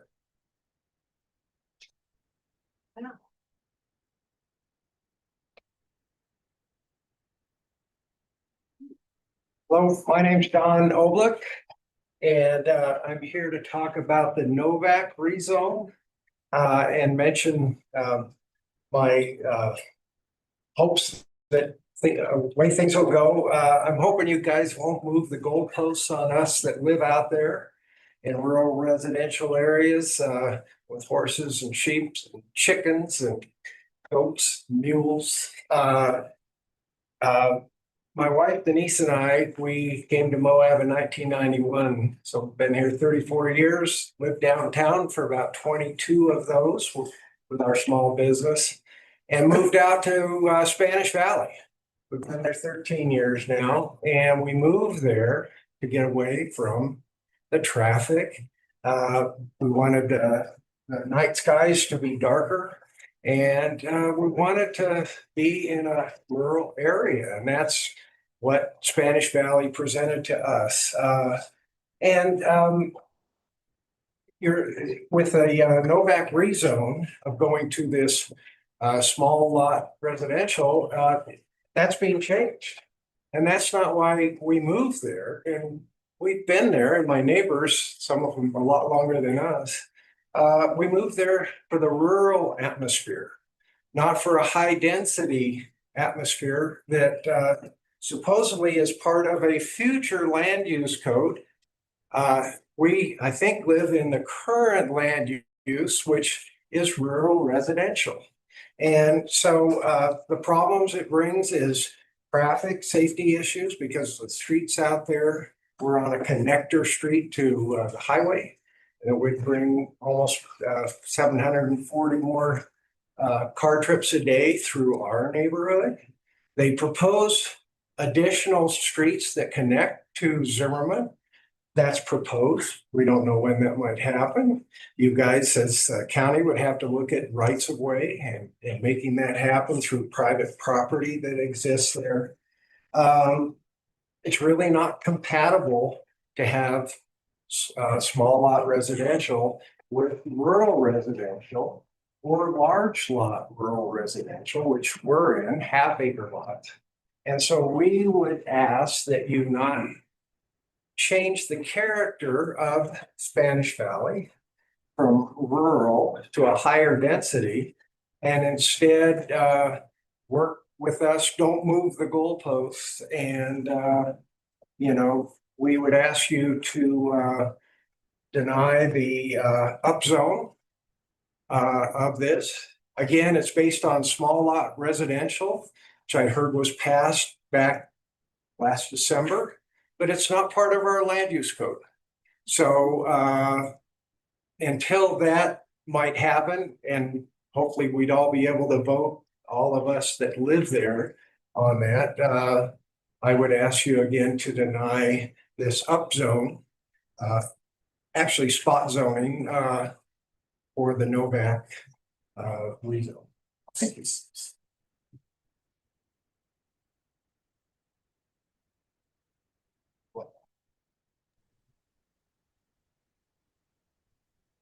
Yes, please, Marcy.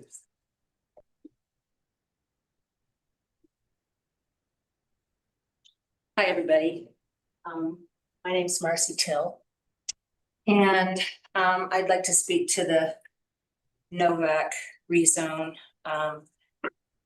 Very briefly, I fully recognize private property owners' rights to develop their land.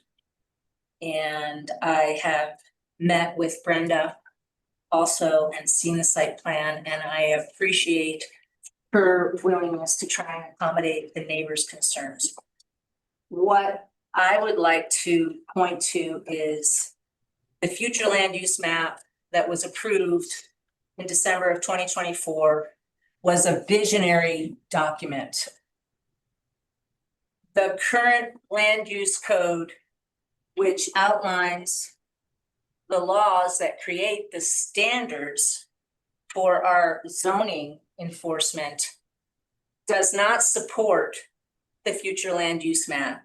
There is a discrepancy between the two, and planning and zoning has been caught in the crossfire with applicants who want to upzone based on the future land use map, but the land use code does not support it. So I really feel like land use code must be updated immediately, and maybe we need to put a hold on development until we can do that. The third thing that I guess my third point is we need to follow the existing land use code. And finally, every time someone comes before planning and zoning requesting a rezone, my question to the developer is, what are you offering our community? We're going to grant you this exception. We're going to allow you to proceed in the way that you feel is best for your project. And make no mistake, it's all about making money. Okay, we can talk about affordable housing, we can talk about accessible housing. It's all about making money. And so what are you offering our community with your development? You know, that's what I wanted to say about the utility overlay. Is there a way you can incorporate something on that piece of property for the neighbors, a park, a walking track? I don't know, but we cater to the developers and the community doesn't get anything back. So that's all I have to say. Thanks. Thank you. Yes, ma'am.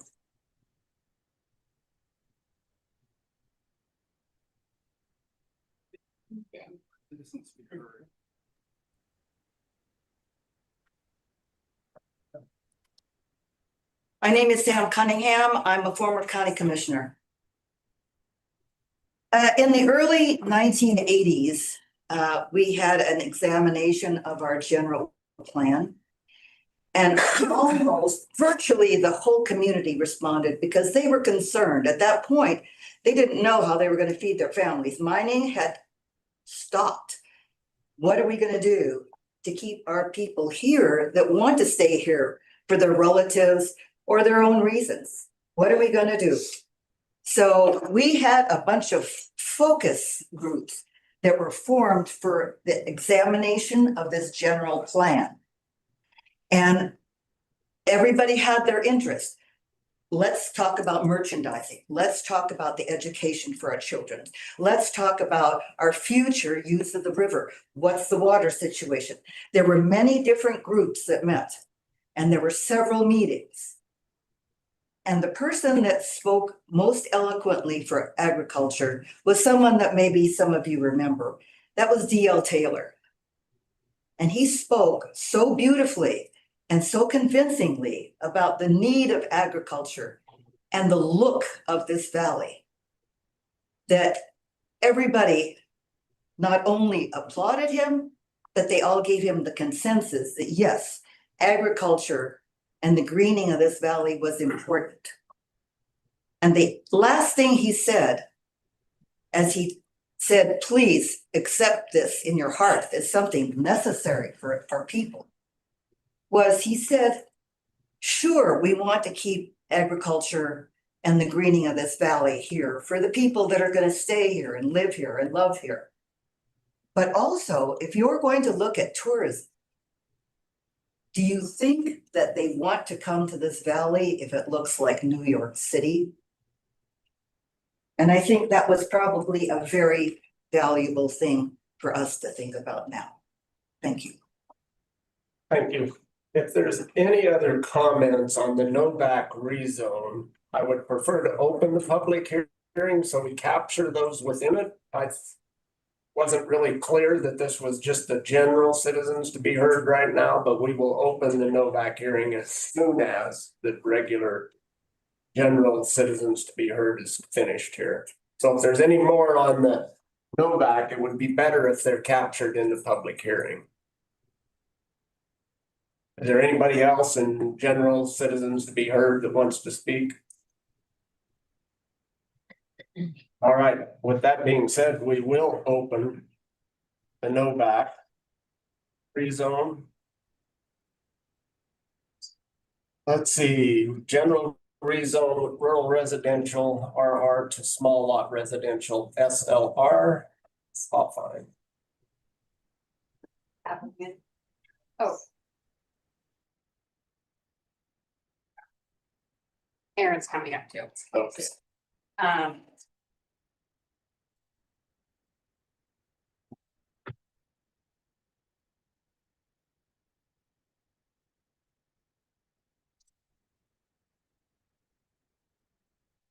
But this is a general rezone of 55-75 Chapman Lane from rural residential to small lot residential.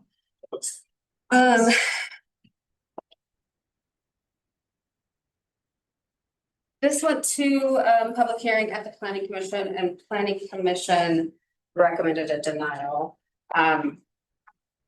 Public comment at the planning commission was significant. This folder is filled with letters. And there were many people who came out. So to that, that's why the planning commission recommended. As far as staff goes, this was a direction that prior staff guided these applicants to. This is consistent with the future land use map, the future land use plan.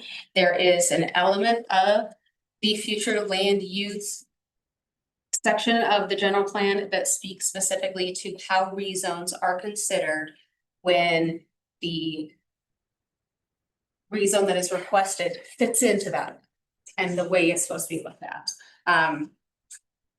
I wrote an addendum to the staff report about that specifically because of sort of some things that came up during the planning commission meetings. I think that it's a very contentious rezone, but I think staff, prior staff specifically, would recommend approval. I have chosen to remain neutral on this just because for consistency's sake. But that being said, I do think that this fits in with our future land use map, and I think it fits in with the future land use plan. The future land use map and the future land use plan went through process and were adopted by this body and with recommended approval by the planning commission. Yeah, I think that that hits the high points of it. Today, we're just opening this public hearing, so next time we can get into it a little bit more as far as back and forth. Just so, a couple things I did want to hit on really quick. There have been concerns brought up about transportation and getting people in and out. Those will all be dealt with at preliminary and final plat. This is just, again, looking at the rezone and whether this parcel is zoned. So those sorts of questions were looked at when this area was designated as, I think the future land use map called it compact neighborhood. And those things were addressed then. And one of the reasons that this area was designated as compact was because there was options to get people off Spanish Valley Drive and onto 191 very quickly and efficiently. As far as this was noticed for a planning commission, and it went to planning commission, I believe, back in June. It was a number of months ago. After it was recommended there was not an approval recommended, applicant chose to do some outreach with the neighborhood, and that's why you're seeing it in kind of a delayed way. But it was noticed for this meeting appropriately, and I'm going to let Aaron fill in any gaps that he thinks I missed. All right, thanks. I'm Aaron Holland. I represent SET Engineering. We're on the civil engineering aspect, so try to keep it to those points. Because I do understand living here, growing up here my whole life, and people's concerns with the character of things changing. That said, Brenda's been very willing to put in open space, connect the trails with the equestrian trails that are already in the area, along with trying to do the best she's able to do with the lot distribution and what the ultimate goal is to not lose money on it. So how we got here was we originally, the prior planning director, we were led to, as Chrissy said, that this would fit in with the adopted future land use map that is in place.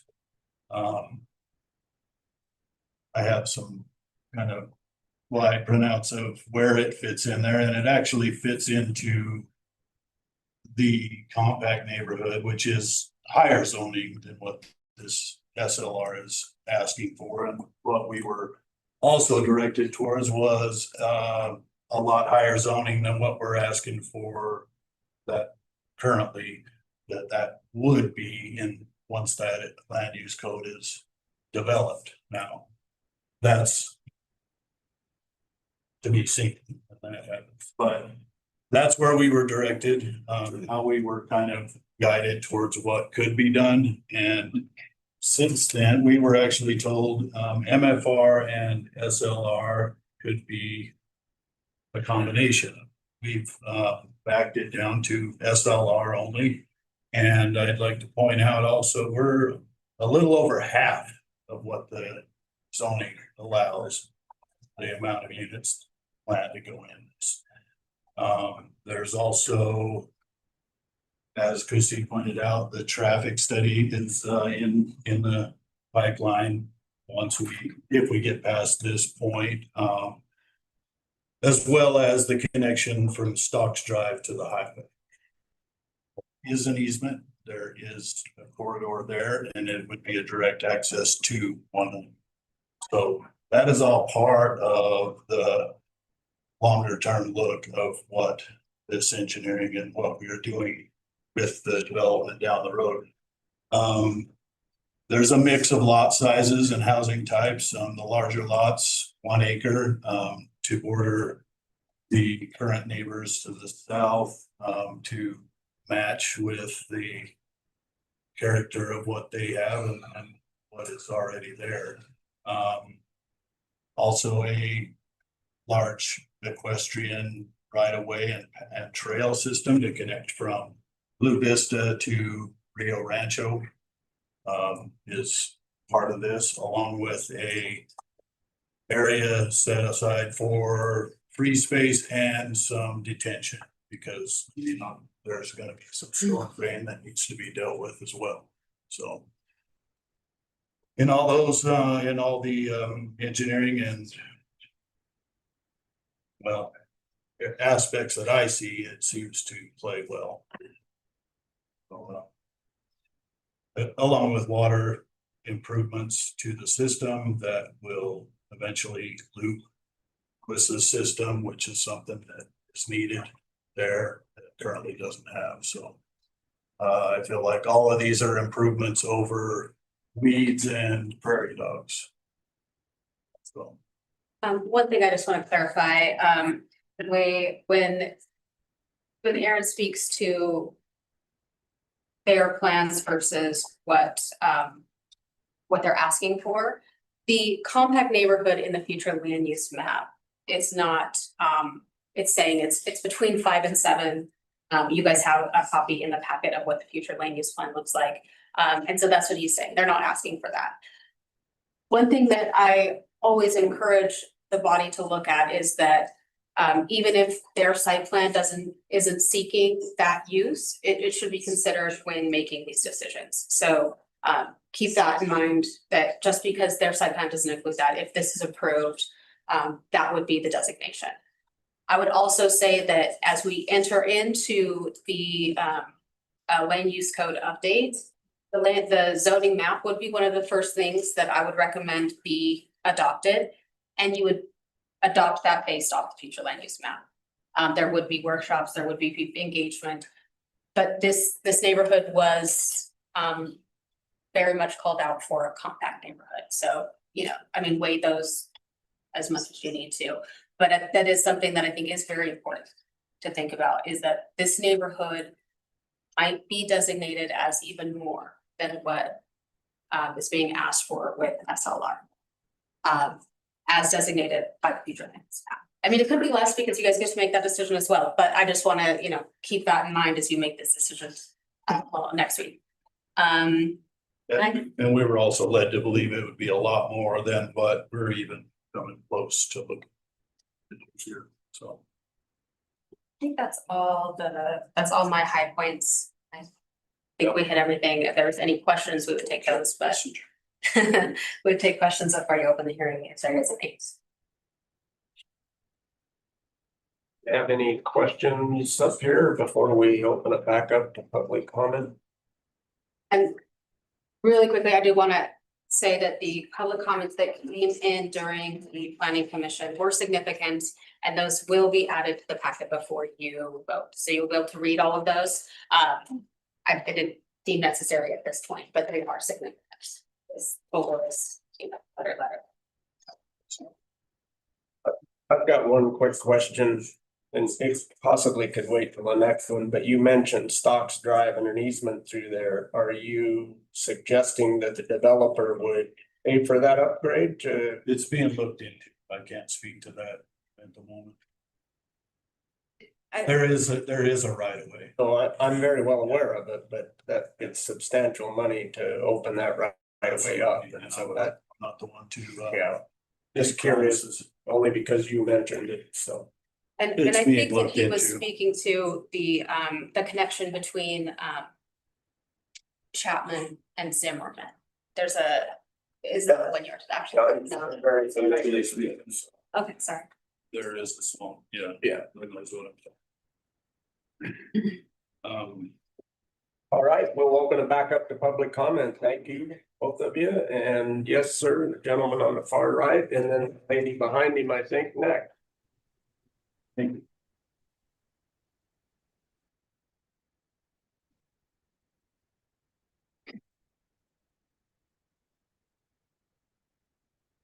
Excuse me. Dr. Sorensen, and I represent myself and my wife Cheryl, represent the Moab Veterinary Clinic and the Geyser Creek Ranch. Statement was just made that the neighbors were talked to. I was never contacted at all. And the last plot I saw, 10 of those units are gonna be against my property. I can see nothing but problems coming of it. Once a zone is changed, that plan will change. It happened to the property just across the street and down from it.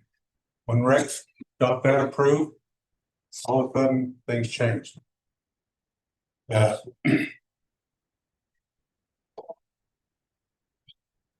All the neighbors I've talked to, I've not found one that's in favor of it.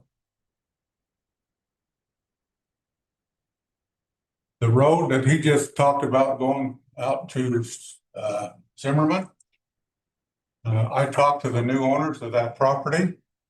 And he assured me that that was not gonna happen. Got conflicts there between the real estate agent and their developer. Personal conflicts. He says, there's no way that's gonna happen. He told me their development plans. So you can rule that out at this point. When I put my natural fertilizer out there, I'm gonna get lots of calls. It stinks. So does my feedlot. And it just doesn't match.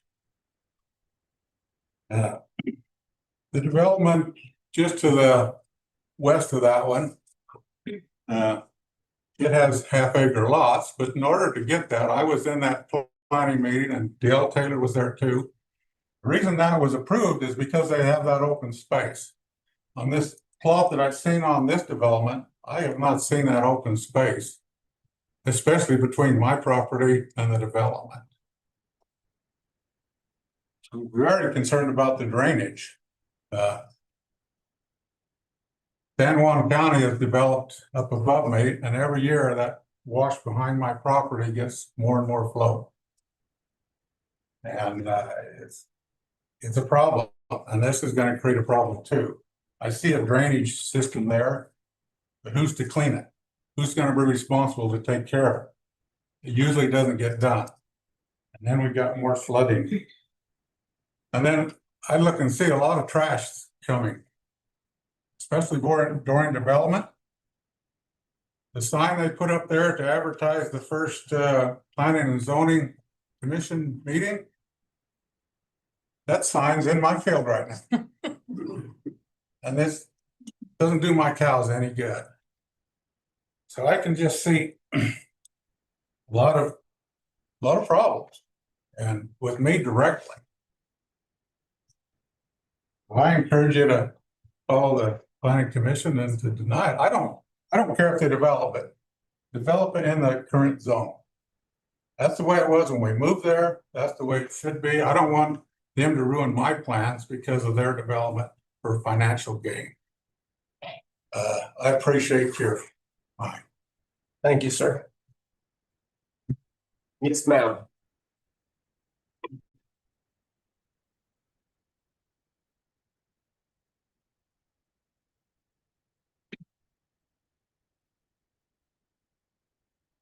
Hello, my name is Connie Pacheco, and I live, have property just south of Brenda's property.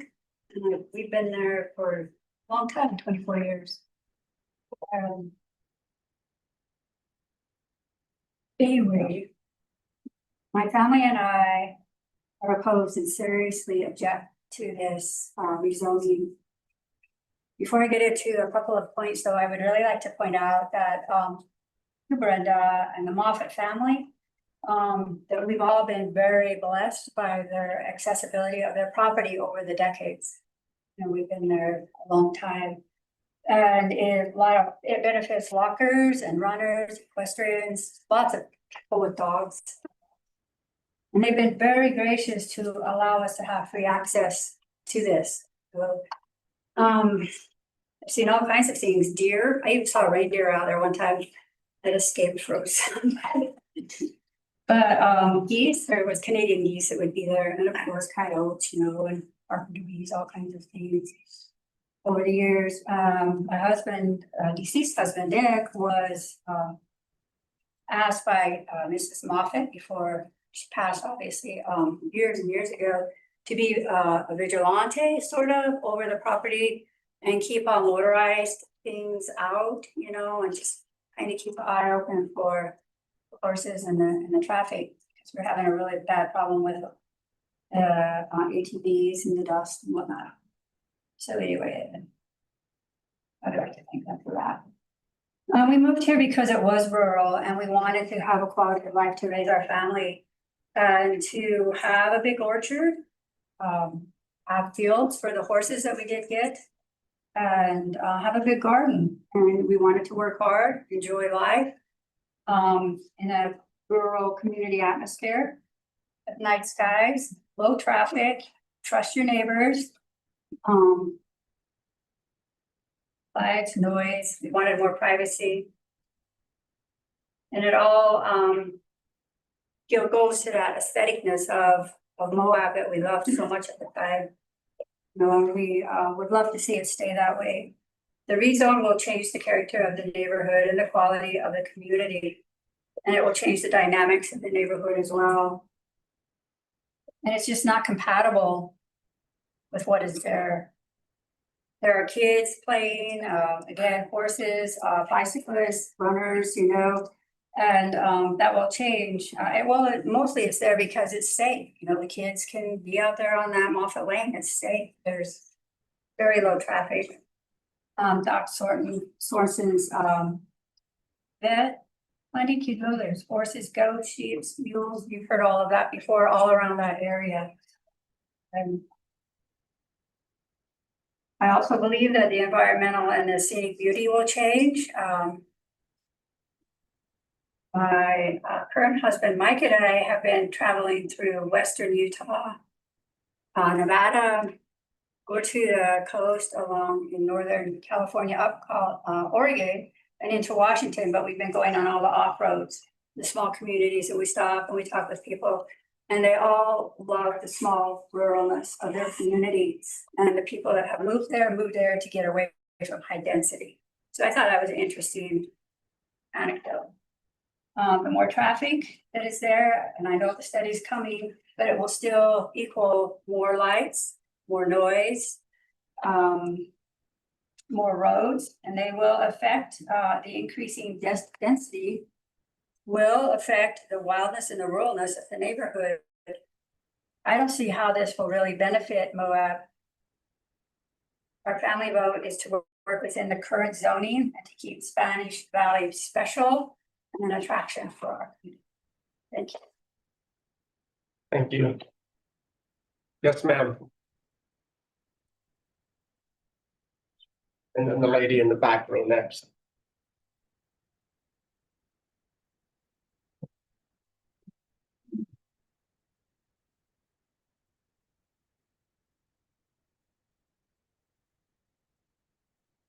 Good evening, Grand County Commissioners.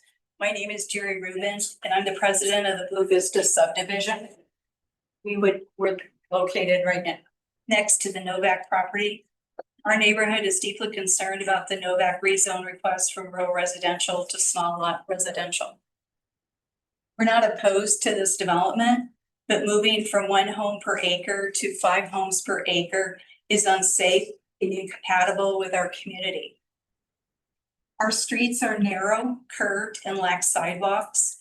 We already see speeding, parked cars, creating blind spots and near misses with kids on bikes and neighbors walking pets. We already have an issue in our neighborhood with traffic, and that's without this proposed new subdivision. With this new subdivision that's adding hundreds of car trips each day, that's only going to make a tragic accident more likely in our neighborhood. Spanish Valley also faces yearly flooding and property damage, with Stocks Drive unsafe as the main highway access. Until Grand County invests in infrastructure, drainage, fire protection, emergency response, and water, higher density is irresponsible. We urge you to to deny this rezone and focus first on safety and infrastructure for Spanish Valley. Just I'd also like to add, no one has reached out to me regarding this new proposed subdivision, but I do look forward to meeting with anybody that would, you know, be able to work with them on that. A couple other questions that have come up is the dark skies. Our subdivision is dark skies, so I don't know what's in this new proposal. I have seen a map of their proposed design. I don't know if this is the final or if this is the most current. I don't see any walking trails in this. Our subdivision does have a walking trail, a mile trail in our subdivision. And then just one other thing I'd like to add is Dr. Sorensen brought this up. But the retention pond in this map backs up right to Blue Vista in our green space where there's houses right there. So what is the plan when the retention pond fills? Then where is it going to flow? So that's just something I would ask them to consider. And then also in our subdivision, we have 13 acres of green space. And so just curious again, in this new proposal, if they are having any green space. So thank you for your time. I appreciate it. Thank you. Thank you. Yes, ma'am. And then you can come up next, sir.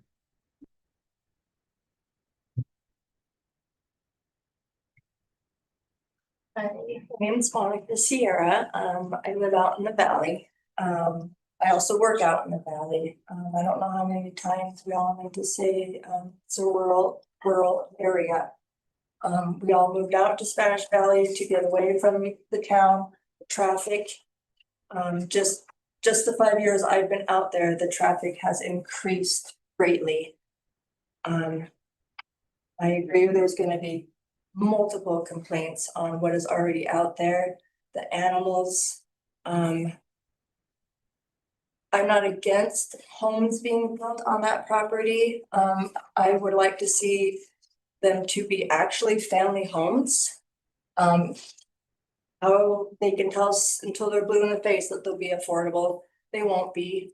The plan of how many homes you want to put on 1 acre, I would love for all of you guys to drive through that neighborhood that is by the KOA. Everybody that lives in those homes parks on the sidewalk. If they have multiple cars, they're parked around the corner, around the block. There's no place to walk their dogs, so they get to use the mailboxes or bathroom. You want to add more traffic to the streets, and our poor Moab streets already struggle to be maintained, especially out in Spanish Valley. But like I said, I do believe that we need more homes out there, but I think this plan is outrageous and it's just not what the Moab locals need. We moved out to the tumbleweeds and groundhogs because we knew that's what we were moving out to and we wanted to. So, thank you. Thank you.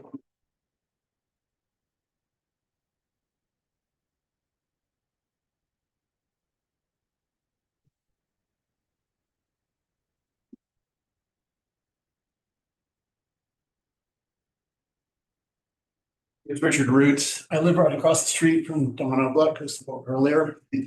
On the southwest entrance to Blue Vista, coming off Stocks Drive.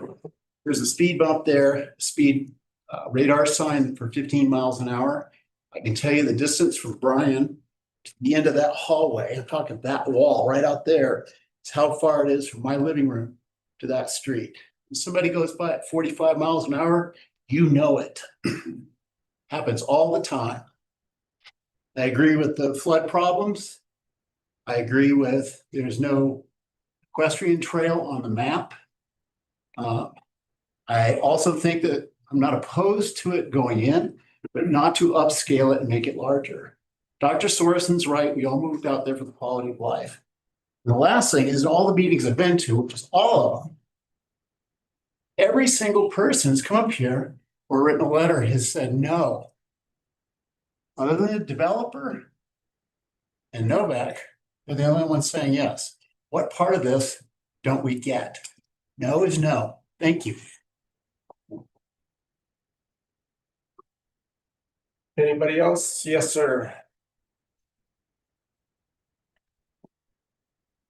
Hi, my name is Jim Barton. I live on Zimmerman Lane, which is the road will be most impacted. I talked at 4 o'clock about the traffic. I don't need to reiterate those words, right? Okay, good deal. All right. During the presentation from the developer, I kept hearing the words led to believe. Well, I was led to believe at one time I was going to shore duty in Charleston, South Carolina, ended up in a combat zone in the Middle East. What you are led to believe isn't real. Okay, you got to get it approved through all the channels. Nobody wants it out there. I'm worried about my kids' safety. I'm worried about the traffic. You know, heard during the presentation, there will be a road to Stocks Drive from that. And then the next person, it says, no, it's not going to be a road. That's total, that's just a made up thing. We, and the thing about, have reached out to neighbors. None of the neighbors have been talked to. The developer is not telling us the whole truth. Nobody wants it. We're worried about safety. Please do not approve this rezone. And this compact neighborhood, it is not defined in the future land use. It's an undefined term. It's a planning term. It is not a defined zoning term. Please do not approve the rezone. Thank you. Thank you. Anybody else? Can I just point out, I'm not a developer. Yes, ma'am. And do we have anybody online that wants to speak? Yes. Okay, let me get through the lady that's coming up and then we'll go to you. I'm Michelle Barton and I live on Zimmerman Lane as well. We moved here in March of this year. We frequent the area for the last 10 years because we loved this community and the area and the way the area was zoned. So when we bought our house in March, we were under the impression that this was not going to be a very busy area. And that is why we did that. There are no sidewalks. The kids walk down the street to the bus. So are they going to walk on the street when the bus to get the bus? And then what happens with the traffic? I mean, that's a big problem. That whole street is full of kids that we live on, including my grandson. And so I think that needs to be taken more consideration than anything, that the rezoning and the way the infrastructure is, that it's not sustainable for the area.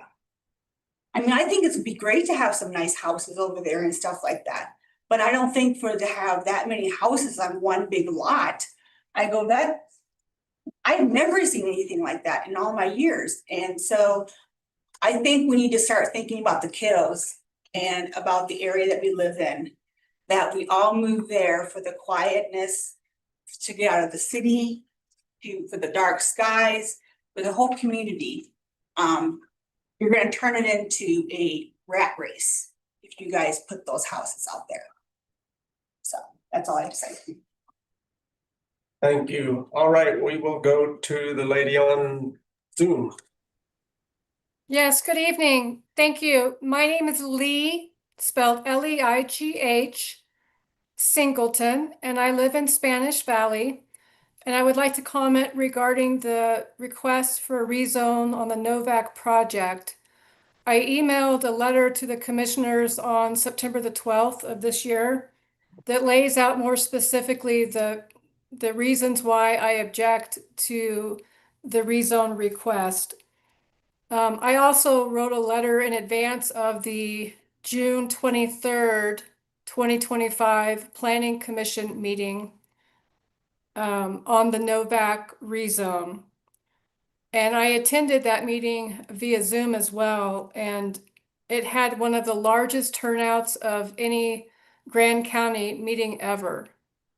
And there was a great deal of opposition, both in public comments and in written letters to the Novak rezone. And once again, only the developer and Brenda voiced support for the project. And no one in the community, not a single person, shared that view. Every view was in opposition to this project. The Planning Commission recognized during the June 23rd meeting of this year that there was no land use code that would support the Novak request. And they made that recognition on the record. There's been a lot of talk about the future land use map, and it was described at the June 23rd meeting as a vision that the Planning Commission had. And the Planning Commission acknowledged on the record that they were unaware that there was so much opposition to the future land use map and to the Novak rezone request specifically. And they learned that at that meeting on June 23rd, when so many people showed up in opposition to proposed future density in Spanish Valley. And apparently many of the people were unaware that this visionary map was taking shape. And when they became aware of it, they came out in strong opposition. And the Planning Commission acknowledged that in the last meeting. So I believe that the people have spoke on June the 23rd, 2025, related to this Novak request. And the other thing to add, as people have mentioned earlier, is that the Novak rezone request is not affordable housing. It's my understanding that the homes will go between $600,000 and $800,000 per house. Now, that is not a house that Moab locals can afford to buy. The Planning Commission voted to not recommend approving the Novak rezone or to deny it. I was led to believe when I invested in Spanish Valley many years ago that it would be rural residential. That's what I was led to believe. I was not contacted by anybody, by the developer or by the owner of the property to discuss this matter, even though I have shared my thoughts publicly and they're of record with the county. No one's contacted me either. And when I've spoken to my neighbors in Spanish Valley, the same reaction. Not a single person has voiced support for this project. Mr. Holland mentioned this evening that the subdivision would match what is currently there in Spanish Valley. And I just cannot imagine what he's talking about. There is nothing in Spanish Valley that exists now that would have the density that the rezone has requested. It doesn't exist. You can wrap up, Leanne, please. It's Lee, Leigh, Lee Singleton. My apology. As I mentioned in my letters, there is no land use code to support this request. If approved, this could subject the county to litigation.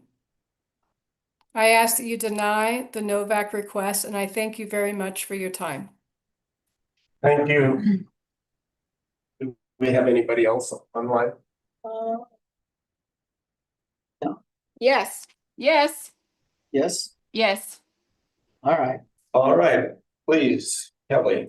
Good evening. Thank you. I appreciate your service to the community. You all have a lot on your plate. I just wanted to comment. My husband and I are an adjacent landowner to this property.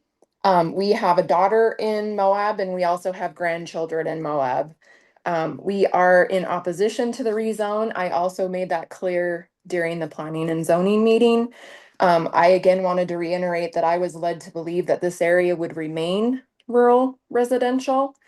And I think there are benefits to that some of the people have discussed prior to me, but what I would like to reiterate a little bit is rural residential zoning provides the environment for individuals, families, and children to be in rural pursuits, gardening, orchards, animal husbandry. Children can be actively engaged in organizations like 4-H and FFA and rodeo, livestock show and sales. I know in Wyoming, in our county at the fair, the livestock sales at the local fair were approximately $700,000 that was brought into the community. And I think that's significant. Because protecting rural lands protects the families of Moab and the youth. I'm against the high density zoning change. It will change the character. It will not be compatible. All the neighbors surrounding the area have chickens, goats, horses. Of course, Len has cattle and he's loading and unloading livestock next to the road, which with higher traffic is even going to be a little bit more difficult. Any high density zoning change would negatively affect the scenic quality, the traffic conditions, the noise, the dark sky, and our water resources. One of the questions that I had, in addition to that, was how will all this, they're talking about the land use map. So let's go back to the futures map. I was told that this futures map was created as a visionary document by someone that was approximately 35,000 feet in the air and kind of swiped a little bit of watercolor over that area. And I was told that this could be shaped and it was going to be, that there would be community involvement. That's what I was led to believe. But I do have a question about how, you're talking about MFR 45 and all these large developments.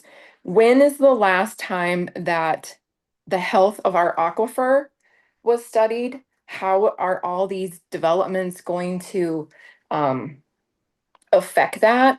And not only the aquifer, but that will also transfer to people with private wells, people with local water rights out of those wells. So I fully support everything that anyone has said previous to me. I urge the Grand County Commissioners to protect Grand County Commissioners' rural residential zoning, both now and in the future. And I appreciate your time. Thank you.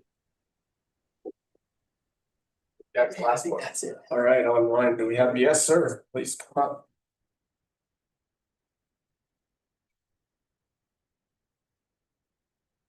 Hi, my name is Eric Flume.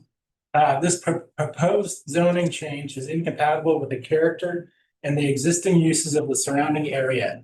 The current residential zoning permits traditional agricultural structures and activities such as animal raising, farming, grazing, barns, corrals, coops, machinery sheds, orchards, vineyards, truck gardens, and other agricultural uses. These are all actively practiced on neighboring properties and define the rural character of the area. In contrast, the proposed small lot residential zone does not allow for any of these activities or structures, creating a disruptive departure from the established land use pattern. There is no evidence that this zoning change will improve housing affordability in Moab. The proposal lacks any specific affordability requirement, commitment, or mechanism to ensure that this development will be accessible to local families. Furthermore, the area has seen consistent residential development over the past decades under the existing zoning regulations. New home construction has persisted without interruption, demonstrating that the current zoning is not a barrier to growth or the housing supply. Thank you. Thank you. Yes, ma'am.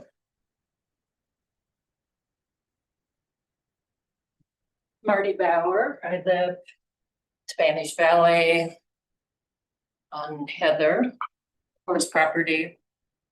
And I have submitted a letter. I wasn't going to speak because I did submit that letter, and if you haven't read it, you still have that opportunity to to take in that information.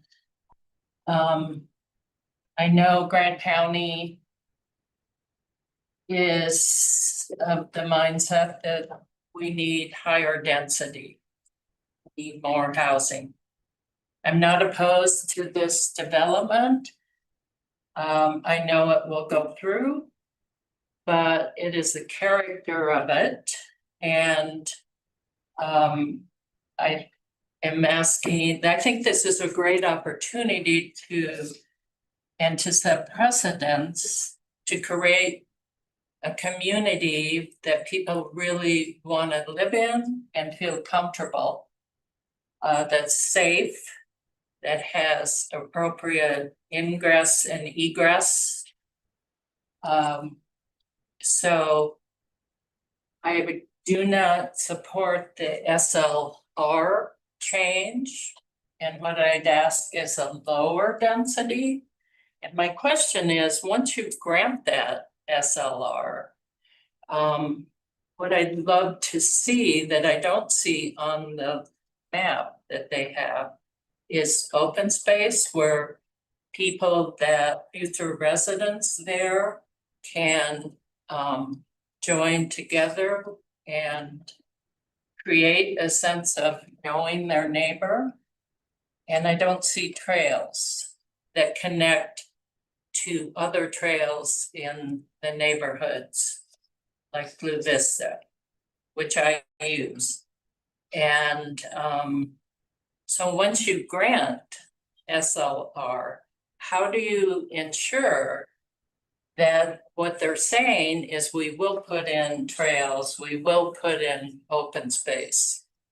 So that's my question, and I really would like you to consider giving this more in-depth thought and kind of reducing the homes that are there and opening up some open space. And I thank you. Thank you.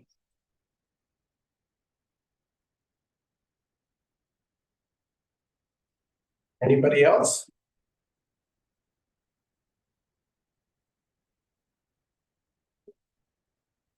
All right, looks like we can move on then to, actually, this will remain open through Wednesday, 5 p.m. of next week, and then we'll be on the agenda for a vote at the next commission meeting. And so with that, we will move on to number 8, the rezone of the walking.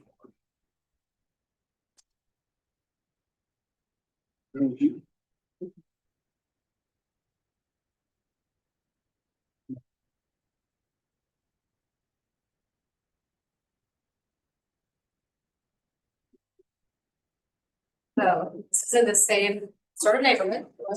We opened the public hearing last time.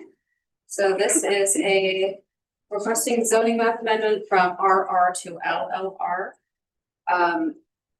There's already a plat associated with this that is 4 parcels. The applicant would like to make it 6. This is for they're half-acre lots. The planning commission saw this and is recommending approval. Staff is recommending approval with an amended final plat that will include some infrastructure improvements. I wanted to point out that a earlier ordinance did say LL or SLR instead of LLR. And I would also like to say that the applicant's narrative references SLR, but this is an LLR zone change. As they were going through process, they met with staff and staff recommended that this might be a more palatable zone change to everyone, and it seems to have been. I did not receive any comments on this one specifically at planning commission, and I have not received any. They may have went to you, but I have not seen those. I think that is all I have. Is that anything else? Or we just ask? Not a developer. Nor am I. I think we can open it up to questions. Yes, Trish. I'm gonna just make a couple comments and I'm gonna make a motion.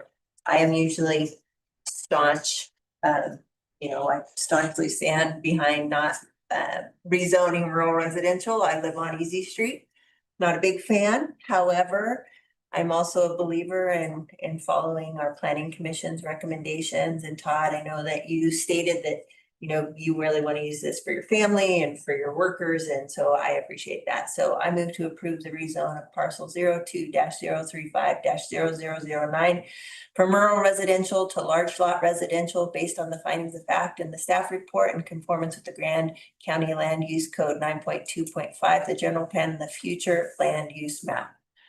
So you're not gonna hear me say that rezoning very often, but I believe what you're doing here, Todd, so. Motion by Commissioner Hadeen to approve, second by Commissioner McCurdy. Discussion, Mary? No, I was raising my hand a second. Okay, Mike beat us to the punch. All right, any other discussion? Seeing none, I'll call for a vote. Those in favor of the rezone? Passes unanimously. Thank you. Thanks. Thank you. Appreciate it. And we will move on to the resolution allocating mineral lease funds and state to be appropriated by the state of Utah. Yes, sir. Your turn. This proposed resolution maintains the same allocations to EMS, recreation, and school district as last year's resolutions. These are the funds that were received or being received in 2025 to be appropriated in fiscal years 26 and 27. This is done on an annual basis. All right, Jock was first, so. I move to approve the resolution allocating mineral lease funds and state pelt to be appropriated by the state of Utah during fiscal year 2026-2027. Then once we have a second, I'd like to keep the floor. Okay, second by Commissioner. I think this is great. I think it works out well. The question I had is that if the voters do approve Proposition 13, I believe some of those folks, EMS in particular, said that they would not need those PELT funds because they'd be receiving funds from that new sales tax.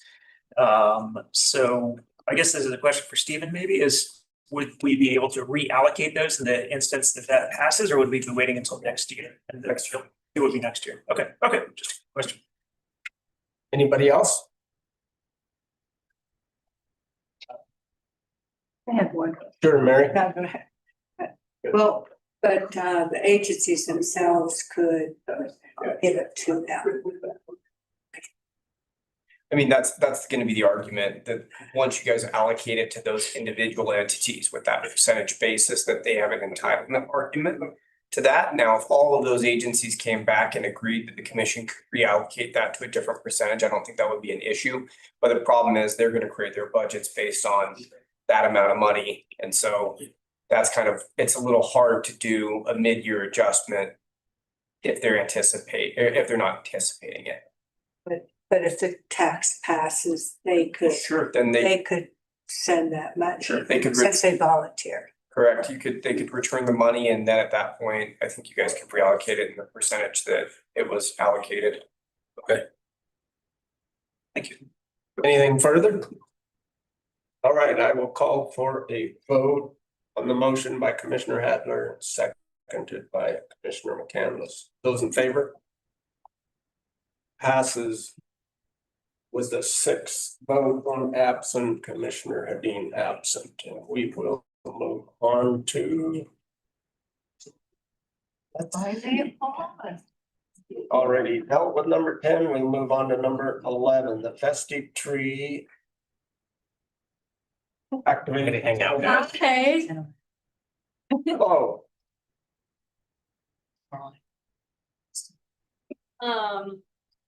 Great, so this is a fun project. We're throwing our motif hat in the ring for holiday festivities that the city and the chamber do. And so the festive tree, we've been working on this since July or so with our PR agency. It started as a way to, we wanted to drive winter tourism and also do something focused on PR because we haven't had a PR agency. And so the idea is that we will promote winter in Moab to targeted markets. We can drive winter tourism. And the way we want to do this is by lighting up a tree in sand flats and then using our PR agency to use that as like a news hook to pitch those stories. And then we can also use those stories to talk about like everything else that's going on in Moab during the holidays. But yeah, happy to answer any questions.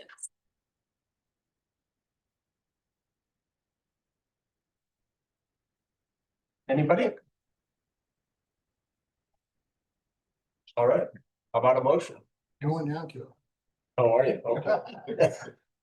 I move to approve the scope of work with the Camp Stories, authorize the chair to sign all associated documents pending legal review, fiscal impact of $7.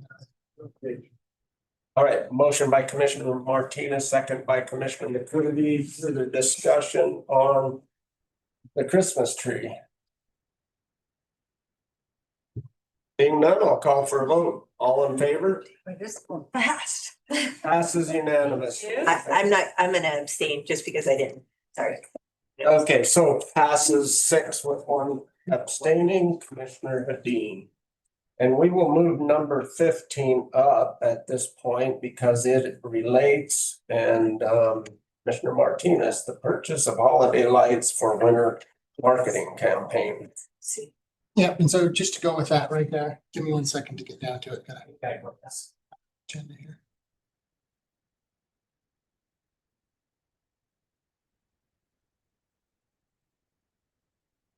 So this is going to be an approval for some lights, to purchase some lights to go across the bridge, the walking bridge on the Colorado River. And then some lights on the walking path up to the $1 Million Tree, which will be in concert. It's a great opportunity to partner with the city and to partner with the chamber on some holiday festivities. And so this right here will be just the purchase of the lights. After we purchase the lights, I think that the city is going to help us with some of the staff to get the lights put up, but we're going to have to put some staff involved in this. And then we're also going to have to probably have some generators for the lights as they run. So I'll be coming back to the commission for those right there. But the urgent need is to get the lights purchased before it's Christmas time. All right, yes, Melanie. So I move to approve admin to purchase up to $49,000 in holiday lights to support the Moab Holiday Media Campaign. Right, motion Commissioner McCandless, second Commissioner Martinez, discussion, Mary and then Jacques and then Trish. I'm just a little confused where the money's coming from. This will be TRT promotional. Okay, I thought Yeah. so. That was my guess, but it was unclear. Okay. Okay, I think so. Jacques. I had the same question as Mary did, so I'm good. Have you spoken to, you said that we're going to, our staff is going to help. Have you spoken to Sean? I would assume you're saying Sean. Have you spoken to Sean? Because he's been kind of bypassed on another big item where he, and his feelings were pretty hurt. So I think it's good if we're talking to Sean prior to obligating him for more work. I haven't obligated anybody yet. I'm just saying that we are going to probably have to provide some staff. Okay. Where we're going to have to hire some help to finish the project. Okay. The city is willing to go in and help us with the project right now. And that's all that we've said is Levi from the Moab City, who's doing all of their lights. Moab City's gone in. I think they spent, and I don't want to say exactly, but they spent, I think, somewhere around between 30 and 40,000 this year for new Christmas lights. And so he's going to be involved in that. And then he's willing to help us out with it, but there will be some additional cost associated. Okay, with it. if That's you what I'm think saying. could you reach out to Sean if you guys think you're gonna be using his stuff? I'm a little curious, are you suggesting that we now go to staff? I would believe that would be the administrator's job. And I've talked with Mark about that as well. Thank you. Just want to make sure we're clear on staff, giving directions to staff. It's a question. Again, they said, could he ask him a question? Yes. Agreed. All right, but we have a motion and a second. Do we have any other discussion?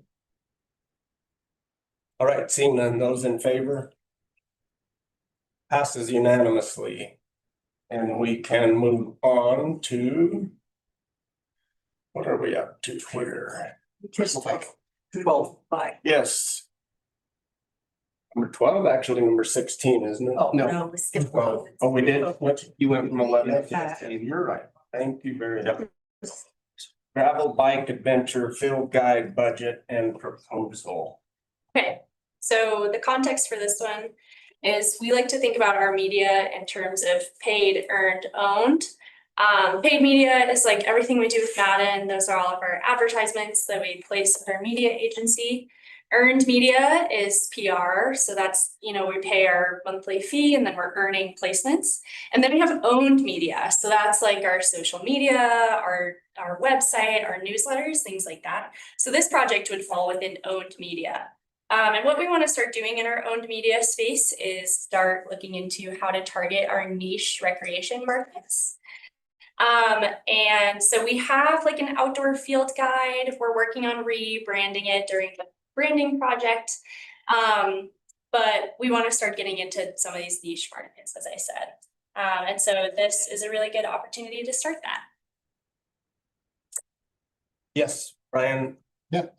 I move to approve, hold on one second. I lost it. You got me over on 16 there. Let's see here. I move to approve the Moab Office of Tourism's project to work with the creators of Gravel Adventure Field Guide and approve the chair to sign all associated documents pending legal review for the fiscal impact of $87,000. All right, motion by Commissioner Martinez, second by Commissioner McCurdy. For further discussion. Yes, Brian. Yep, I just want to commend Ally for going the extra mile on this one right here. There was a discussion that was brought up in the MTAP board meeting, and you really went through, did a lot of research, and I just applaud you for going after emerging markets. I mean, I think that there's so many times that we'll sit and we'll look at what's right in front of us, and it's great to see someone actually go out and find something new. So, thanks. Very good. Anybody else? Yes, Jacques. Yeah, I think it's a great opportunity. As gravel segment of biking is blowing up. We all know how important mountain biking is here. It has the potential to get up there too. So sure, it's great. All right, anybody else? All right, seeing none, I will call for a vote. Those in favor? Passes 6 with Commissioner McGann absent, and we will move on to number 13, the Mud Springs marketing efforts. I have a gravel bike here. Okay, so this was brought up during our most recent board meeting. Melissa, our economic development director, came to us and wanted to use this opportunity to create content around the Mud Springs Trail system. And the board approved a budget of $13,000 for that. Yes, Mike. I'd like to make the motion. I move to approve the marketing spend of $13,000 to promote the Mud Springs Trail System as a collaborative between the MOT and the Economic Development Department. Motion by Commissioner McCurdy, second by Commissioner Hadler. Brian. I'd like to make a substitute motion. I move to approve a marketing spend of $13,000 to promote Mud Springs Trail Systems as a collaboration between the Moab Office of Tourism, Economic Development Department, and San Juan County. Nice. Yes. All right. Can I second his? Yeah. Yes. All right, substitute motion by Commissioner Martinez, including San Juan County, and seconded by Commissioner McCurdy. Could you add all associated documentation? We just left that off the item, but it helps us get that approved, not have to come back to it. Right. As part of our going policy procedures. Add to yours, man. Like the previous motion. I think Clint and I are. It's assumed. Language. Okay. Okay. All right, any further discussion? That was my question, was San Juan County, so. All right, seeing none, I'll call for a vote. Those in favor? Passes 6-0 with Commissioner McGann absent, and we will move on to. Thank you. Thank you. 14, the ordinance on special events, Commissioner McCandless and Commissioner McCurdy. Let's not lie, you did the legwork, so you get to present. So I think I've read it a lot. I think it's ready to go, or at least discuss with everybody. I mean, there was a few changes that actually came about from our last time when we changed it from the event committee to having the coordinators. So that was just cleanup stuff that happened, like on page 5. And then when we get down into the ordinances, one specific thing that Denny Beth asked for was that the referral agencies are the ones that don't get back to her. And so when it's time to get the event going, it's like a day or two before. And that was a lot of complaints from some of the special events as well. And so on page 8, we added in there, upon approval of the special events application, that the special events coordinator shall immediately refer the application to those referral agencies. But then if she doesn't have response within 60 days of the event, and you have to remember that high impact events are gonna have, hopefully with the change, be able to apply within 18 to 6 months. So that would still give 4 months for those referral agencies to get back to Jenny, to the special events coordinator, and and it would still have to have written consent from the commission administrator. So that just streamlines some of that for her. And that language came from the low impact intent to apply. I just took that information, except for that's 5 business days, but low impact has a little bit shorter time frame. And then just the table is allowing them basically they'll come before us as soon as we get them. So they won't be able to apply any outside of that 18 months. So they can apply within 18 months of their event, and then if everything that's with it will come. So for example, next month, October, is that even a date? Let's see, yeah, the Q4 events would come to us in October, and it would be all of the events that she had. So it wouldn't just be the events that were going to be in that quarter specified by quarter. So all the events that have been put in an intent to apply at that point in time, we'd have a calendar of the year and go in. So it basically lets us see those a year in advance. So it gives approval for the events a year in advance. And I do believe that is it, other than adding in the legacy events at the very end. We already had some of those events set up, but this just puts it in an official capacity and explains what those are and when we will review them.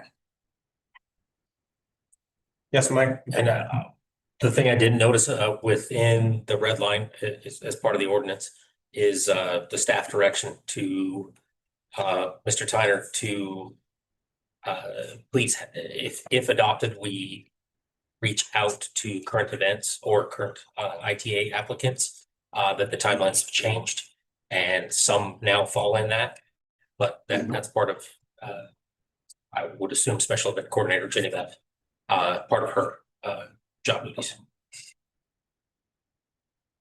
Yes, Brian. Let's see, I move to approve the repeal and replace of ordinance 715 and chapter 8.16 special events, the Grand County General Ordinances, to adopt the new chapter 8.16. Motion, Commissioner Martinez, second, Commissioner McCurdy. Comments? Yes. So just so I'm clear on that one piece with the referral agencies in the 60 days prior, the referral agencies are EMS, law enforcement, is that correct? All those agencies? Yeah, health department. Okay, so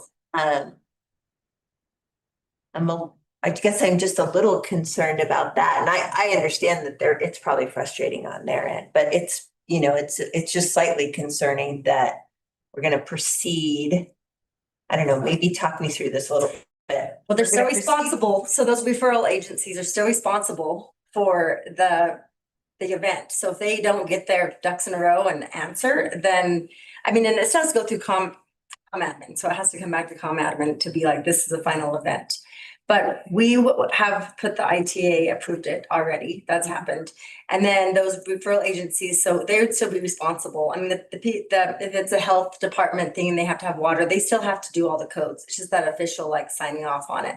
EMS and the fire department, you know, so it'll either, so they're still responsible for taking care of the event. So it seems like, I mean, maybe I'm wrong and Steven's not here, but so would they have to sign like an MOU to, I mean, I don't know, I feel like we're bypassing them and then saying, well, but you're still gonna have to be responsible to provide these services, Well, even though. they've had 6 to 12 months to I understand the frustration. I understand that piece. My concern is more the legalities of that and so maybe this is a question for you, Mark. Would you, at that point, if it comes to you and you're signing off, would you call them and say, here's the deal? I would reach out to them. Okay, great.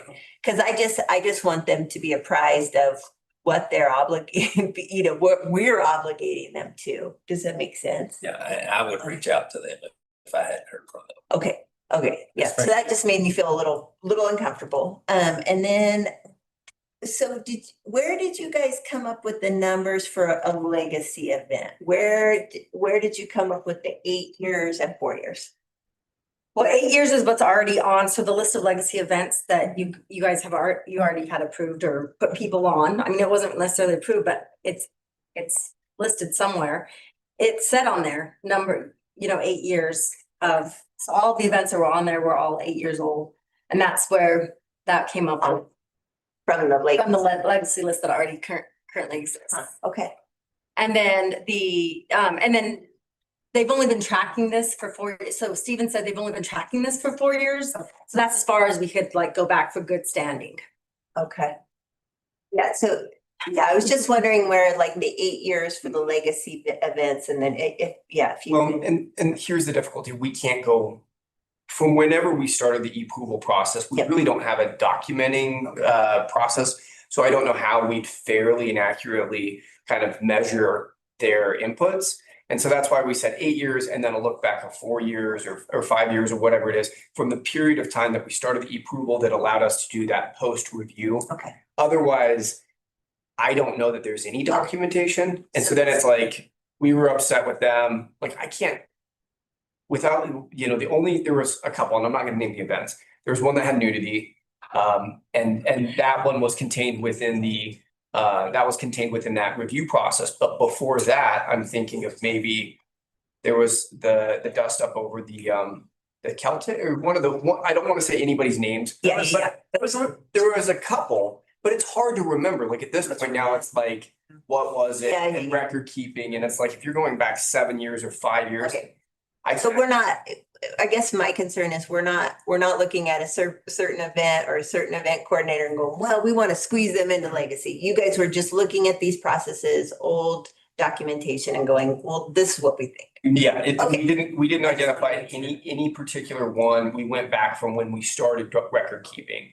Okay. And if there was really good record keeping, I think you could extend it back further. But to be honest, before approval, I don't know exactly. Actually, there was probably a small period of time when this ordinance was in its infancy, and then it was COVID, right? If I'm remembering years correctly. No events. And there were no events in COVID. So that's kind of the time frame. If we go back 5 years, it was COVID. And so before that, I think it's a really hard time. I mean, I think there are events that were back at that time. We had like Rick's Running events, not to pick people out, but that car show, Outer Bike was probably old enough to be back then. Jeep Safari. I mean, there's a handful, but beyond that, I can't really remember any issues before then. And I think it was before probably Commissioner McGann might be the only one that was on the commission at that time. Or maybe Quinn wasn't even a county. So it gets harder. Yeah, like I said, I just didn't want this process to be spinning around a certain event or an event coordinator, because the numbers seem a little odd to me. I'll just say that when you think of legacy, usually, to be honest, like when you look it up, I kind of looked up just like what do people deem as legacy, and it's like 20 years. Well, and is kind of a common statement, you know what I'm saying? So one, that's where I'm. one other thought too, you could extend the length of time that the event's occurring. But the good behavior period of time, I don't know that you can extend it back. Oh, yeah. That's the one, I mean, that's your legacy, your number of years for that 8 years, that's a flexible number. Where's your look back? So I'm just noting that I don't think we can hold anybody to a further standard because we just didn't have record keeping. And I guess in my, I would probably go minimum 10 years, just a nice, good round number. So that's just me. Anybody else? We haven't had a motion yet, have we? Did make. In a second, and Just have a quick comment. yes, please. I just wanted to say I really appreciate this being postponed. And I appreciate the work that went into it since it was postponed. I know that wasn't an easy lift. I mean, that took some effort and time. So I just want to acknowledge the work and say, I think the choice of moving it was a good choice. Now I feel comfortable. I couldn't vote. It's better than last time. It's better than Yes. last time. Yeah, it's a bad look when we're like trying to rewrite it during the council meeting. Yeah, I just, that's a lot of work and I appreciate it. Did anyone else have questions for me? Sorry, I stepped out. All right, any other comment? Seeing none, we can vote. Motion by Commissioner Martinez, second by Commissioner McCurdy. Those in favor? Those against? Passes with one against, Commissioner. I was telling somebody this, maybe it was Mel, I was saying, I'm often 6-1. It used to be Evan Clapper. That's what I was like. You're like, okay, Evan. On to the memorandum of understanding between Grand County, Utah and the state of Utah Division of Outdoor Recreation, Commissioner Martinez. Yeah, so this came up, what I'm trying to do is I'm trying to put together a state group that would work on motorized trails here in Grand County. The idea would be is that the Grand County would fund 2.5 positions and the state would fund 2.5 positions for this trail crew to provide work. I'd like to see it to where our trail coordinator was actually involved in this and helped provide some of the instruction. And then also that our motorized trail crew was able to provide the list of trails and the trail work that would be provided. And so what this agenda item is right here is basically the authorization for me to go and work with the state to come to put together an MOU, get the details worked out, and then bring that back to the commission. Yes, Jacques. So this MOU is, this is the MOU that you're proposing go forward to the state. I put together a list of what I was going to propose, of what I was going to try to work with the state. This is not the final product of what the MOU is going to be. Kind of an example. Exactly. And then I'd like to be involved in those talks too. I've been involved in talks with the state and in all things trail for the last 4.5 years. So if it's all the same, I think 2 commissioners on this are as good or better than one, and I think it would be appropriate to have to, because it's essentially a subcommittee, right? That's kind of talking to the state over this. Not really, no, because I mean, if you think about it, think of the projects that Mary's gone out and worked on herself. Think of Trish and her water projects that she's gone out and worked on herself. This is just me going out, working with the state, putting together an MOU, and then bringing it back to the commission. And so Trish first and then Mary. I called Jason Curry at the state and I put that in my report. And so you guys can look at my bullet points in our discussion. It was a great discussion. He gave me some really, solid kind of theories, hypotheses as to what he thinks should be happening in Grand County. And I appreciated that. I would recommend that too. I think it'd be great to have a couple commissioners that might not be perfectly aligned and would bring kind of a more holistic view of Grand County and our needs as far as trails. So I would appreciate it if Jacques would be allowed to come along with that. And then once you guys get to the point, engaging obviously Maddie and our trail crew. So that would be my recommendation. Yeah, I don't know. I mean, One of the things that I would push back on that is this previous commission has funded $2,000 to OHV or to off-road trail use in prior years. And I don't think that there's a desire to work with the off-road community. I don't know if you know that, and so that's why I do think, And it's- well, I'll maybe not- talk, I don't have my maybe not hand raised. Desire, but it's not value. Mary and then Jacques. I was just gonna say, there's a little bit of difference in at least the stuff I went to work on. Because I had, what I was working on was already like talked about and approved by the commission as far as, yes, we want the tailings moved. Yes, we want to protect this area. And I'm excited about it. I like the idea. I got a little nervous with we're gonna hire, the state's gonna pay for two and we're gonna pay for two. When we put a hiring freeze on our departments. I mean, that was the thing that concerned me.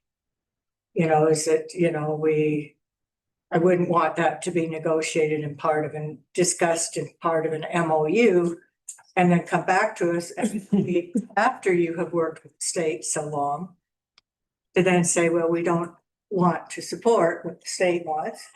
That's not a good look either, especially if we've been working together. So I think having a minimum of two commissioners when you're going to be working on an MOU, going and working on trying to get, saying, we want the state to work with us on getting roads and helping with Jeeps and such. That's one thing. But then once you're starting to work on an MOU, that's a step further that I think having more than one person work on it at a time would be a really good idea. The more eyes, and then if something happens and you can't make it, you have a backup. And I've never known Jacques to be against motorized. I know we had some commissioners in the past that were, I agree with you there. I'm not gonna name names, but there were commissioners that were like, they weren't going to support anything that had a road on it.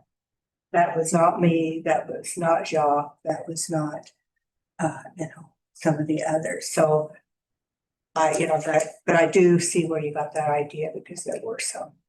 So it's not that it came from nowhere. But I think two people on it is a good idea.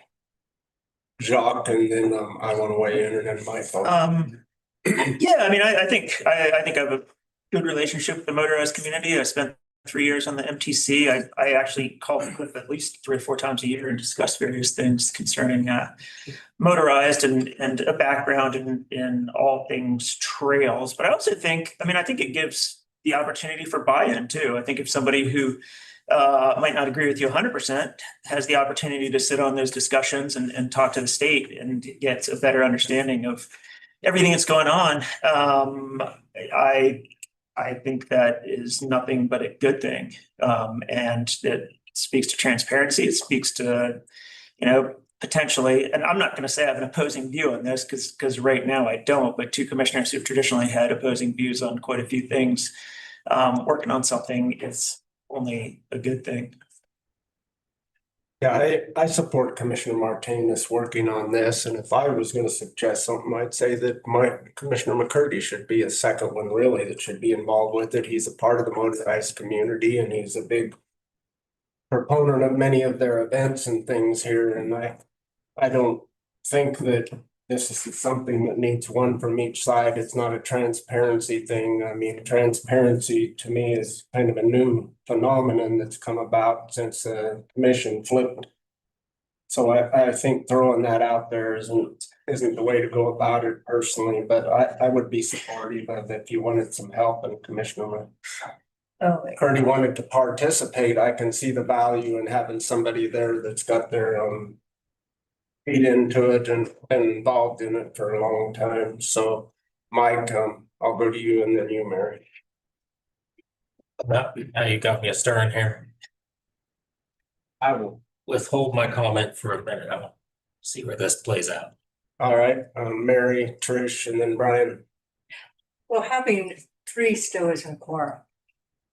And, but let's have 3 people on it. I mean, I just don't see the opposition to Jacques. Jacques has never come out and been, I don't. Thank you. Trish? I think we're all out and about talking to folks, all the time in different agencies, at a state level, I'm always talking to the Division of Wildlife. But I'm not out making decisions, and Jason, made it clear that there was kind of we're coming to him with an ask. And he said internally they were then, having those discussions. And so I do think it should be a few people. And I think if you're transparent, it shouldn't be no big deal to want others on this commission that are willing to be on that with you to do that. The last thing I'm going to say is hopefully the digs are going to stop. And so the dig about, I'm hoping, really hoping, the dig about transparency being a new thing is absolutely unacceptable. Absolutely unacceptable.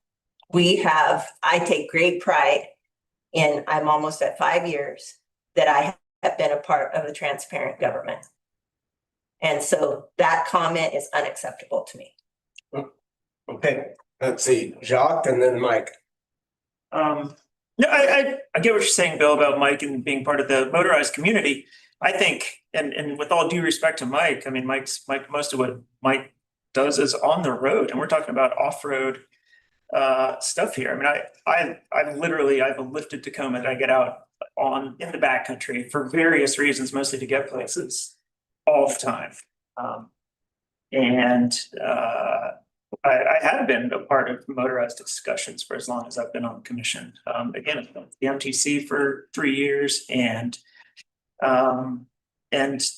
also a lot of those motorized trails that we're talking about, non-motorized users use them too. And I think there's a ton of tie-in. I mean, the mountain bike community was founded on riding old deep roads when we first started riding here. And I think there's a ton of crossover.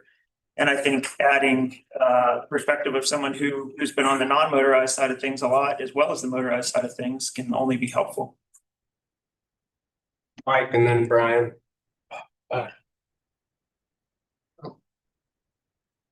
Brian, you go ahead.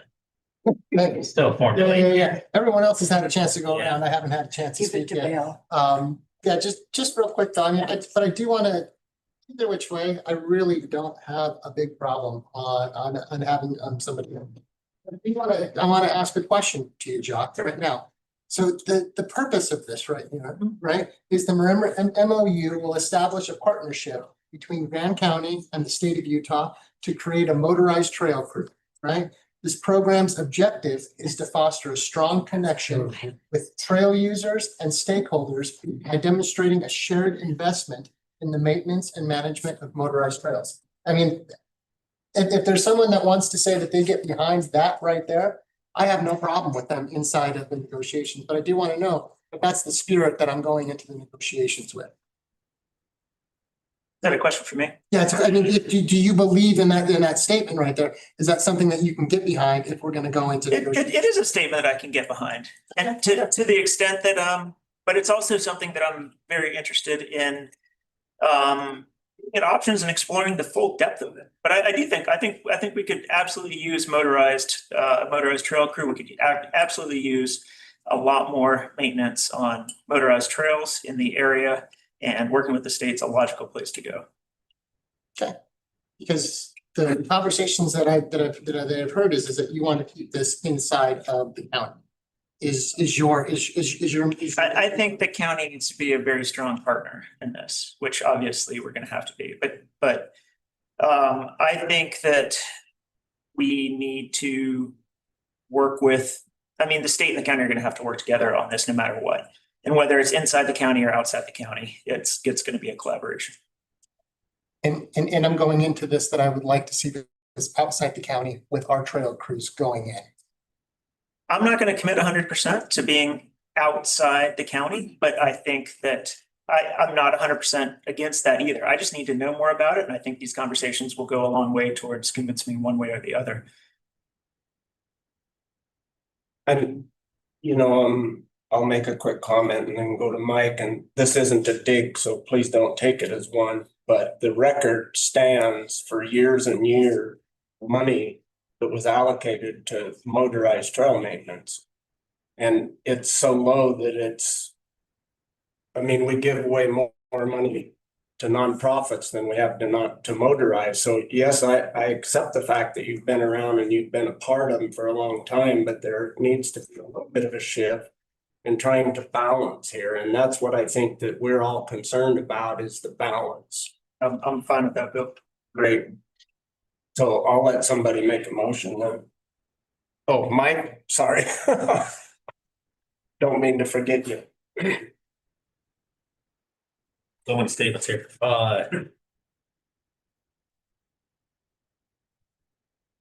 Most of my thoughts, I don't care who's doing it. I am so glad that someone is doing it, because it's been needed for the entire time I've been on the commission. And with that, I move to approve the Commissioner Martinez to negotiate an MOU with the state of Utah Division of Outdoor Recreation in the creation of a motorized trail crew. Motion, Commissioner McCurdy. Second, Commissioner. Seconding. Second, Commissioner Martinez. Further discussion, Mary? I would just like to make a substitute motion that I move to approve Commissioner Martinez and Commissioner McCurdy and Miss Commissioner Adler to negotiate an MOU with the state of Utah of outdoor recreation in the creation of a motorized trail crew. I'll second that. Can you repeat those names? Yes, Martinez, McCurdy, Adler. I think you said McCurdy twice. That's the whole time. No, I said, I'm sure I said Martinez, because I was Martinez, McCurdy, I was Adler. I might. Okay, motion by Commissioner McGann, second by Commissioner Hadeen. Further discussion? Somebody second. I did. Good. I had a question for Stephen about, so are we, the way this goes, the MOU that's in the packet, I guess there's a process, like, so would this extensible subcommittee be beholden to this particular MOU because it's in the packet? Or The motion said, if you repeat the motion. I move It's to a- approve Martinez, McCurdy and Hadler to negotiate. Negotiate an MOU. So here's the deal. Whenever any of you guys, any commissioner goes out and kind of talks about potential projects that you guys do, you guys don't have you're like the Power Rangers. You're not combined into the one awesome Power Ranger. And that's how the commission works as well. You know, you're pieces and parts, and you can't be the Megatron or whatever it is that has all that power. And so this motion today would vest the power that the commission has to go negotiate on behalf of the commission. It is technically, it would be subcommittee is technically the term, but it gives you guys power. It would signal to the state that you guys are the decision makers on this particular topic. So does it bind you to what the MOU says here? No. It kind of puts all the commissioners on notice about kind of where you guys are at, or potentially where you're at, what's contained there. I think that lays the groundwork. I think if you guys appoint people, you guys know what it is that you guys are going to be discussing, and that's the range. Could they come back with something different? Yes. But remember, they're not giving the permission, or the motion hasn't been made to give full authority to enter into an agreement. So regardless of what you guys do out and go out in the world and bring back, it's going to be viewed by the 7 of you again. And so consider it again and sign off. So it's like your guys' other subcommittees or boards. They might bring you something to the remaining 7 commissioners that they don't like or that they love. Mike. I see my hat and Jacques getting thrown in here, and I'm okay with doing the work, as I assume Jacques is also. But I also see putting 3 of us, just like this agenda topic, slowing everything down. And want that known that it could have gone faster if we just went with the person who's doing the work originally. And one other note, there's also no obligation for the three of you, if you guys all three talk. And Mike, you say, you know what, I'm too busy, throw me on the email, give me the notes. There's not an obligation that they have to trigger quorum. Yeah. But I think in good practice, you guys are gonna communicate and talk about, what it is and set up meetings. Well, I think we'll go. Further discussion? Seeing none, I'll call for a vote on the substitute by Commissioner McGann, second by Commissioner Hedin. Those in favor? Those against? Passes 6-2. I'm the new agent. McCurdy. You went rogue. Against, thank you. And we will move on to the next. No one left my motion. Motion. Arrow. Selecting 17. Selecting secure rural schools election and approving allocations. This is utilizing Title I selection of 50% to the Grand County School District and 50% to the Grand County Transportation District. Same as last year. Okay, that was my question. Thank you. Yes, Mike. I'd like to make a motion. I move to approve the allocation of rural healthcare sales tax collected in 2026 as presented. Motion by Commissioner McCurdy, Second. second by Commissioner McCandless. Further discussion. We're on this. Oh, Yeah, your motion was the healthcare. Mine was the healthcare. yeah. Strike from record. You guys seconded it? Yeah. You did. Okay, call for a vote on that motion that wasn't correct. If you guys want it to fail, because you guys are on the wrong item. So, Okay, failed that one. all right, so I'll call for a vote on the motion that is not correct. Those in favor, The split. those against, Against my own motion. fails unanimously. All right. Yes, Mike. Either one at this point. I move to send the attached letter to the Utah Department of Government Operations indicating that Grand County elects to use 100% of its secure rural schools allocation for Title I issues and allocate 50% of the funding to Grand County Uses, not issues. uses and to allocate 50% of the funding to the Grand County School District and 50% of the Grand County Transportation District. We're getting loopy. Well, there's a grand count. I'll second. in the motion. Motion by Commissioner McCurdy, second Commissioner Hadler. Any further discussion? Seeing none, I'll call for a vote. Excuse me, those in favor? Passes unanimously and we will move on to the next one. Allocating healthcare facilities sales and use tax revenues received in 2026.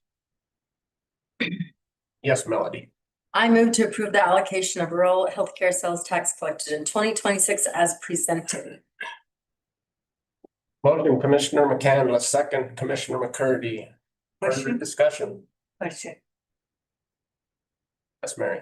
So if the sales tax, if the rural sales tax thing is on the.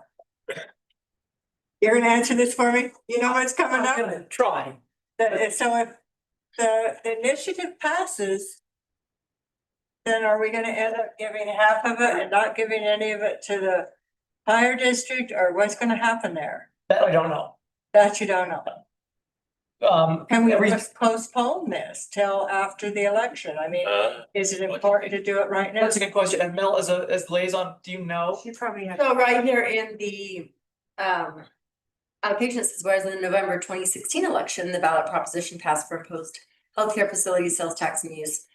So if we are doing this right now, it's for the 2016 election allocations, not for the future 2016. So this would just be the allocation for next year. This is If the tax passes though this year. we'll be doing a new allocation. Oh, because it's for this year's taxes, not. Yeah, so this is for the November 2016 election. So it's this for is the this half year, it's percent. already gone. not for next year. Stephen, is that your reading? It is for next, I mean, it is for next year, but the money that's being collected is from the 2016. So we'll have to redo a new one if If we wanted it to change. Yes. So if the healthcare sales tax passes, the extra 0.5% on the ballot, it would be allocated still 50-50 unless we change it after that. Is that what we're saying? Well, Just the 2016 part would be 50-50. We would have to reallocate. you wouldn't, wait. Okay, you wouldn't have. You're not pre-allocating funds that haven't been accrued. Exactly. So we're only doing it on the original percentage that exists now at this time and allocating those funds. Once the other one is approved, we haven't allocated those funds yet, nor have we received them. So we would have to reallocate those at a future date. And so if we were to reallocate those at a future date, we could revisit this resolution as well, correct? I wouldn't guarantee that. Okay. And they don't want, well, And again, we go back to the same problem of allocating funds, giving them funds for them to do their financing for their January end of year. To rip it out from under them makes it really tricky for them. So I would assume that this is set, and then that additional percentage, you could offset that in a way that would be, fair. Sure.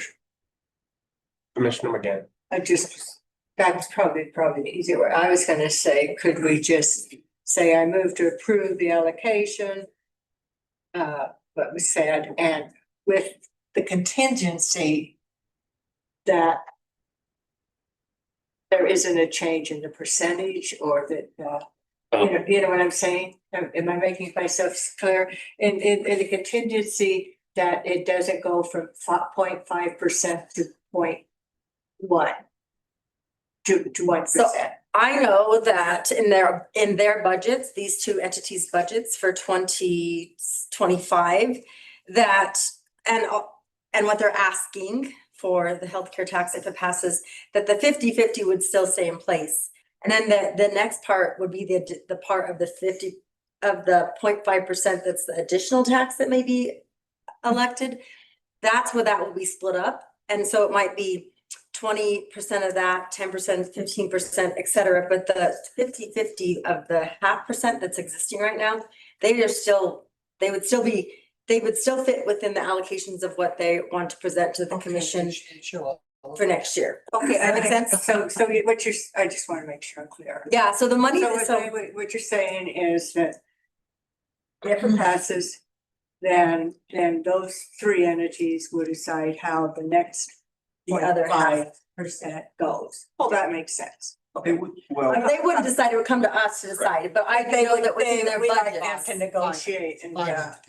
so that we know we're doing what they want. But anyway, I get it. So this is just on the 5% that is here now. That they're Correct. getting. Okay, I can go for that. Mike, did you have something? Yeah, it was all clarified. Okay, and we had a motion. And who seconded? Mike. Motion by Commissioner McCandless, second by Commissioner McCurdy. Those in favor? Passes unanimously.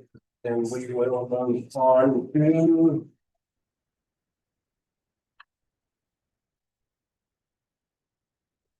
discussion items and general reports, and we have our general reports uploaded.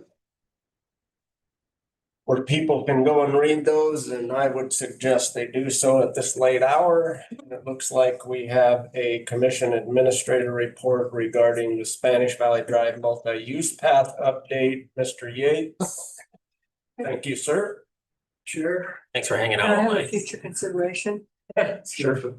And if we're gonna, and I love that we're doing the report on the pathway every meeting, but I'm uncomfortable having a staff stay till the end of the meeting. If we could just have that as instead of just report, just maybe at the very, very beginning of the meeting from in the future, so Don doesn't have to wait. I'm just uncomfortable with that. Perhaps the suggestion. So that's a future consideration. Yeah, perhaps the suggestion could be just take the commission administrator report and just shift that up to the beginning before presentations. Or if it's always gonna be the Spanish Valley Drive, that can just be a presentation. Sure. And I think that would excite people, they would listen.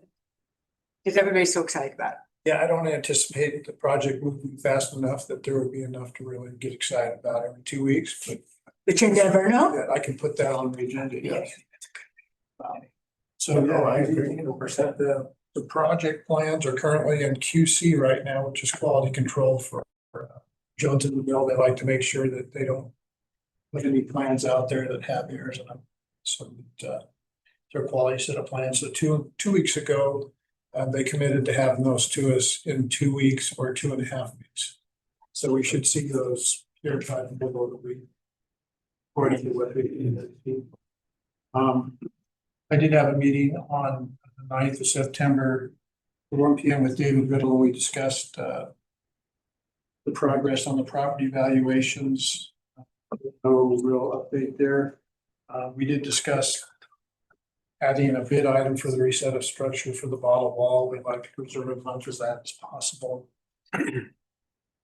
There's a way for the contractor to create maybe a welded template where they can dig under that and get it under it and maybe move portions of that back with the forklift. We'll see how that goes. Daughter-in-law would appreciate. We also did discuss that early on in the project development process that there was discussion about bringing the intersection there at the Y intersection in at a 90-degree on the Spanish Valley Drive portion of it. Having some parking for offloading of bikes. I'm not quite sure if at one point this would be a destination trail. I don't know. Jacques, you probably would. I mean, it's definitely more of a commuter trail. I mean, I suppose it could be a destination trail, especially when eventually I think the plan is to work with San Juan County and connect it all the way up to Mud Springs, which would be great. And at that point, then probably would have people who might want to ride it all the way down. Okay, they've laid out that rough alignment, so it's probably a matter of redoing some of the asphalt and looking at it traffic operationally, getting the sign that's driving in place so that it's safe. Or as safe or safer than the Y configuration. We talked about some of the drainage design elements that they utilize to keep the cross roadway flooding from occurring, particularly on the downhill portion of that, adjacent to the bottom wall. Yeah, other than that, that's the quick update I do. As you know, I'm working on a few items here. I have 4 items that they're kind of lingering out there that you're all aware of. This interim planning and zoning transition. Want to discuss those now or later? I can discuss those later with Mark or closed session, whatever you prefer. I think that's a discussion with the administrator, isn't it? Yes. Thank you, Sean. You know, safe trip home. Next time we hope you get your visual section done in timely fashion. It's all right.